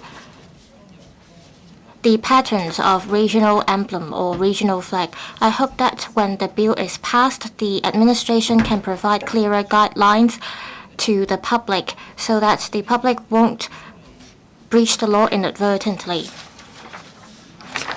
The amendment bill is to prevent anyone with ulterior motives to damage the reputation or image of Hong Kong, and also it can more clearly promote patriotism. I so submit. Thank you. Mr. Tang Fei. President, I speak in support of the bill. Now, rituals are important for a nation. That's the ancient saying. So, this principle still applies today. That means rituals and rules are important.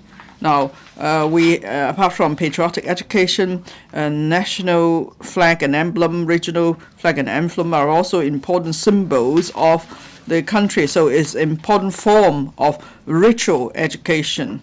It's not that we are just focusing on empty rituals, or rather, no, it's not about that. It's that starting from a young age, children could start singing the national anthem, raising the national flag, and so on. This is just to instill in them a sense of national identity and respect for their own country.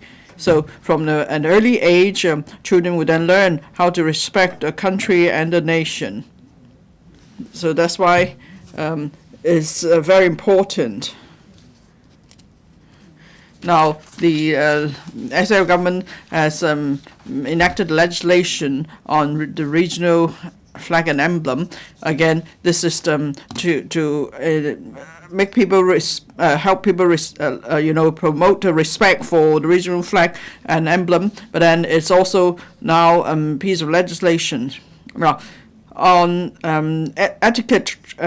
education training for respecting national flag, emblem, and so on. It's been an ongoing effort before there's local legislation of the national law, but now we have the local legislation for national law, and today, if we further amend the regional flag and regional emblem ordinance, it's just that we are going a step further in education in relation to the regional flag and emblem. So, and I have full confidence at the front line that schools will do a good job with this education effort.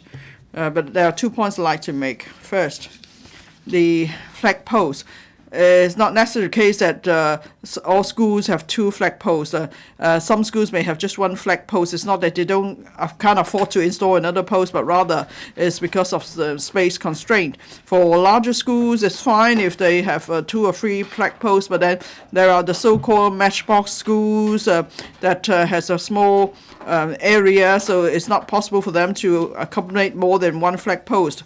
So that means they can either raise the national flag or the regional flag. So that's why the Education Bureau and others need to provide some guidelines or even give subsidy. Even if it's just a mobile flag post, it will be useful. So for schools with a smaller area, they can then raise both the national and regional flags at the flag raising ceremony. So that's it should be done that way. There shouldn't be any difference among schools. There are schools that raise both the national and regional flags, and other schools could only raise the national flag. It's not good to have such a distinction. Second one, the display of the national emblem and regional emblem. The CE has issued rules on the display of national and regional emblems. Now, usually it's the legislature, government institutions, or judiciary, or at airports and so on, where the emblem may be displayed. There's no mention of schools. Now, of course, the law doesn't prohibit schools or other local organizations to display the emblem. But you can see here, you only see the emblem, say, in this chamber, because we are legislature. But then some schools may want to do more in the education on the national and regional emblems, and they want to display the national and regional emblems on school premises. Is it allowed? Well, yes, it is, but it seems a bit strange. It's like when schools are teaching about a national anthem, then of course teachers will play the national anthem. They won't just show the lyrics, for instance. And so when they teach about the national flag, they will show the students the real flag so they know what it's like. But what if it's national emblem? If we want to teach students about the different elements of the national emblem, can schools display national emblem, a real one, that is? So I think the Education Bureau needs to give clearer guidelines. So it shouldn't be left to individual schools. I don't think it's nice to do that. And no one's saying that displaying emblems is against the law, but, for non-government organizations, if they display the emblem, it just seems strange now. So that's why there is need for clearer guidelines. And we also need to step up education on national flags and emblems and regional flags and emblems. There are curriculums on that. Curricula on that. There are even flag raising teams that are uniformed teams in schools. So on the education of national flag emblems and regional flag and emblems, there is a systematic approach. So we don't need to worry about it. But we're talking about the community as a whole. How can we promote such education in the community? We need to give it more thought. We need to have more publicity and more APIs or on that. Well, we shouldn't just focus on the so-called soft publicity. somehow we tend to think that we need to take the soft approach in promoting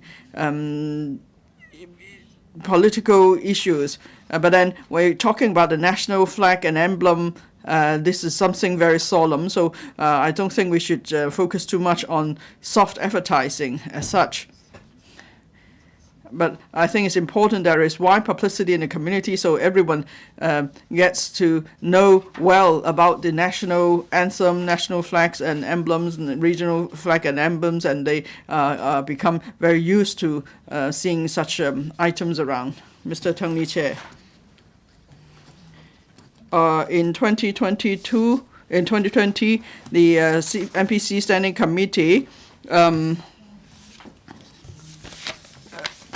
passed the law on national flag and law on national emblem of the PRC, and then subsequently Hong Kong SL government also proposed to amend the regional flag and regional emblem and ordinance.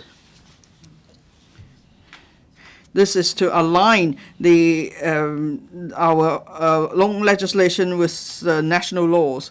At that time, I was a member of the Bills Committee, and I asked how come the government only considered local legislation that is the national anthem, national flag, and national emblem ordinance. Why don't they also work on amend the relevant regional flag and regional emblem? Because most provisions are very similar in wordings for laws on national emblem and regional flag and regional emblem. So if there is inconsistency in one set of laws, and if there are changes in one set of law, the other set should also be changed, otherwise there will be inconsistency. At the time, Mr. Eric Tsang, the Secretary for Constitution and Mainland Affairs, promised to take up this task as soon as possible. And that's why I then supported the then regional flag and regional emblem amendment bill.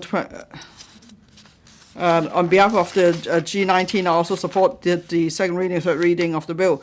Now, the provisions for the national flag and emblems are similar to those for the regional flag and emblem. The amendments are also similar. The whole purpose is to further ensure the dignity of the relevant flag and emblems. Now, in the law, it states that the Legislative Council and government departments should display the relevant flag and relevant emblems on their home page. And also, regional flags and emblems must not be used in commercial advertisements. So there are these provisions. But one of the most important provisions, in my view, is the new Section 7A. That is, the Secretary for Education must include regional flag and emblem in the guidelines for primary and secondary schools. And also, regional flags and emblems are not included in the curriculum for kindergartens. Now, whether it's about promoting industrial safety or reduction of waste, education is always far more effective than law enforcement. So with the relevant laws on the national flags and emblems, regional flags and emblems, it's not about penalizing anyone or suing anyone. It's about promoting this culture that everyone will see it as their responsibility and duty to safeguard the flags and emblems.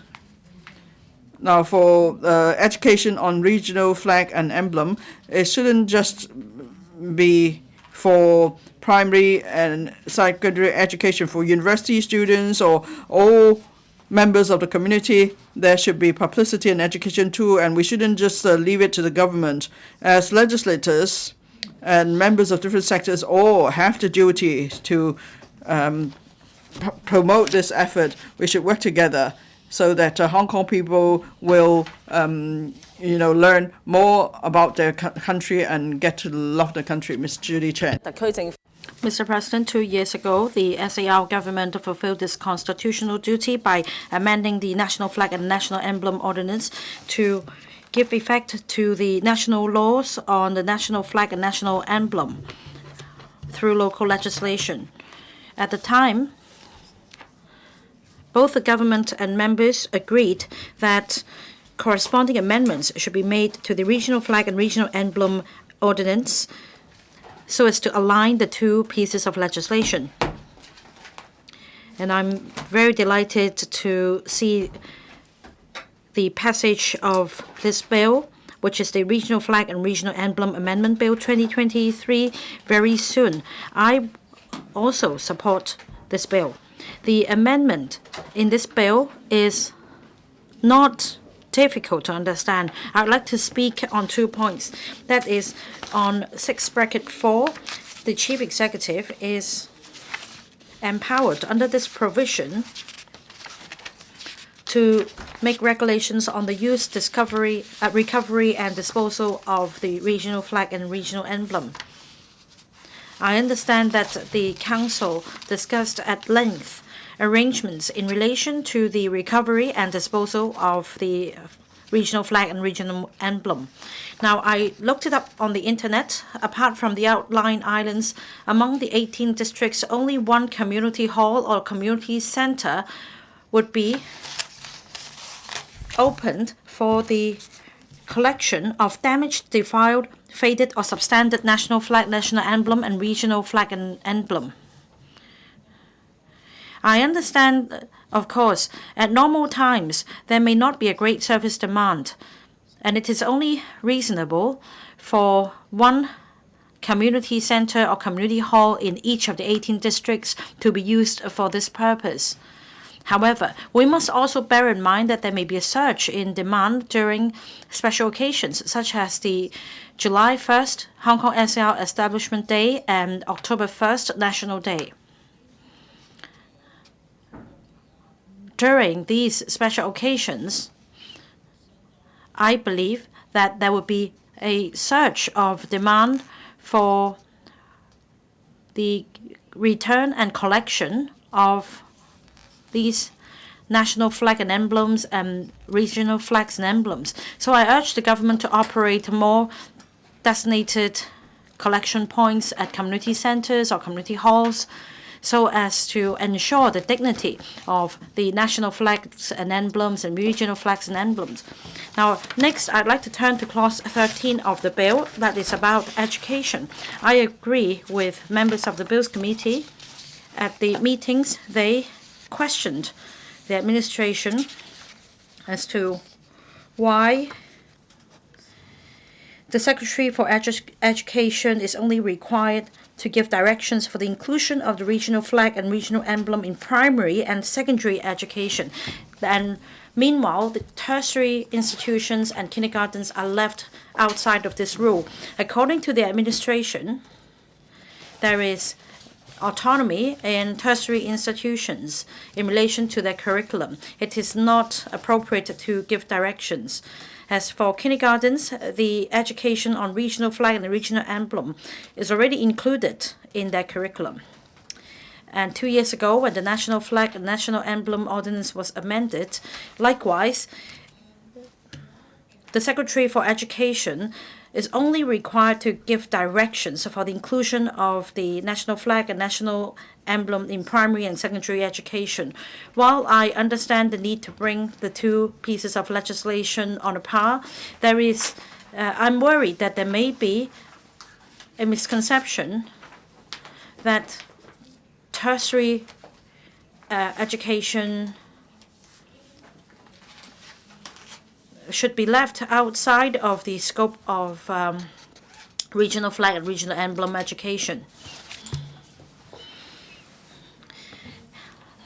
In the national laws, that is the law of the PRC on the national flag and law of the PRC on the national emblem, the provision states that the government should make an effort in helping primary and secondary school students understand the significance and the meaning of national flag and national emblem, and also the Education Bureau in the past 2 years, issued directions that tallied with the provision in the national laws.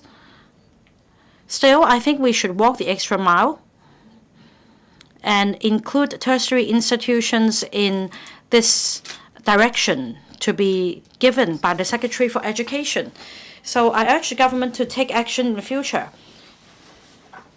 If we are to further amend the national flag and national emblem ordinance as well as the regional flag and regional emblem ordinance, clear stipulations should be put in place so that all schools and education institutions in Hong Kong should be included in the education in this of these matters. With the passage of the bill, I would urge the Education Bureau to keep a close eye on the situation in schools to make sure that we are not only placing emphasis on formality. There should be substance in how we teach our children and our students and instill in them a sense of belonging to the country. Mr. Kenneth Lau. Mr. President, the SAR has tabled into this Council the Regional Flag and Regional Emblem Amendment Bill 2023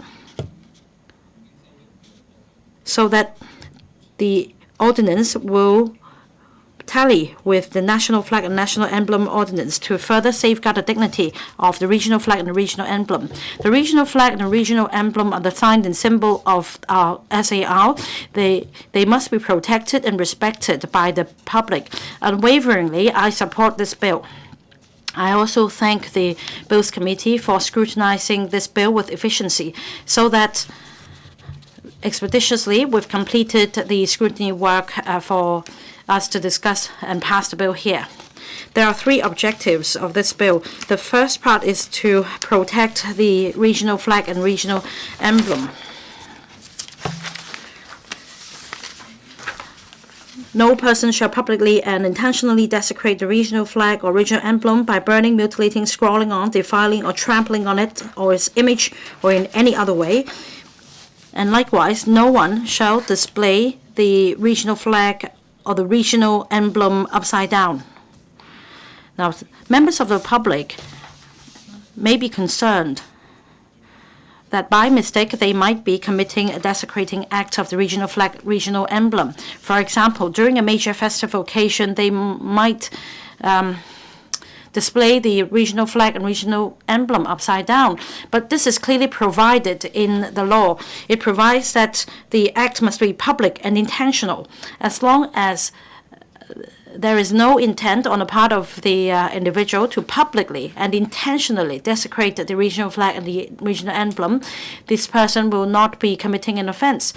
The bill also provides for the use, recovery, and disposal of the regional flag and regional emblem. After the amendments to the National Flag and National Emblem Ordinance, collection points have been set up across 18 districts for members of the public to return the damaged, defiled, faded, or substandard national flags and national emblems. Now, the Regional Flag and Regional Emblem Amendment Bill has proposed the same arrangements. I think this is appropriate. However, in rural areas, some village heads are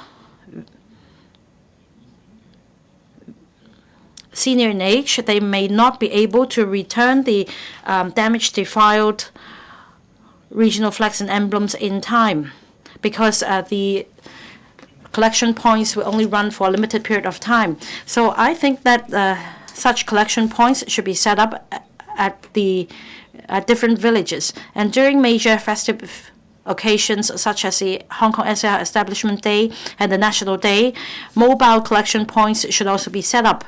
The service operator should collect the defiled, damaged, faded, or substandard flags and emblems more frequently to better assist the public. Finally, the bill also provides for education on regional flag and regional emblem. The Secretary for Education will give directions for the inclusion of education on regional flag and regional emblem into primary and secondary education.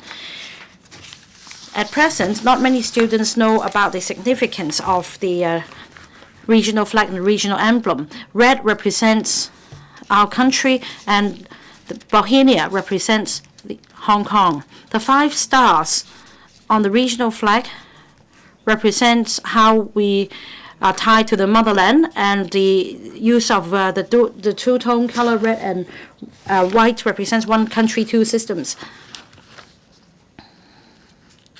There will be integration of education on national flag, national emblem, as well as regional flag and regional emblem, so that students will have a better understanding of our country's development and our integration into the country. I strongly support this initiative. Resources should be provided. Training should be provided to teachers as well. This arrangement should be extended to kindergartens and universities. The government should explore this option. It's been 26 years since the return of Hong Kong to the motherland. After implementation of the Hong Kong National Security Law, as well as improved district governance, we have restored order from chaos. Many community groups are patriotic, and they have organized various activities to celebrate our return as well as the National Day. And they frequently use the regional flag and the regional emblem. This shows they have great affection for the country and for Hong Kong as our home. We should respect and acknowledge their efforts in the spirit of patriotism. Now, for acts of desecrating the regional flag and the regional emblem to undermine the significance of the Hong Kong SAR Establishment Day, we should say no to this act. The objective of this amendment bill seeks to address this loophole to combat the desecrating act. I therefore support the amendment bill. Mr. Bill Tang, thank you, President. I speak in support of the Regional Flag and Regional Emblem Amendment Bill. I won't talk about the origin of the bill. I will instead talk about the day-to-day application of the law. As mentioned, there are many community groups organizing activities celebrating for their love for our country. Say in some restaurants, there may be national flags hanging in the restaurants. Well, would this violate the law? These restaurants were once reminded by the SAR government on using the national flags. So their view is that if they hang flags of other countries, no one would bother them. But if they hang national flags, they would have to be very careful. How can we tell the public that if they want to hang the national flags to show their love for the country, it wouldn't cause them a lot of troubles? So we have to be flexible in terms of the guidelines we issue to the public. I'd like to talk about Clause 7A of the bill. It's about the education for primary and secondary schools. Actually, Mr. Stanley asked a question about this in July. And the reply from the administration was that there is stipulation that the primary and secondary schools are strongly advised to do the following. Well, each school is given a few $1,000s to buy a 2-meter-high mobile flagpole. And they can display the flag when there are large-scale activities. However, under the Social Welfare Department, the wording is that schools are encouraged instead of strongly advised to do so. There are laws stipulating what primary and secondary schools have to do, and I understand that the government provides financial assistance for the schools to follow the rules. However, under Social Welfare Department, it is only said that schools are encouraged to do so. there aren't any set guidelines stipulating that flag raising ceremonies have to be held at schools in a solemn manner.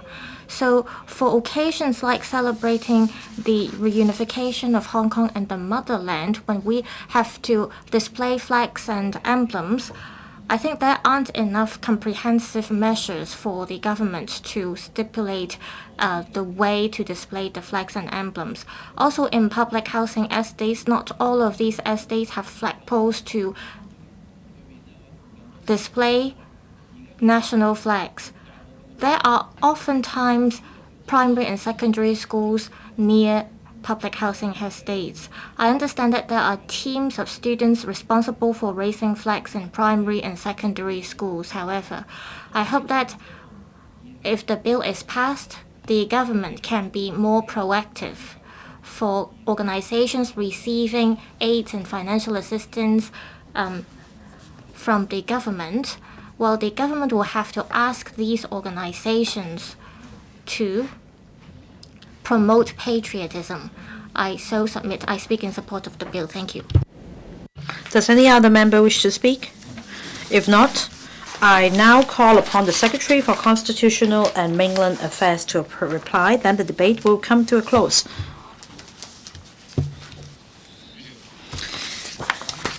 Mr. President, first of all, can I take this opportunity to thank the Chairman, Mr. Holden Chow, members of the Bills Committee on Regional Flag and Regional Emblem Amendment Bill 2023, the Legislative Council Secretariat, and the legal advisor for their tireless efforts in completing the scrutiny of the bill with efficiency, so that the bill is now before us for resumption of the second reading. I'd also like to thank members who have just spoken and put forward their invaluable views on the bill. On the July 1st Hong Kong SAR Establishment Day and October 1st National Day, we were delighted to see a sea of national and regional flags in every corner of the city. The public and various groups flew the national flag and the regional flag on their own initiative to express their support and love for the country and for the Hong Kong SAR. The regional flag and the regional emblem are the sign and symbol of the Hong Kong SAR. It is also an important means for the public to express their love and support for the country and for Hong Kong SAR. With the regional flag and the regional emblem being used by the public more often, there is all the more reason for us to ensure that these important symbol and sign are suitably protected to preserve the dignity. In 2021, the Legislative Council passed the amendments to the National Flag and National Emblem Ordinance, or NFNEO. This bill is drawn up for the purpose of aligning the Regional Flag and Regional Emblem Ordinance, or RFREO, with the former as far as practicable. The legislative principle of the bill is very clear. On the premise of giving due regard to the unique status of the regional flag and regional emblem and their actual use in the Hong Kong SAR, the bill aligns the RFREO with the NFNEO as far as practicable to improve the safeguard of and promoting the proper use of the regional flag and the regional emblem. Now, if I may explain the background for amendments to the NFNEO in 2021. In light of the new circumstances and issues in implementing the laws in our country, amendments were made to the national laws in Annex 3 of the Basic Law, that is the National Flag Law and the National Emblem Law, to enhance the regime of the symbol and sign of the country and better safeguard the image and dignity of the national flag and the national emblem. In response to the amendments to the national laws, the Hong Kong SAR government undertook the constitutional responsibility by deciding to amend the NFNEO upon close examination so as to suitably reflect the new provisions in the amended national laws. The intent of amending the RFREO is to align it with the amended NFNEO as far as possible, so as to maintain consistency across the two local legislation as well as the above national laws. Against this background and principle, the amendments in the bill follow closely the new or revised provisions in the NFNEO. There are three features of the amendment bill. Our objective is to place equal emphasis on education and punishment. The first aspect is to enhance the safeguard for the regional flag and regional emblem with a particular focus on combating public and intentional desecrating acts, whether they happen in real life or cyberspace.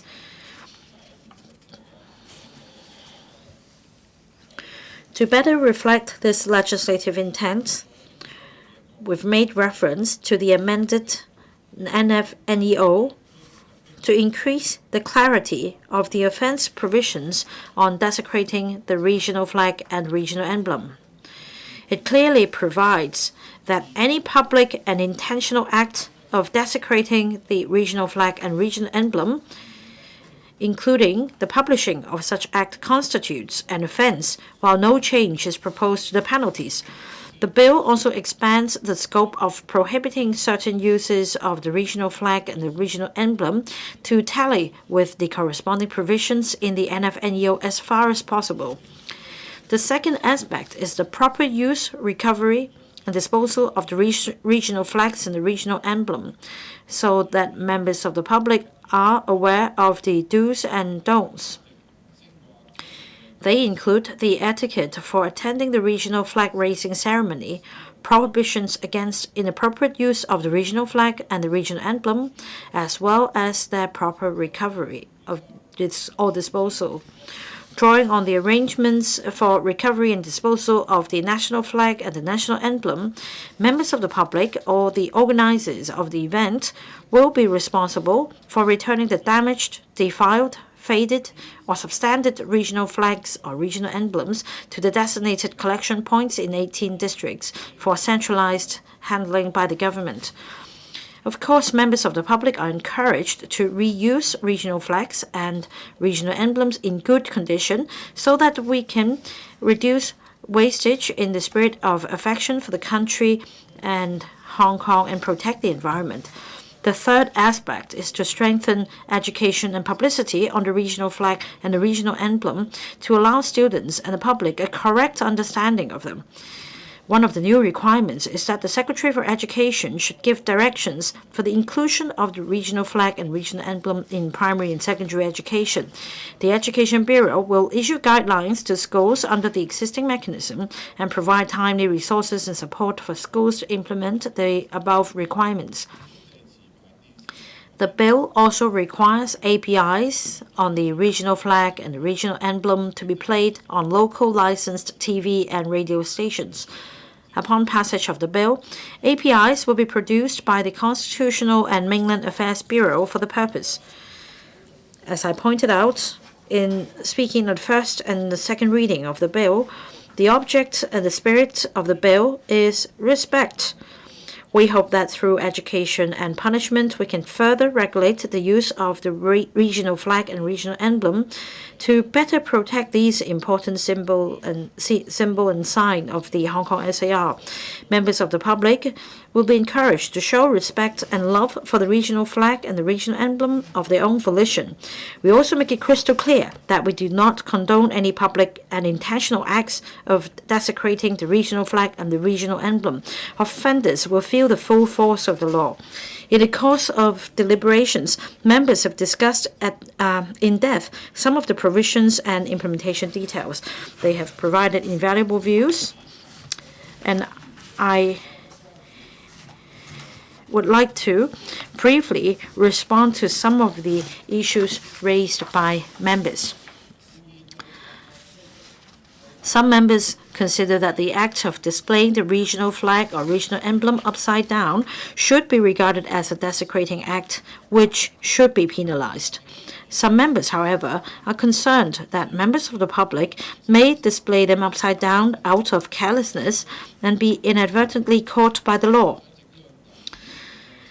Now, I want to illustrate through this example that Section 4 of the amended Regional Flag and Regional Emblem Ordinance is a provision on the proper use of the regional flag and regional emblem.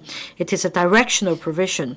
One should not be worried if they have no intention of desecrating the regional flag and the regional emblem.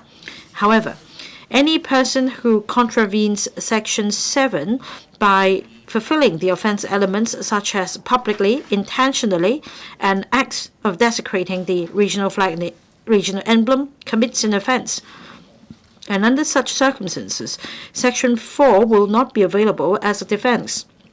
Therefore, any person who publicly and intentionally displays the regional flag and regional emblem upside down in an act of desecration will not escape the long arm of the law.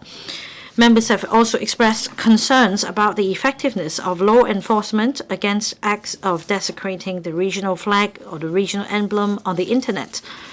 The police, as the law enforcement agency, carry out cyber patrols and enforcement operations from time to time, conduct targeted searches professionally on public online platforms for pertinent criminal information, gather evidence in accordance with the law, and proactively combat cybercrime. The police would investigate and collect evidence for each suspected offense and determine whether the act is unlawful on the basis of the actual circumstances and the evidence gathered. Just now, some members expressed concern on the proposed replacement of the word willfully by intentionally in the act of desecration set out in Section 7.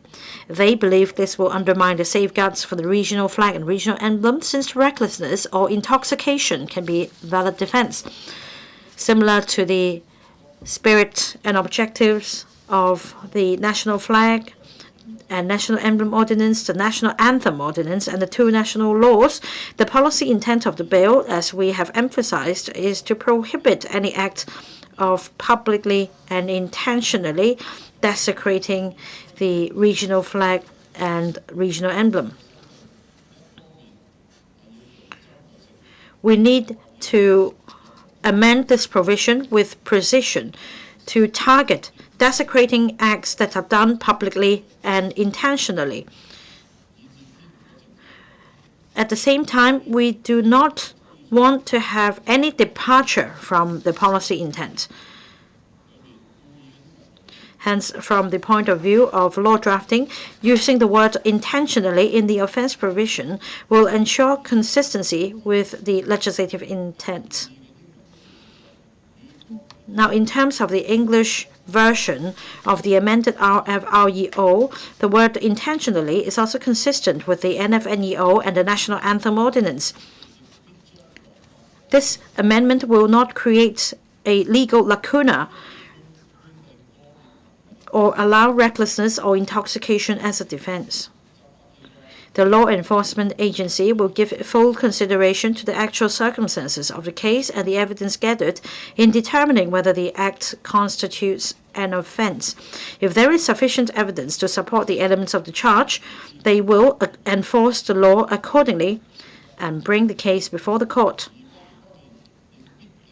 Likewise, the court will uphold fairness and impartiality in considering all circumstances and the evidence and drawing at a conclusion. Some members have inquired about the extraterritorial effects. As we always emphasize, the RFREO is consistent with the NFNEO and the two national laws. We must consider all of them along with the actual circumstances in Hong Kong. And having done so, we believe from the policy perspective, the provision in the amendment bill should remain status quo. However, if there are changes in the circumstances in the future, the government will be more than happy to take views from members, and we will take a pragmatic approach to review the legislation and make necessary amendments. Some members are concerned about publicity and public education. They have suggested that the government ramp up publicity through various channels. We fully agree with this view. We are preparing a variety of promotional campaigns, such as APIs, advertisements on social media platforms, so as to promote the symbolic significance of the regional flag and regional emblem and their proper use to the wider public.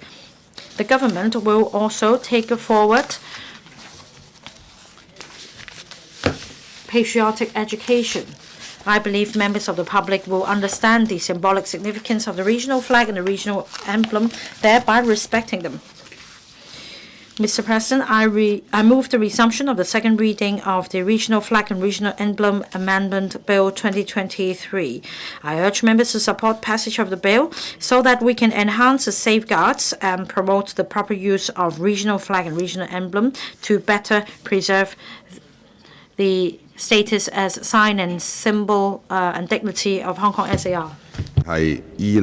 I now put the question to you that the Regional Flag and Regional Emblem Amendment Bill 2023 be read the second time. Will those in favor please raise their hands? Those against, please raise their hands. I think the question is agreed by a majority of the members present. I declare the motion passed. Regional Flag and Regional Emblem Amendment Bill 2023. This Council now becomes Committee of the Whole Council to consider the Regional Flag and Regional Emblem Amendment Bill 2023. I now propose the question to you that the following clauses stand part of the bill. Clauses 1 to 18. Does any member wish to speak? If not, we now proceed with the voting. I put the question to you that the clauses read out by the clerk stand part of the bill. Will those in favor please raise their hands? Those against, please raise their hands. I think the question is agreed by a majority of the members present. I declare the motion passed. All the proceedings on the Regional Flag and Regional Emblem Amendment Bill 2023 have been concluded in Committee of the Whole Council. Council now resumes. Secretary for Constitutional and Mainland Affairs. President, I now report to the Council that the Regional Flag and Regional Emblem Amendment Bill 2023 has been passed by Committee of the Whole Council without amendment. I move the motion that this Council adopts the report. I now propose the question to you that the Secretary's motion be passed. Will those in favor please raise their hands? Those against, please raise their hands. I think the question is agreed by a majority of the members present. I declare the motion passed. Third reading. Regional Flag and Regional Emblem Amendment Bill 2023. Secretary for Constitutional and Mainland Affairs. President, I move that the Regional Flag and Regional Emblem Amendment Bill 2023 be read the third time and do pass.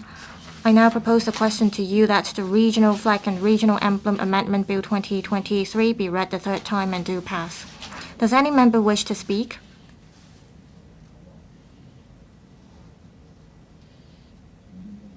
Mr. Chan Kim Po. Sorry, I pressed the button too quickly. I now put the question to you as stated. Will those in favor please raise their hands? Those against, please raise their hands. I think the question is agreed by a majority of the members present. I declare the motion passed. Regional Flag and Regional Emblem Amendment Bill 2023. Members' motions on the period for amending subsidiary legislation. 3 proposed resolutions under the Interpretation and General Clauses Ordinance to extend the period for amending subsidiary legislation. First motion, to extend the period for amending 2 notices relating to the implementation of municipal solid waste charging, which were laid on the table of this Council on the 18th of October 2023. I now call upon Mr. Stephen Ho to move the motion. President, I move that the motion as printed on the agenda be passed. I propose the question to you that Mr. Stephen Ho's motion be passed. Will those in favor please raise their hands? Those against, please raise their hands. I think the question is agreed by a majority of each of the 2 groups of members present. I declare the motion passed.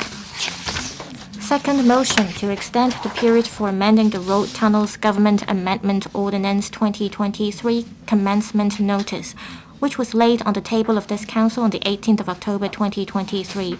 I now call upon Mr. Ben Chen to move the motion. President, I move that the motion as printed on the agenda be passed. I propose a question to you that Mr. Ben Chen's motion be passed. Will those in favor please raise their hands? Those against, please raise their hands. I think the question is agreed by a majority of each of the two groups of members present. I declare the motion passed. Third motion, to extend the period for amending the waste disposal specified requirements for designated bag and designated label amendment notice 2023, which was laid on the table of this council on the 25th of October 2023. I now call upon Mr. Stephen Ho to move the motion.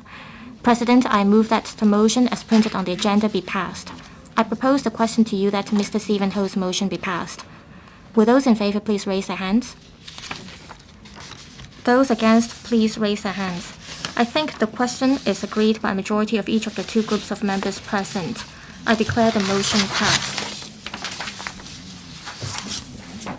Members' motion with no legislative effect. Mr. Perry Hughes will move a motion on promoting the in-depth integration of culture, sports, and tourism to revitalize the tourism industry. 6 members will move amendments to the motion. This council will proceed to a joint debate on the motion and amendments. Later, I'll first call upon Mr. Perry Yu to speak and move the motion. Then I'll call upon Dr. Johnny Ng, Mr. Michael Luke, Mr. Stephen Ho, Mr. Kenneth Fogg, Dr. Simon Lee, and Mr. Yim Kong to speak in sequence, but they may not move the amendments at this stage. The joint debate now begins. Members who wish to speak, please press the request to speak button. I now call upon Mr. Perry Yu to speak and move the motion. Mr. Perry Yu. President, I move that the motion as printed on the agenda be passed. The National 14th Five-Year Plan supports Hong Kong to develop itself into East meets West Center for International Cultural Exchange and International Aviation Center.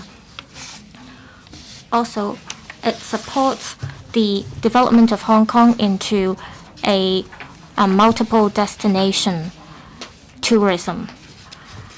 I believe the government should formulate the development blueprint for Hong Kong's tourism industry 2.0 to promote the in-depth integration of culture, sports, and tourism. We have to give full play to our advantages. We have to promote the benefits of promoting different industries. President, the current term government has set up the Culture, Sports and Tourism Bureau, which is an important step forward in promoting the integration of culture, sports and tourism. Apart from coordinating different bureaus, the government should also distribute resources in an effective manner to respond to tourists' new demands and to cope with the competitive environment externally. The Bureau have to catch up with its work. I hope the debate today can provide a platform for fellow members to speak about how we can make good use of the tourism resources in Hong Kong so that we can revive the tourism industry and promote economic growth in Hong Kong with the government. We have abundant resources in the tourism industry. We have the name of Eastern Hollywood. We also have very nice coastal lines and also good ecology and nature. We have the West Kowloon Cultural District, in which there are Amplus Museum and the Hong Kong Palace Museum, which are new landmarks in Hong Kong. There are different new cultural facilities being completed in Hong Kong. The Kai Tak Sports Park will also be completed soon, and we will be hosting, together with the other authorities, the National Games. That is the 15th National Games. We have to make good use of the resources.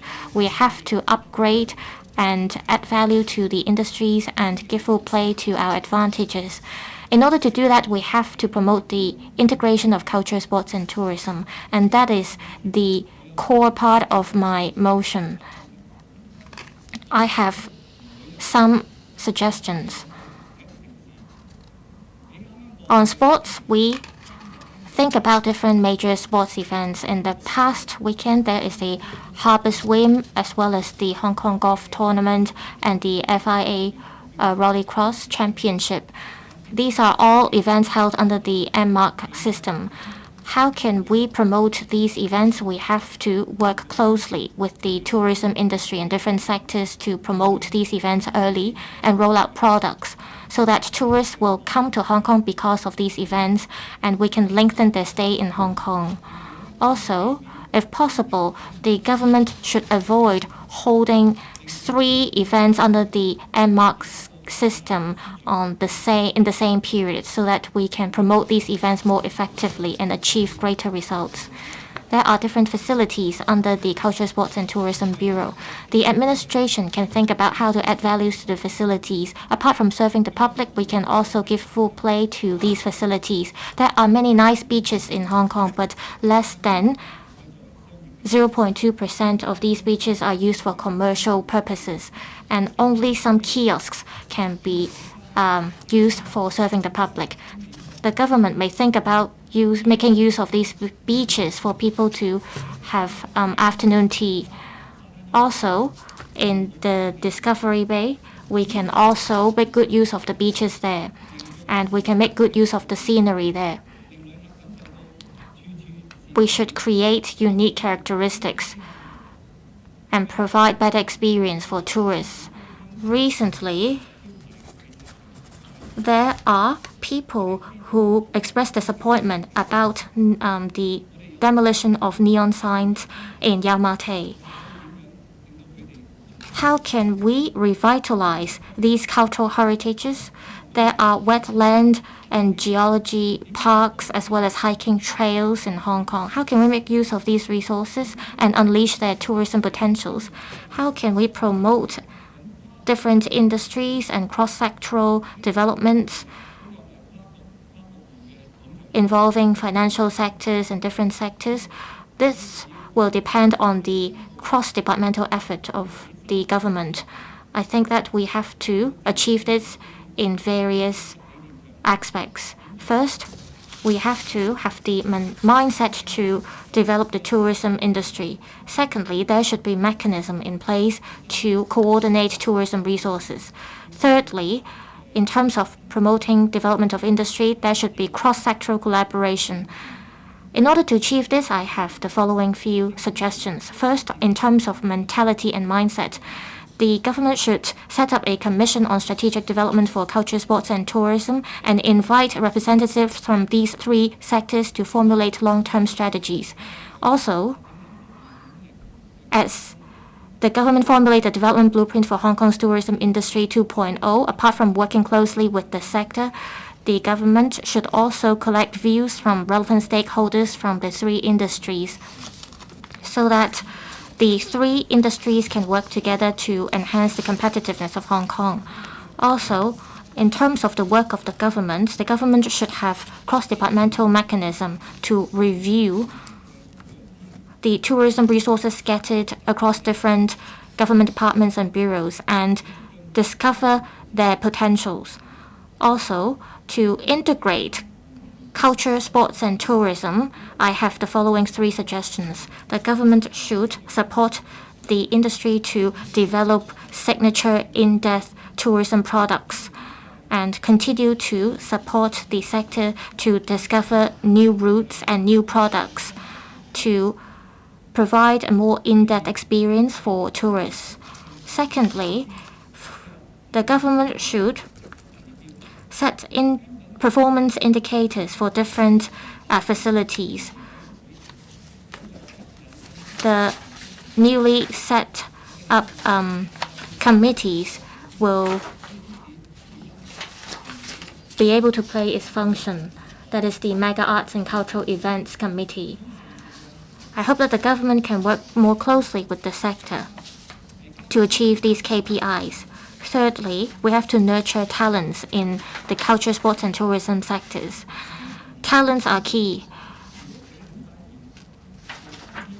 I always talk to Mr. Wong Campo. If he leads cycling tour, it will be very popular.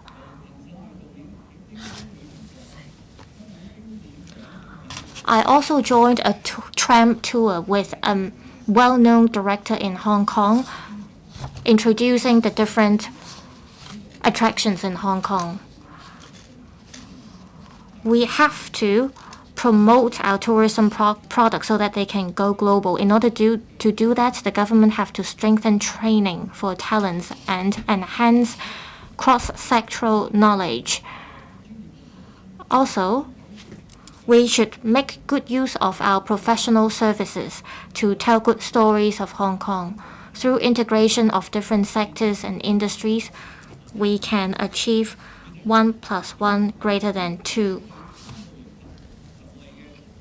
To promote the in-depth integration of culture, sports, and tourism, it will not only benefit members of this industry, it will also provide members of the public more options for entertainment. It will also give impetus to economic growth of Hong Kong. I hope we can all work hard together so that we can create and develop Hong Kong into a capital of events, and we can tell successful stories of Hong Kong's one country, two systems. I speak in support of the motion. Thank you. 予以通過。吳傑莊議員。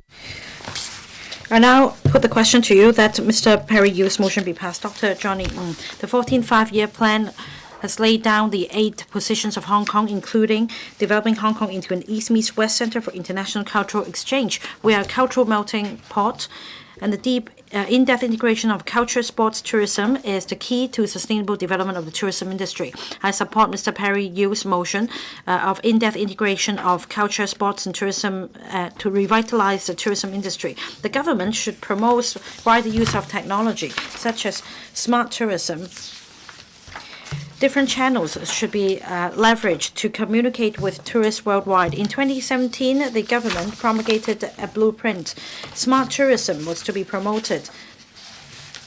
However, because of COVID-19, the blueprint was not very effective. The government should ramp up its effort by, say, leveraging on big data. Smart lampposts should be used. This can provide the data for the tourism industry to plan the itinerary for tourists. Now, we can also leverage on smart facilities to build a cross-boundary, cross-sectoral platform. Earlier, the City Time initiative was rolled out with the use of augmented reality. The physical world is combined with the virtual world, and with AR, you can then have a 360-degree view of the city. My suggestion is to introduce metaverse ambassadors of culture, sports, and tourism to promote Hong Kong. The government should also make better use of the internet, such as mobile app, so as to promote different events of arts, culture, and sports to attract tourists to come. Last weekend, the Guizhou Football League came to Hong Kong for a match with the Hong Kong team. The FIA World Rally Cross Championship race was held in Central. Close to 10,000 spectators attended the football game. And on online streaming platforms, 48 billion of views were recorded. 3 Asian directors were invited to produce a feature film about how Hong Kong can be attractive. Now, after viewing the different tourist attractions, I understand how the film showcases the various tourist attractions with unique characteristics in the community. And there is also a scene shot in a pub that showcases the nightscape of Hong Kong. This film will enter a film festival for viewing by international audience. I believe that there will be more eye-catching events for Hong Kong to showcase our soft power, and we can further promote tourism. The third point is that the country's tourism authority promulgated a development plan to promote a world-class Bay Area for tourists. Well, I think that we're heading in the right direction. We can also make reference to the GBA Outline Development Plan as well as the culture and tourism development plan for the Greater Bay Area to create synergy. Hong Kong is the Pearl of the Orient. Every year we record some 60 million arrivals. Tourism accounts for 4% of the GDP. It's also an important economic pillar. In this new era, the Pearl of the Orient, together with smart tourism, will help boost Hong Kong's status as a premium tourist destination. Mr. Michael Look. The tourism industry previously relied on tourist big spendings and short stops at tourist attractions. Nowadays, things have changed. We rely more on in-depth and immersive experience of tourists. Kai Tak Sports Park will be commissioned very soon. We will also co-host with the Greater Bay Area City the 15th National Games. This will attract the eyeballs of tourists around the world. We should grasp this opportunity. I support Mr. Perry Yu's original motion on promoting the in-depth integration of culture, sports, and tourism to revitalize the tourism industry. Now, in my amendment, I'm adding to his motion. That is, we should develop activities that help promote the excellence of traditional Chinese culture overseas, enhancing visitors' sense of participation through cultural and sports programs.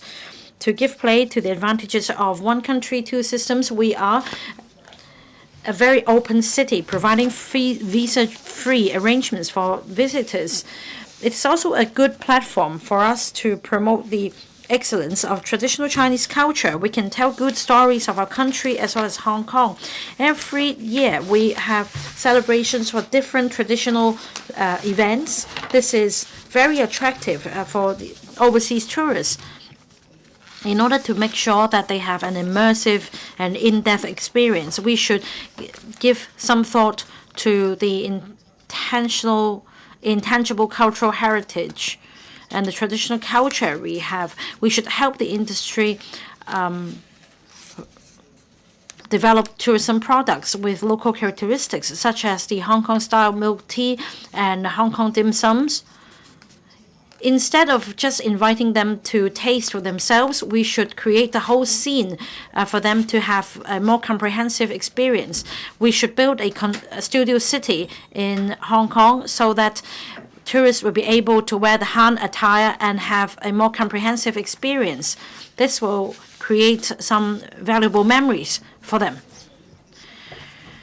Now, through the immersive and in-depth experience, we can help promote the tourism industry and our culture. Culture and sports is a magnet that can help attract tourists to come and watch these games. The harbor swim, as well as the World Rally Race, are some of the attractions.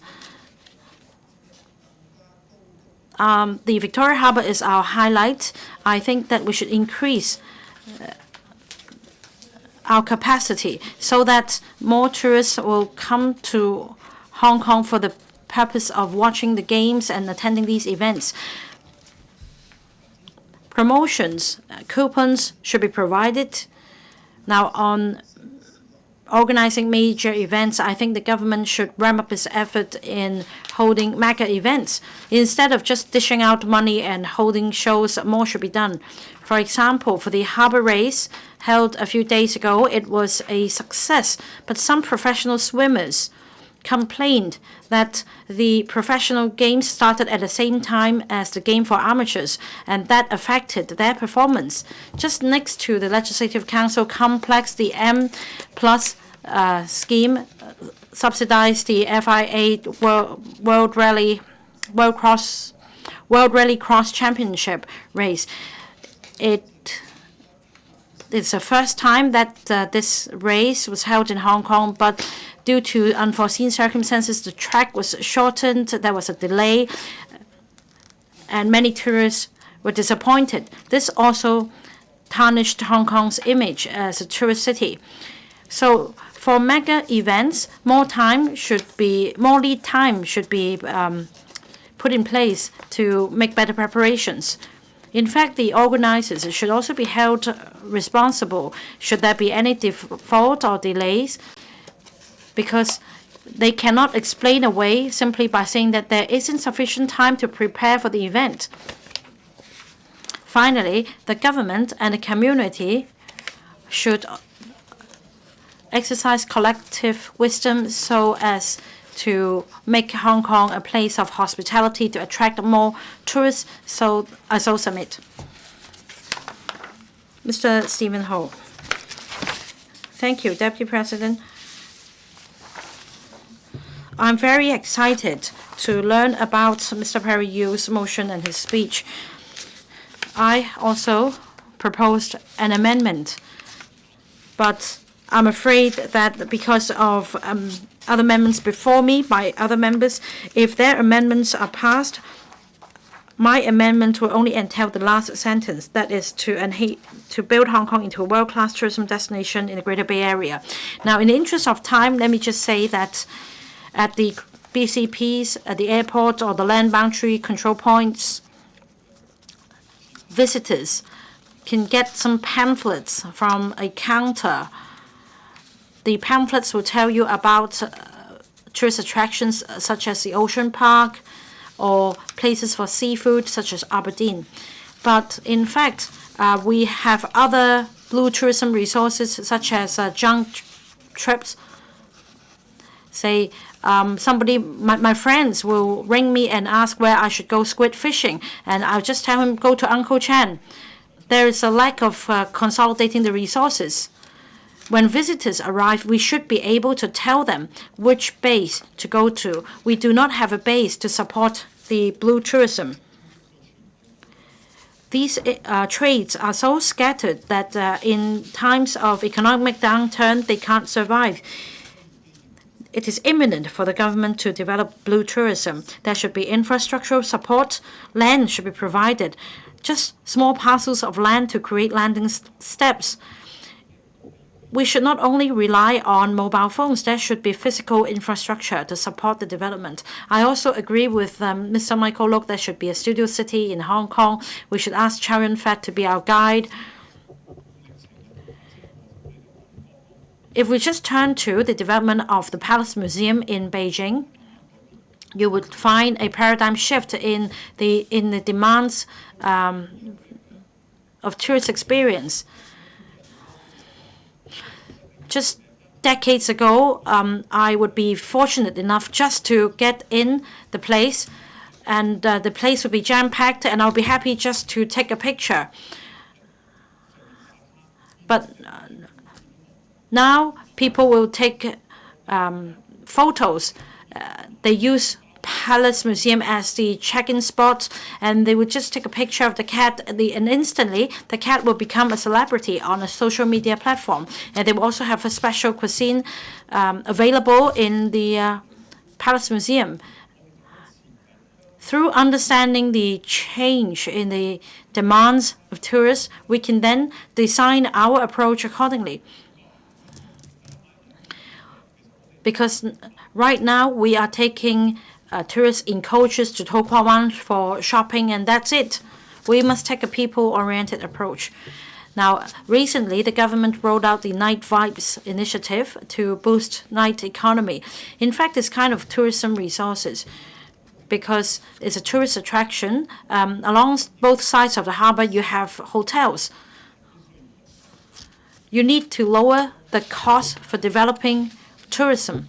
Mr. Perry, you just now talked about a concert at a beach. If you allow a private organizer to run such a concert at a beach, then just by selling beer, the private organizer may be required to pay rent. But if you take into account the other benefits that will be brought to our economy, then at least you can count visitor arrivals because of the event. Because, say, if you sell fish balls at the Night Vibes Bazaar, you receive complaints from retailers nearby. In order to resolve conflicts, you should ask retailers nearby to make a joint effort to promote Hong Kong. Let's say if you want to have fish balls, you can have a bowl for just $20, and if you like them, you can then go to that shop over there. It's run by Stephen Ho. Finally, we have the dragon boat race. We have the fisherman culture. Despite having this race, we do not have any space for the storage of the boats. Mr. Kenneth Falk. Deputy President, culture, tourism, and sports development have to do with national development. This is not just meeting the demands for tourists, but it's going to bring about economic growth for our country and for the city. Also, it's going to create cohesion so that we can all work towards the same target. Being the East meets West Center, Hong Kong has the responsibility to promote culture, sports, and tourism. In order to achieve this, we have to leverage on market forces, and we have to be innovative to enhance the attractiveness of our sectors, and we should shape tourism with cultural activities and promote culture through tourism to display the beauty of Chinese culture to people in Hong Kong and outside Hong Kong. In his policy address, the chief executive mentioned that he is going to create Hong Kong into a new agency. We can see that it is the government's target to promote tourism industry. If we look at the funding schemes available now, well, most of these schemes run in the way that the government provides financial assistance to the industry. I understand that a lot of the funding schemes have been relaxed, but a lot of the schemes are only open to NGOs. Well, NGOs are great, but in terms of integrating tourism industries or promoting tourism industries, NGOs may not be familiar with this. In order to integrate the different sectors, I think we have to enhance the funding scheme, and we have to leverage on market forces, and we have to be result-oriented. I'm going to give you a couple examples. Well, there is a scheme to revitalize cultural heritage. It has been rolled out for some 15 years now. I understand that we have to take a balance between different factors in terms of economic benefits and preservation. I have written an article about this. A lot of the community groups and organizations are tight on budget and resources. If there are too many restrictions imposed on them, or they cannot ensure commercial operation, well, not to mention promoting the tourism industry, it would be even hard for them to continue to operate. And there is another scheme promoting the development of art and cultural sectors. Again, there are a lot of restrictions to this scheme, and this is not helping the long-term development of these NGOs and the industries. Well, there is a cultural heritage scheme rolled out by the government last year, and there is a direct linkage between the cultural heritage and the subsidies provided, and this encourages the integration of cultural heritage and tourism, and there are new tourism routes rolled out by travel agencies. And there are a total of 1 million tourists from tour groups and different tours because of this scheme. So it shows that it has yielded results. The government is devoting a lot of resources to tourism industry every year. Well, we've been talking about how to use public funds more effectively. We have to promote sustainable development of the relevant sectors. I think the government should review the different schemes available now. As mentioned in my amendment, we have to encourage the collaboration of different commercial organizations and incorporate tourism elements into the activities to achieve breakthroughs. Well, if we can achieve that, then we can develop ourselves into a paradise of culture, sports, and tourism, and we can be converted into a multi-destination tourism city. President, I so submit. I speak in support of the motion, and I hope members will support my amendment as well.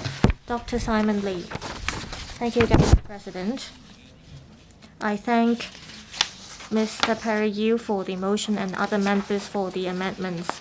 Tourism products is a key part of tourism industry, and it helps expand the tourism industry and stimulate consumption and spending and bring about economic growth. In recent years, all over the world, countries are placing more importance to tourism products, and the quality of these tourism products have enhanced. However, we are seeing challenges in terms of promoting tourism products. We are lacking the relevant policies, relevant market forces, as well as talents, etc. In order to better support the development of signature tourism products, I have the following recommendations. First, we have to discover local culture and traditional Chinese culture or relevant cultural products, and we have to offer more support to promoting these products. Secondly, we have to have more exchanges to support design, creation, and manufacture of different products, and we have to give more resources to this. Thirdly, we have to promote museums, for instance, and these museums will have to collaborate with the sectors to roll out more products, to open up a wider variety of products. They can be about the landscape of Hong Kong, the cultural or the traditional agricultural villages in Hong Kong. Fourth, we have to nurture or cultivate brands or design brands, and we have to support these brands to roll out characteristic products. Fifth, through consumption survey, we can promote business development in tourist attraction sites or leisure and recreation areas. We can set up stores to sell products of different brands, and we can set up platforms to promote online sales of these products, to promote e-commerce as well. Sixth, through taxation or tax concession, we should offer more support to the relevant sectors. Seventh, we have to protect intellectual property. Eighth, we should roll out training to nurture talents of relevant sectors and support research and development of relevant products and capacities of promoting these products. We should open up courses to nurture talents in the tourism industries. We have to display the results that we have achieved. Creative and cultural products is an extension of the tourism industry, and it is also helping to promote Hong Kong's icon, and it will help tell good stories of Hong Kong. So we should not look at it as a single or individual product in the market. We need the support of more industries in order to promote tourism in Hong Kong. I hope members will support my amendment. Thank you. Mr. Yim Kong, Deputy President, I thank Mr. Perry Yu for the motion. Tourism industry is a pillar industry in Hong Kong. As we see recovery of our economy, tourism industry plays a key role. Hong Kong has East meets West background, and it is also an international metropolis. All these contribute to the development of tourism in Hong Kong. However, currently we're facing multiple challenges in developing our tourism. While Hong Kong has resumed normal travel with the rest of the world for some half a year now, but we are seeing a drop of 30% of tourists compared to pre-pandemic period. The government has rolled out various measures to tackle the problem. However, we are yet to see real results from these measures. We are seeing sluggish economic environment, and we are seeing less spending from tourists. We have to be innovative in order to revive our tourism industry. We have to deepen integration of culture, sports, and tourism, and we have to attract more large-scale events to be held in Hong Kong. This will be able to enhance competitiveness of our tourism industry so that tourists can feel or experience the appeal of Hong Kong. In order to promote in-depth integration of culture, sports, and tourism, the government should set up Commission on Strategic Development for Culture, Sports, and Tourism, or Smart Tourism. There should be a higher level coordinating agency to formulate strategies, and there should be strengthened coordination effort within the Bureau and across different government departments and Bureau. This way, we will be able to make use of our natural landscape and culture, as well as the events held in Hong Kong, etc. Then we'll be able to create an ecosystem for our tourism. We have to give full play to our advantages. We are an international financial sector. We have capital. We should integrate culture, sports, and tourism. And through high-quality integration, we'll be able to promote high-value development. Take Disney as an example.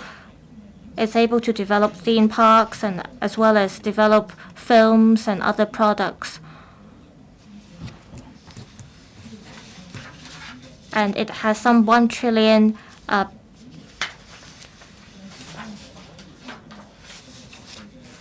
turnover. So we should also learn from the Broadway in New York and Moulin Rouge, and we should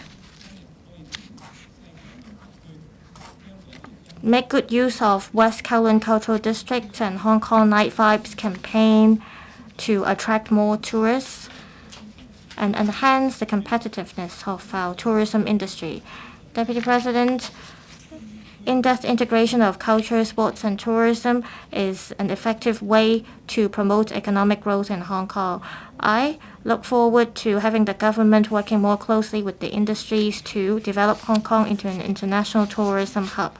I speak in support of Mr. Yu's motion. I hope members will support my amendments as well. Thank you. Mr. Chan Tin Paul. Thank you.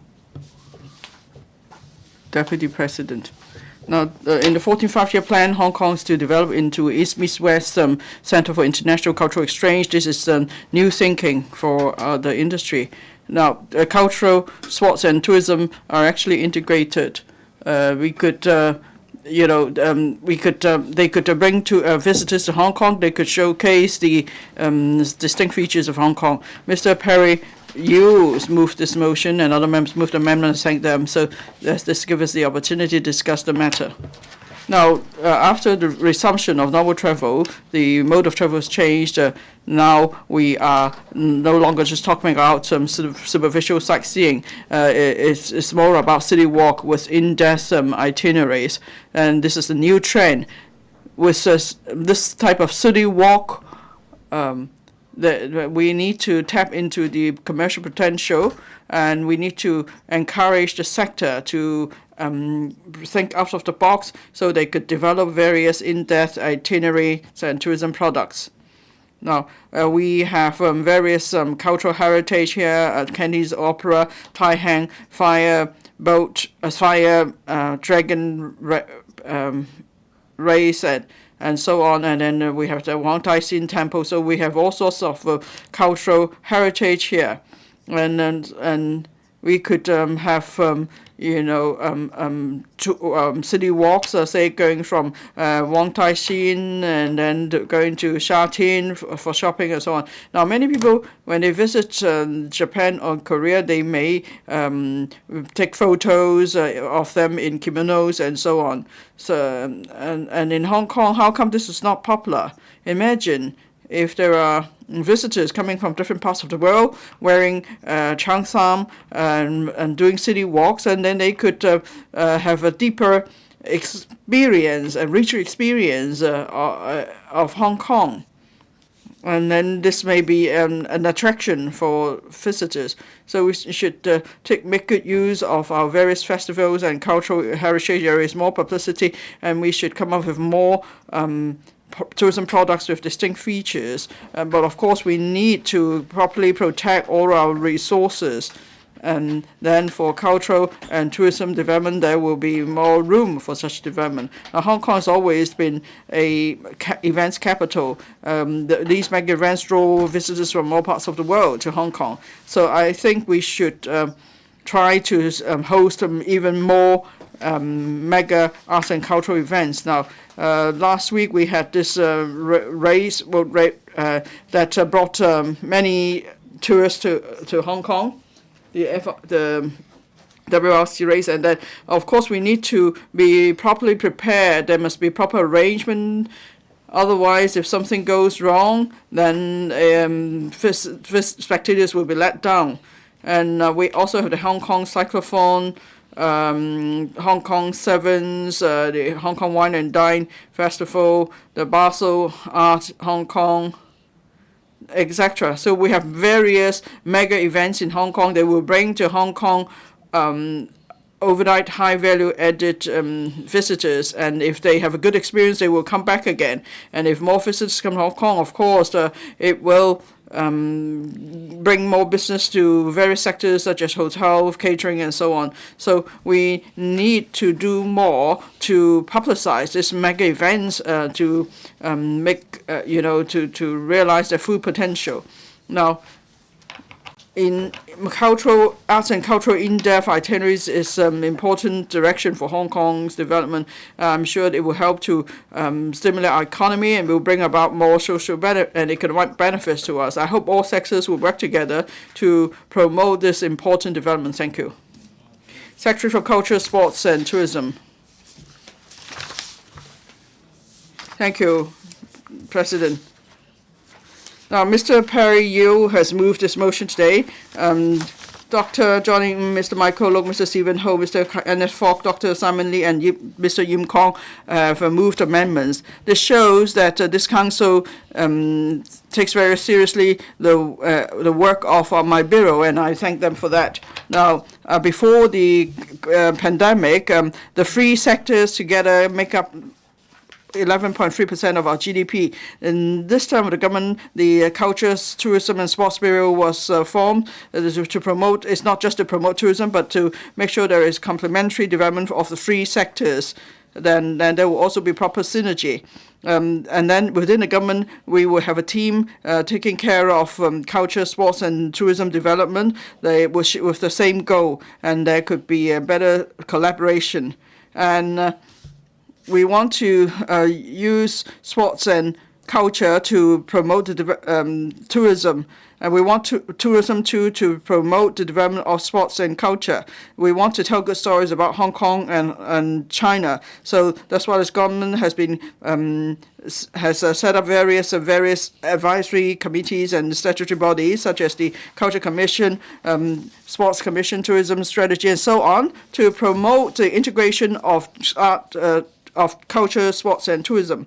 Now, if we want to do a good job, we can't just consider just one angle of a particular sector. We need to change our mindset. We need to realize the need for synergy of the three sectors. Now, Since the resumption of normal travel, we have been picking up speed in tourism recovery. And in the past 6 months, visitor numbers have increased. For example, in October, every day there's on average more than 110,000 visitors. That's 62% of the level in 2017 and 2018. The pace of recovery is similar to that for neighboring countries. And then during the National Day Golden Week, on average, there were 140,000 visitors from the mainland. That's 10% more than that for the Labor Day Golden Week, and it's about 70% of the level in 2017 and 18 before the COVID. So, and also with the integration of sports, culture, and tourism, we're seeing a stronger momentum for the recovery of the tourism sector. Now, the 14th Five-Year Plan supports Hong Kong's development into an East-West Center for international cultural exchange. The Cultural Tourism Development Plan for the Guangdong, Hong Kong, Macau Greater Bay Area also supports tourism development in Hong Kong. And then there's the theme of shaping tourism with cultural activities, promoting culture, food tourism. In 2017, the development blueprint for Hong Kong's tourism industry was promulgated. It actually follows the themes of the national documents. And then Hong Kong, Guangdong and Macau are to host the 15 national games together. That will be good collaboration among the three places and exchanges at various levels. With the integration of sports, culture and tourism that will help to showcase the country's soft power. The development blueprint for Hong Kong's tourism industry also proposes developing tourism products with Hong Kong characters and international characters, such as cultural, heritage, green, and creative tourism. We should also strengthen our position as a MICE destination. And then could also be a regional cruise hub and so on. So now during the pandemic, we kept enhancing our tourism resources. We launched the Sai Kung Hoi Arts Festival, the Design District Hong Kong scheme and so on. There's also enhancement of hiking trails. They are all very popular among visitors. We also launched the Cultural and Heritage Sites Local Tour Incentive Scheme. The Mega Arts and Cultural Events Fund sponsored the Art Basel Hong Kong 2023. The LCSD organized the Pop Culture Festival. There are also various other major international exhibitions. So these are also very appealing tourism products. The Hong Kong Tourism Board staged the Hong Kong International Dragon Boat Races in June, and in October we had the Hong Kong Cyclothon. And for the first time after 4 years, the UCI Class 1.1 road race was staged again. That's brought visitors and spectators from around the world, including the mainland. So now through integration of the sports, culture and tourism sector, we could further promote the development of these sectors, and then we could host mega sports and cultural events in Hong Kong and bring a rich experience to visitors. This could also showcase Hong Kong and tell good stories.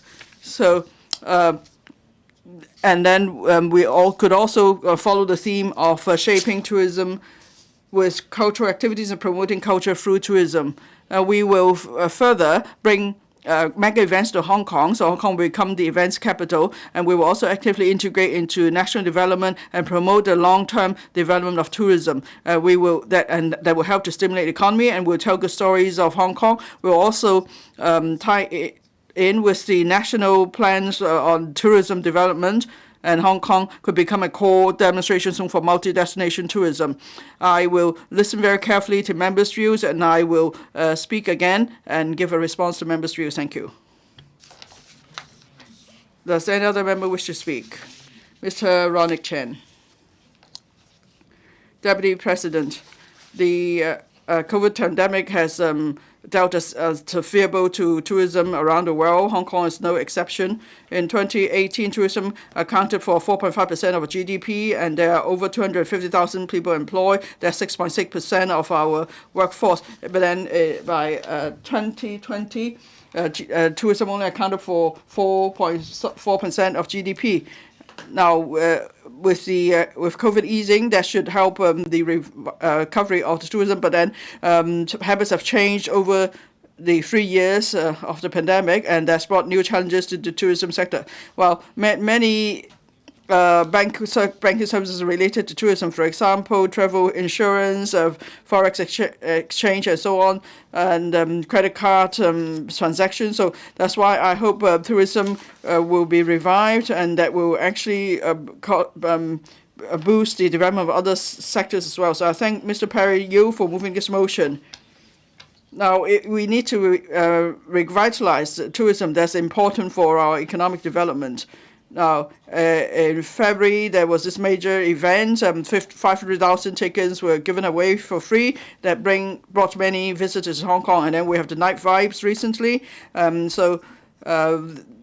These become regular tourist spots that this brings new experience to tourists. And then there was a fireworks display on National Day. Over 400,000 people watched that. And then the Hong Kong Wine and Dine Festival also brought some 140,000 visitors. So that shows that culture and tourism could be integrated. So we need to keep coming up with new ideas of mega events to keep up this trend. Now, the new policy address also proposes the need to develop tourism products with special features and characters. And so instead of the culture, and then we're going to have this characteristic local tourism incentive scheme derived from the cultural and heritage sites local tour incentive scheme.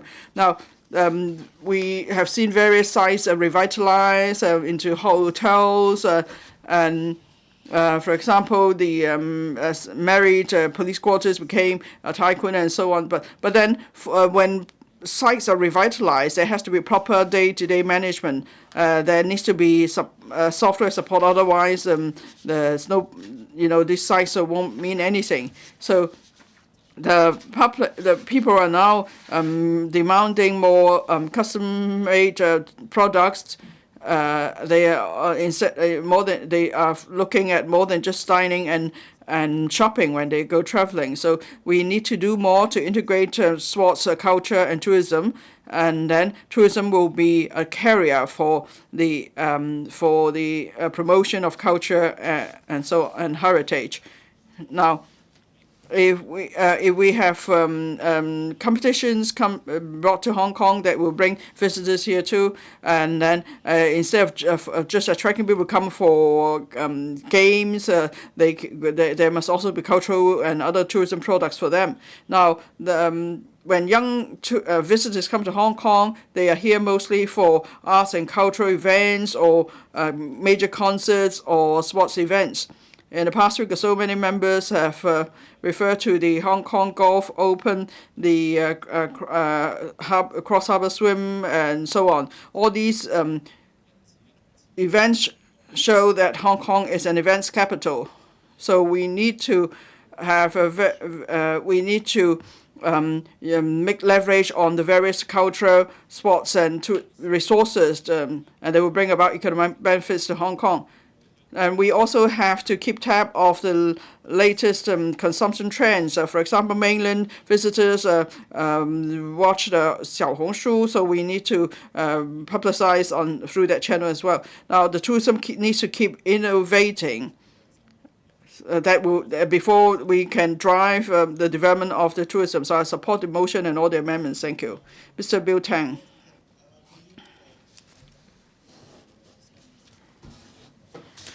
Now, on this title, that is in-depth integration of culture, sports, and tourism to revitalize the tourism industry, I think it was end of September, or rather end of August, early September.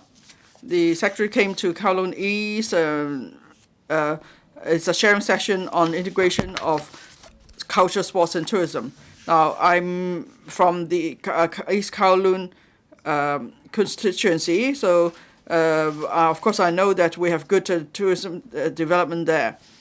The East Kowloon Cultural Center will be commissioned next year. It's a cultural center, so that means it's high-end performance venue. It's an integrated arts performing venue. And with sports, there is a high-tech sports park also in Kowloon East. So in Kowloon East, we will have 2 major venues for sports and culture. But that's not all. We have a wonderful harborfront promenade. If you start from Kai Tak Cruise Terminal, it's a U-shaped promenade that will take people to Lei Yu Moon. But the thing is, the government and private developers must work faster to link up the entire promenade, which is about 9 to 10 kilometers. And it's also a promenade with cycling tracks. I'm sure that will bring about various tourism spots. And then there's another area of interest, Yau Tong Wan. Yau Tong Wan could most certainly become the newest international yacht club in Hong Kong. Now, there's this U-shaped shoreline in Yau Tong Wan, of course, because of reclamation. But then there are no good uses now there. Now, we've seen severe typhoons in Hong Kong. We see that Yau Tong Wan's not been much affected. So all we need is to build an embankment, and then we can link up Yau Tong Wan and the harborfront promenade I just mentioned, and then that will become one tourism economic belt.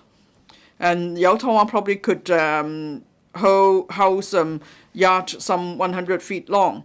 Why do we pick Yau Tong Wan? Because it's close to the beautiful East Coast, which is Sai Kung. So in Kowloon East, we have we do have immense potential for tourism development. And then we're going to have this environmentally friendly transit system. We don't know what it's going to call yet. In the past, we referred it to the Kai Tak monorail system. And if we're going to embark on this system again, then maybe we can bring the latest technology to Hong Kong, and it will become another tourist attraction. That is, we have this environmental friendly rapid transit system for residents, but it will become a tourist attraction that people will just go there to take a ride on the system. For example, the mainland, they have in Chengdu, they have some sort of a cable car system that will take people from the town center to ancient town, or they have other types of transit systems as well. So for the entire harborfront promenade, we can link it up, and then the Kai Tak transit system could also be integrated, and we add other tourism elements. Then you can imagine Kowloon East or Kai Tak will have good tourism resources and will be ready for the 2025 15th National Games. We need to make sure we stage a good game. And what does that mean? That is, after the competition, people will see, oh, East Kowloon is such a nice place. We have the Kwun Tong Promenade. FTU has suggested a standing night market there. So we can take advantage of national games, and people from the country, from all across the country, will come to see the charm of Kowloon East. Thank you. Mr. Duncan Chiu, Deputy President, I thank Mr. Perry Yu for moving this motion on promoting the in-depth integration of culture, sports and tourism to revitalize the tourism industry. In order to achieve comprehensive planning for the development of the tourism industry, we need to plan properly to bring locomotive to economic development.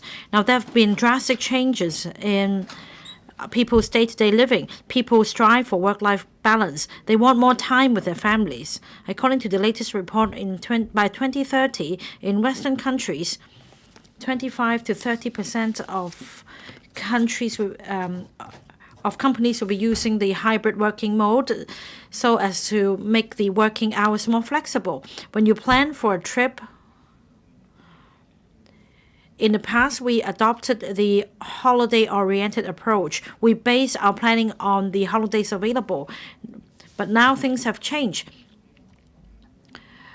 It's event-oriented. We plan our itinerary based on where events such as concerts and ball games will be held. With changes in the traveling pattern, I think it's food for thought for Hong Kong to consider how our tourism industry should adapt to the changes so that we can also go along this event-oriented approach in planning for tourist attractions. Now, one major event is not enough. Very often, there would be synergy across different places nearby for a number of major events to be held. That means we need to regroup our tourism products so as to showcase the diversity of our city and our local characteristics. In September, I led a delegation from the tourism industry to Singapore. We attended a major I&T event, but before and after this event, Singapore brought together a number of major events related to our industry, such as a financial summit and the F1 race. In 2 to 3 weeks, when the events took place, there was an influx of tourists. That's because they bunched the events together. That was in the past, these events would take place in just 2 or 3 days. The hotel rates were exorbitant. Now they have made a change. They span the events across 2 to 3 weeks so that tourists would have more time to stay in the country and make spendings. That's like Mr. Perry Yu said, we need to plan more itineraries and tourist activities. We have some really eye-catching international events. For example, we had the Art Basel and other art activities in March and April, with the participation of exhibition organizers and art galleries, as well as the M+ and Palace Museum. The arts and cultural sector from around the world would come to Hong Kong and attend these events on a regular basis. As well, other events such as Hong Kong Sevens, the I&T Expo, and other events that took place, say, over this weekend, they seemed more fragmented. We need some grouping here to make sure that tourists won't be coming to Hong Kong just for a single event. Their itineraries should cover a variety of events so that we can promote our brand as the event capital of Asia. In fact, on a quarterly basis, we should organize different thematic events. Say in spring and in summer, we can have arts and cultural activities, then in autumn, sports, etc. Each theme can accommodate different major events.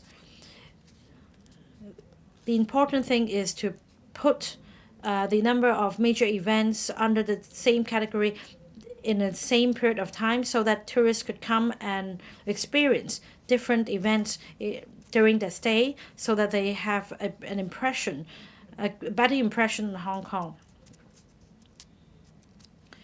That can boost arrival figures as well as spending.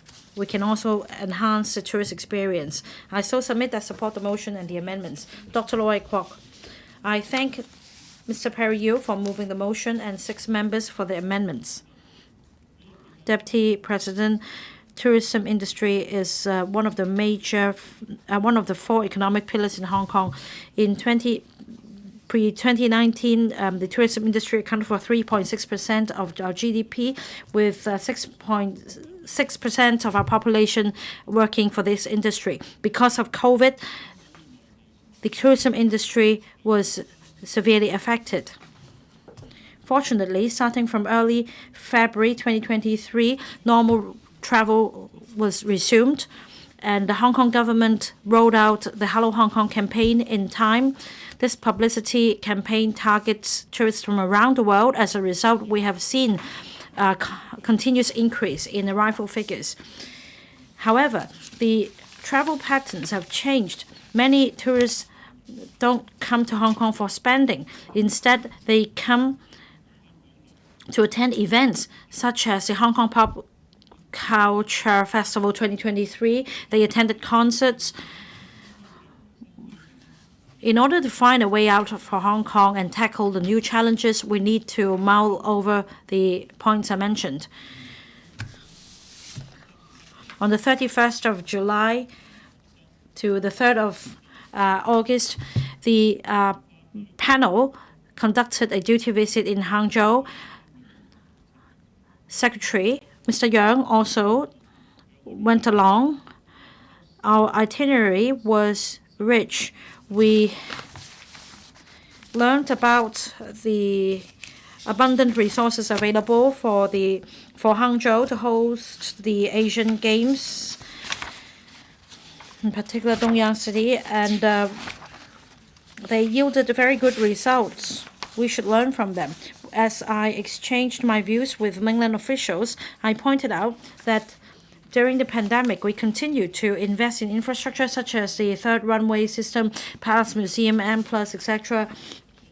And all of these helped the revival of the tourism industry. In the current term of government, the Culture, Sports and Tourism Bureau was established. In the 2023 policy address, the chief executive spoke at length about revitalizing the tourism industry.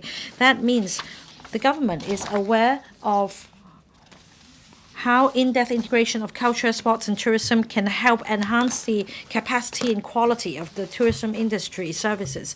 I think a high-level steer is required to promote collaboration across sectors so as to develop multi-destination tourism in collaboration with other GBA cities. The government should enhance overall planning. In 2017, the government promulgated the blueprint for the development of the tourism industry. A 5-year plan was put in place, setting out the short, medium to long-term measures to support the development of the tourism industry. According to the chief executive in the policy address, the development blueprint for Hong Kong Tourism Industry 2.0 will be promulgated to further support tourism development. A blueprint for arts and culture and creative industries development will also be published this year. Robin's Nest, Yan Chao Tong, etc., will be developed into an ecotourism cycle with blue and green tourism elements.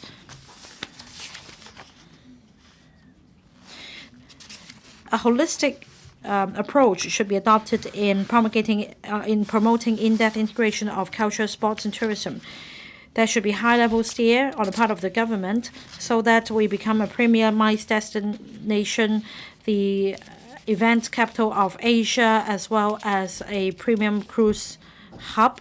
And that involves the effort of different organizations and departments. The Hong Kong DDC, as well as different tourism boards and other organizations across sectoral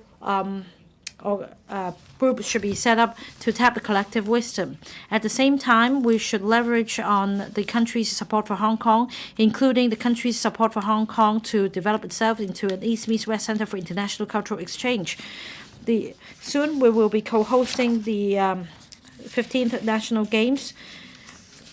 We should do our best to create synergy and work in collaboration with our counterparts in the Greater Bay Area to develop multi-destination tourism. I so submit. Dr. Chow Meng Kwong, Deputy President, the tourism industry is one of the 4 major economic pillars in Hong Kong. It also drives the development of other sectors such as transport, retail, so on and so forth. In 2018-2019, pre-pandemic, tourism accounts for 4.5% of our GDP. It also creates about 260,000 jobs for Hong Kong. Many of these jobs are for grassroots. Now, for total spending, it reached $260 billion.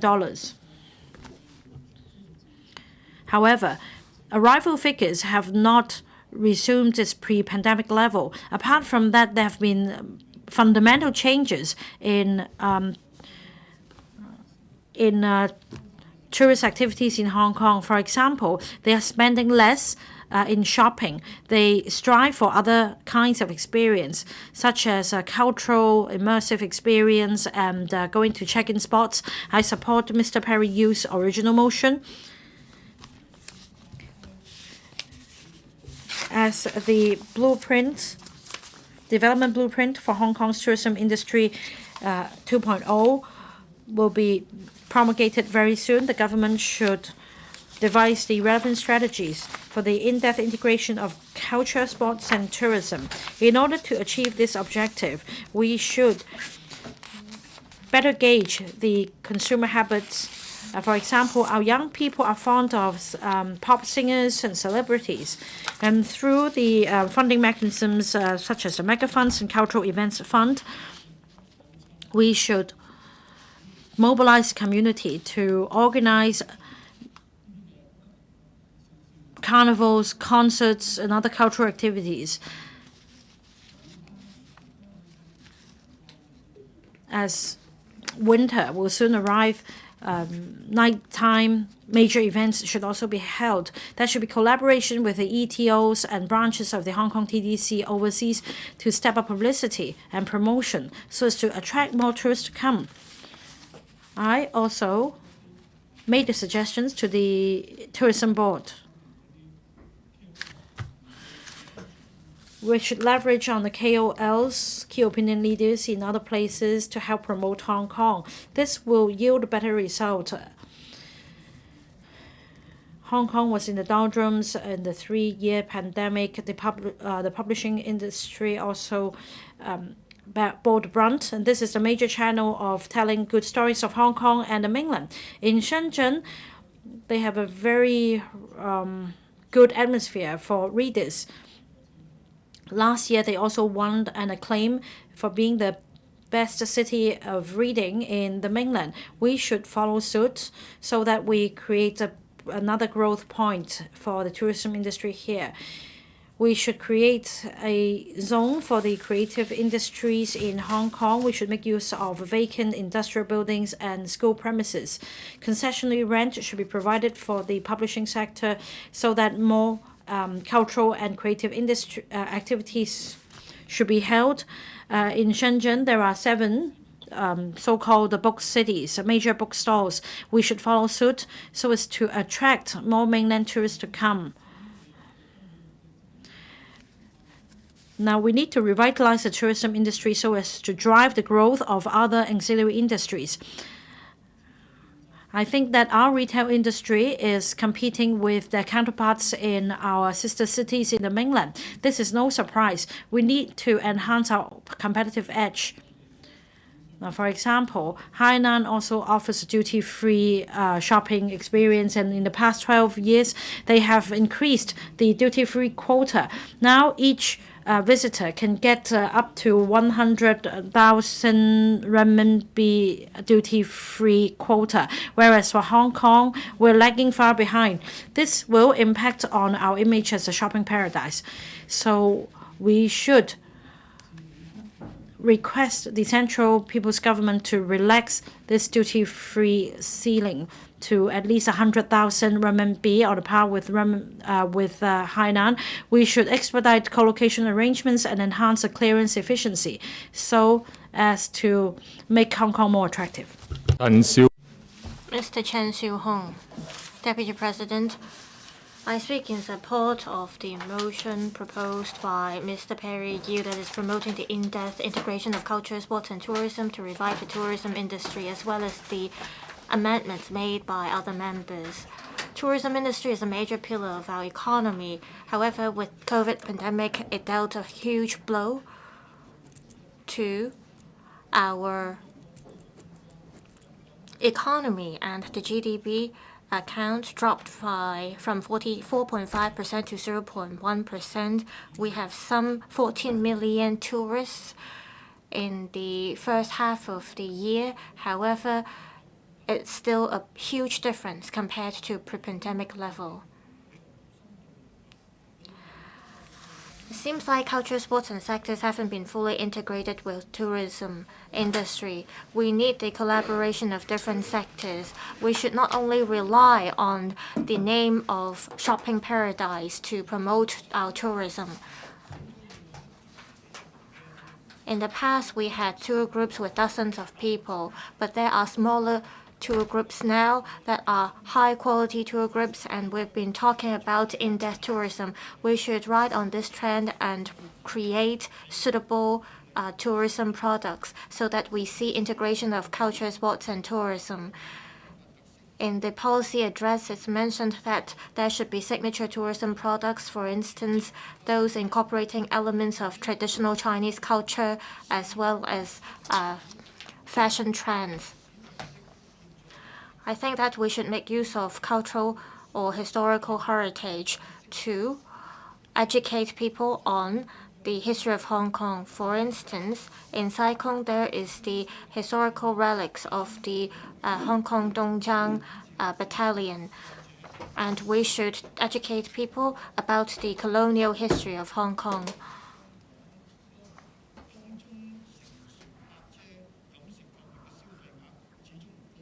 As people take part in in-depth tours, they may not spend a lot of money in Hong Kong. In the past, we had many mainland tourists spending money in Hong Kong. How can we stimulate consumption and spending of tourists now? We should roll out more immersive activities so that we can present a new experience to tourists. In October, in Central Harbourfront, there is an international event called Wine and Dine Festival. It involves wine and dine operators around the world, and it attracted a lot of people. Also, every year we see a lot of cultural and sports major events in Hong Kong. For instance, the Hong Kong Rugby Sevens, as well as the Asian Film Festival. We can learn from the Cannes Film Festival and integrate film industry and tourism industry to lengthen stay of tourists in Hong Kong. Also, I encourage groups and organizations to incorporate elements of tourism as they roll out their events and activities. Deputy President, films is not just an entertainment for people. They can display the appeal and showcase the characters of a place. A scene or a line in a film may be enough to attract people to go to a particular place. For instance, a TV drama in South Korea successfully attracted people to visit the place showcased in the TV drama. This year, in the Pop Culture Festival in Hong Kong, there were also showcase of scenes in classic films of Hong Kong. If we can further promote these films, we'll be able to attract more tourists. Recently, Hong Kong Tourism Board attracted directors to produce microfilms, and the microfilm was shot in M+ Museum and other tourist attraction sites to promote Hong Kong tourism. The microfilm will be broadcast on streaming platforms as well as in Southeast Asian countries. In the policy address, it is mentioned that the tourism strategy group will the strategy committee will replace the current tourism strategy group. I hope that the government will roll out more in-depth measures to develop the tourism industry in Hong Kong. I so submit. Thank you. Reverend Peter Kuhn, President. In recent years, immersive tourism has become a major trend of tourism industry development around the world. Tourists are more keen on experiencing local characters of different places, and they want to discover authentic cultures. Hong Kong has an East meets West cultural background.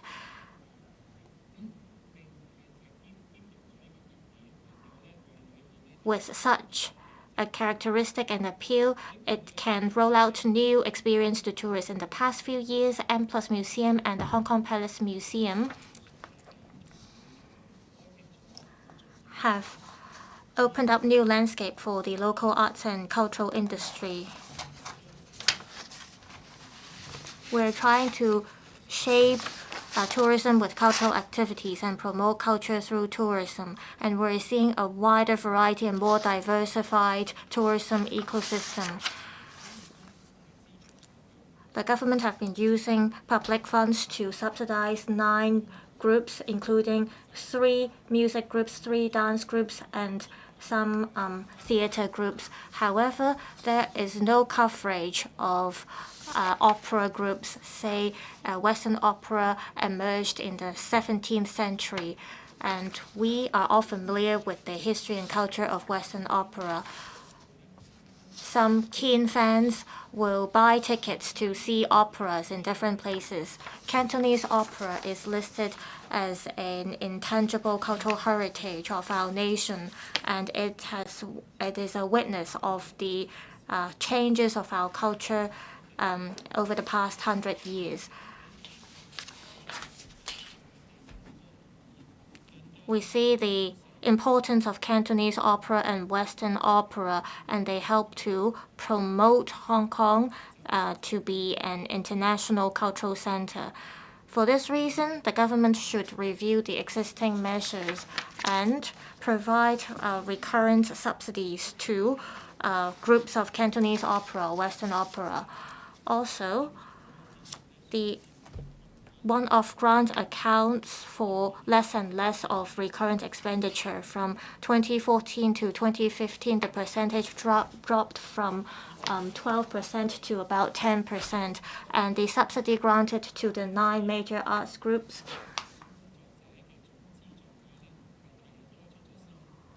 is 3 times higher than the subsidy to small and medium-sized groups or individuals, showing that small art groups or cultural groups are not getting enough subsidies. I think the government should, in accordance with the number of groups available and their sizes, provide more financial assistance. On the other hand, new emerging groups, they rely on short-term grants to operate.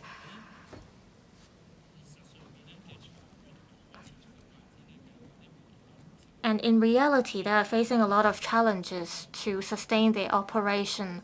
This shows that the government hasn't been able to effectively help these arts and cultural groups to enhance their quality and coordinating efforts. Also, between groups, there is a lack of collaboration mechanism.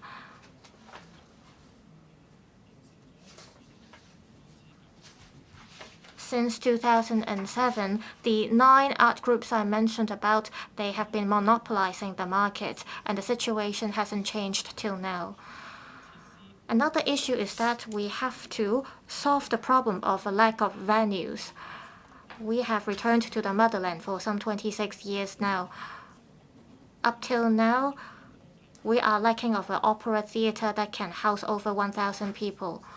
We have the cultural center, but since 1989, it has failed to compare with other major cultural facilities in the world or the ones in the Greater Bay Area. So we have to catch up. President, if we are to implement the target or achieve the target of developing ourselves into the East-West Center for International Cultural Exchange under the National 14th Five-Year Plan, we have a long way to go. I so submit.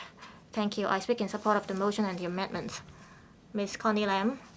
Thank you, President. I thank Mr. Perry Yu for proposing the motion of promoting in-depth integration of culture, sports, and tourism. In Hong Kong, we have abundant water tourism resources and green tourism resources. According to government statistics, country parks account for 40% of the area in Hong Kong. We have 24 country parks in Hong Kong and 22 special areas, including geology parks and marine parks, wetland parks, etc. There are many special species in these parks. Back in 2017, according to the development blueprint of Hong Kong's tourism industry, we've been talking about promoting green tourism. However, we are seeing a single model of developing tourism industry. We're still relying on the old ways, and we don't have solid plans of developing green tourism. A lot of tourists in Hong Kong now, they don't spend so much money. They want to have more characteristics and in-depth experience in Hong Kong. With abundant green tourism resources, I suggest the government work with NGOs or different community groups to roll out dozen tours and roll out accreditation scheme for those who can lead dozen tours, and they can introduce ecological knowledge and natural conservation knowledge to tourists. We have good scenery and landscape. We also used to have 8 fishing villages in Aberdeen, Sai Kung, etc. And we have a very rich fishing village culture. Up till now, these fishing villages still exist and they preserve the characteristics of fishing villages. In Sai Kung, still we can see fishermen on boats and pier selling seafood products and fish. In Tai Po, the whole fishing village has been preserved. AFCD in the past organized dozen tours on fisherman culture as well as geology. Through these tours, students can learn more about the development of fishing industry in Hong Kong as well as how fishermen live. In Sai Kung and as well as in the northeastern waters of Hong Kong, there are also different characters. The government can make good use of the dozen tours and work with the relevant sectors to design tours along the coastal line of Hong Kong, so that tourists from different parts of the world can learn about the culture of fishing villages in Hong Kong. In the past, Hong Kong promoted water sports or water activities. There were plans to build water center or water sports center to hold competitions and games, and also they can be used for fishing and also surfing and other types of water sports activities, so that people can be closer to water. In Sai Kung, Clearwater Bay, there are abundant ocean or marine resources, and a lot of tourists and local people are attracted to these areas for canoeing or kayaking. I suggest the government promote the development of water center in Area 77 and Cheung Kwan O.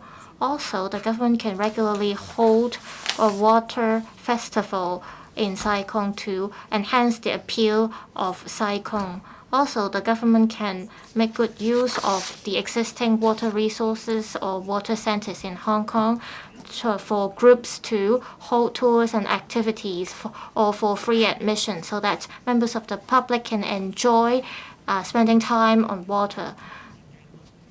The Jockey Club also held a water activity or event.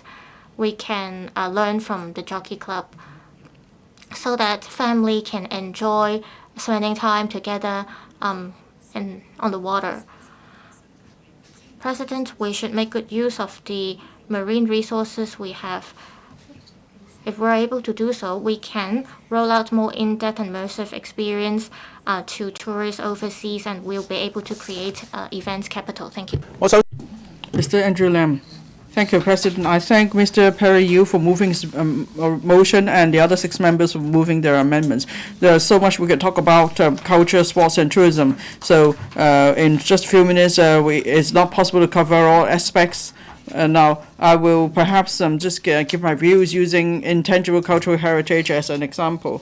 Now, there are over 400 items on the list covering performing arts, traditional crafts, and so on. Now for Wong Tai Sin, there's this typo. We have the water boat parade and so on. So there are so many festivals and rituals and so on. And then Che Kung Festival, Lo Ban Festival, the Kun Yam Festival, they are almost in every district. But I know for these festivals, they may just allow us to stage a one-day event, but then are there other support facilities? Are there products that could be derived from those? Is there proper publicity and promotion? Cantonese opera is an intangible cultural heritage. Now, it costs hundreds of thousands of dollars to set up a theater, but it's only used just for a day or two. Can we use it longer? And then there are many temples of historic value. You know, and then there are so many stories too about Cantonese opera characters, the Free Kingdom, and so on. There are so many stories to tell, and so this is a treasure trove for promoting our intangible cultural heritage. But then there's just one, it seems that there's just one repertoire being performed or staged. And then many traditional food items have also are also on the list. For example, Hong Kong style milk tea, the pineapple bun and so on, or shrimp dumpling. Now we can it's interesting to promote shrimp dumpling or egg tart and so on, and take Hong Kong style milk tea as an example. It's now part of our day-to-day life, and so there's actually much potential to exploit. For example, the route of tea export, and then it's also a way to promote the links among people on the Belt and Road route. And then the English brought milk tea to Hong Kong, but then we turned it into Hong Kong style milk tea using condensed milk instead. Now I have tea tin that's from the 18th century. It actually has a lock that means tea was precious in those days. And then in Britain, they spent much effort in packaging tea and sold it back to their colonies. So if we just see tea as an agricultural product, we miss out on the immense potential of tea. Now, we need to promote the integration of culture, sports, and tourism. So we have to consider, say, tea as an example, is a product, but it could become a very interesting product with such a diversity.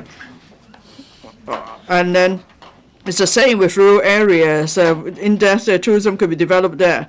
For example, if we have a triathlon event linking up 3 Hakka villages, or what about the Pun Chai, and that is the basin meal, then we could promote, marry that with other elements, and then that's why different members in their amendments, they have proposed various elements of sports, culture, and tourism. They could all be brought together, and then it will become what Dr. Simon Lee and Mr. Wim Kong would like to say. There is a high value-added market will be formed. Now, ICX shouldn't just remain on the list. With the government must seize upon the opportunities to marry different elements into sports, culture, and tourism, and then these ICH would be asset for promoting the development of sports, culture, and tourism. Thank you. Ms. Eunice Yong. I speak in support of Mr. Perry Yu's motion and the amendments moved by other members. Tourism is an important pillar industry for Hong Kong. It plays an important role in our economic development. Now, with the pandemic over 3 years, has changed the traveling habits of visitors. It's now brought about the emergence of in-depth tourism. So integrating sports, culture, and tourism is important for promoting high value-added tourism development.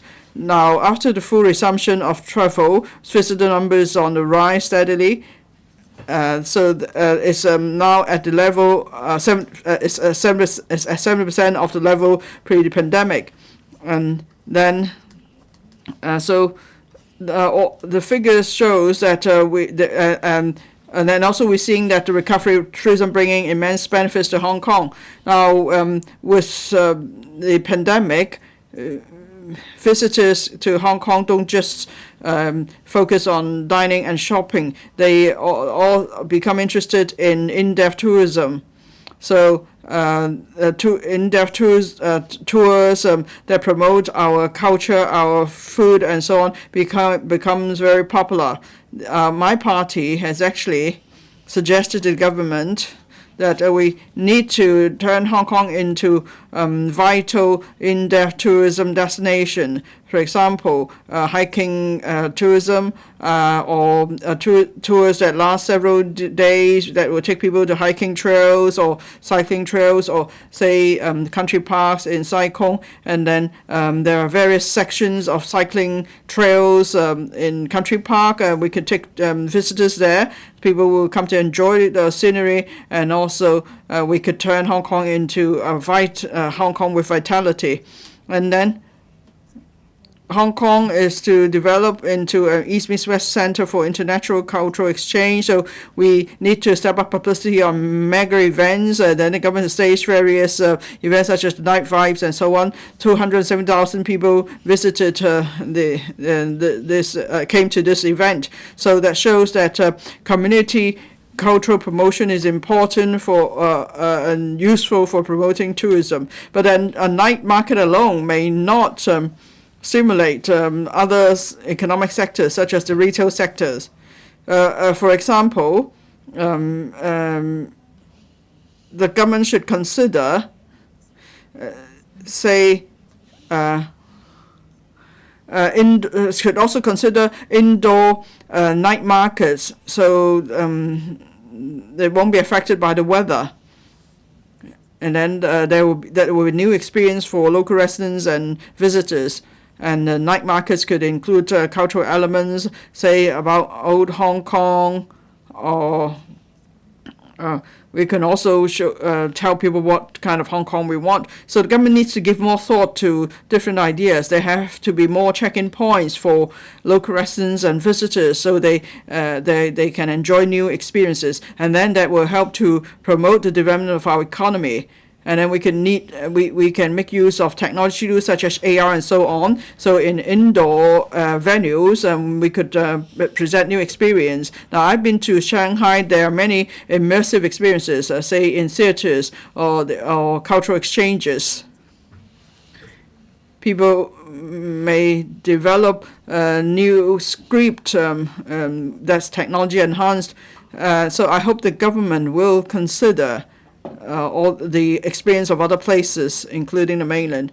And then in Hong Kong, we need more international arts festival or concerts, music festivals. We need to bring more prominent arts and music groups to come to Hong Kong. And then, of course, we have some mega sports competitions, Hong Kong Golf, Open Hong Kong, tennis and so on. And then perhaps the government should also make available more venues for staging other types of sports competitions. In the latest policy address, is announced that there will be blueprint for the development of Hong Kong's Tourism Ministry 2.0, and we welcome that. We hope the government will draw up the plan, and then we could ensure the healthy development of sports culture and tourism. Thank you. Ms. Doreen Kong. I thank Mr. Perry Yu for moving the motion and the amendments. Now, like other economic activities, tourism cannot survive on its own. We have to compete with other cities. If we want to know whether our tourism is doing well, we have to refer to our market share in the global market. The 2018 figure shows that we have tourism revenue of about $3.7 billion. That's 2.5% of the global tourism trade. And then now that after the pandemic, we've only recovered 47% of the 2018 level. Hong Kong is close to Macau. Macau only has an area of 33 kilometers. It's about 3 Changi Island. And if we go by landmass, Hong Kong is 40 times bigger than Macau. But then Macau is narrowing the gap with us in competing as a tourism center. In 2023, in the first half, there's $32 billion of tourist spending, which is 43% of Hong Kong. And then in September, 230,000 people visited Macau. In Hong Kong, we have 2.7 billion people, and 50% are overnight visitors. Now, Macau is such a tiny place, but it's doing so well. It shows that the tourism policy is good. But Hong Kong is a compact city, and our costs are high. So if we rely on mass tourism, it's actually not smart. We should leverage on our unique history, cultural features, and then we should bring in mega events that will help the sustainable development of our tourism sector. Culture is not just about night economy or tax duty-free shops and so on. It's about time-honored traditions and so on. Now, for example, the Lingnan culture, and then we are a unique center with where the East meets West. If we could bring culture into other aspects of tourism, then that means it will be quality city lifestyle that's approachable to many. Then now, a few months ago, the government suggested developing night economy and night markets, but it seems that the government has not considered the hawker policy that needs to be adjusted to time with the development of a night economy. Mr. Perry, you suggested that there should be cross-bureau collaboration. I fully agree. Tourism development is not just a matter for the tourism sector. There are many other sectors involved, and their support is needed. I must also mention that when it comes to tourism development in Hong Kong, it's not just a project for the tourism sector. It is about winning the support of all sectors in the community. If a tourism strategy is not supported by the public, it won't be sustainable. If our tourism strategy could bring immense economic benefits to Hong Kong, if Hong Kong could then be part of the world stage, and then people Hong Kong could enjoy new facilities and new experience, and if our image could keep improving, then Hong Kong people will be proud, and of course we will support tourism strategy. But if we spend money, but then the impact is not lasting, then people will not support it. Hong Kong is an international financial center. We have a geographical advantage. We also have good coastal resources, and we have a long history. So we should be appealing to visitors from around the world. 80% of the visitors are now from the mainland. Of course, we are happy that we're the support of our mainland compatriots, but then at the same time, we need to do some soul searching. Why is it that our international appeal doesn't bring international visitors? I suspend the meeting till 9 a.m. tomorrow.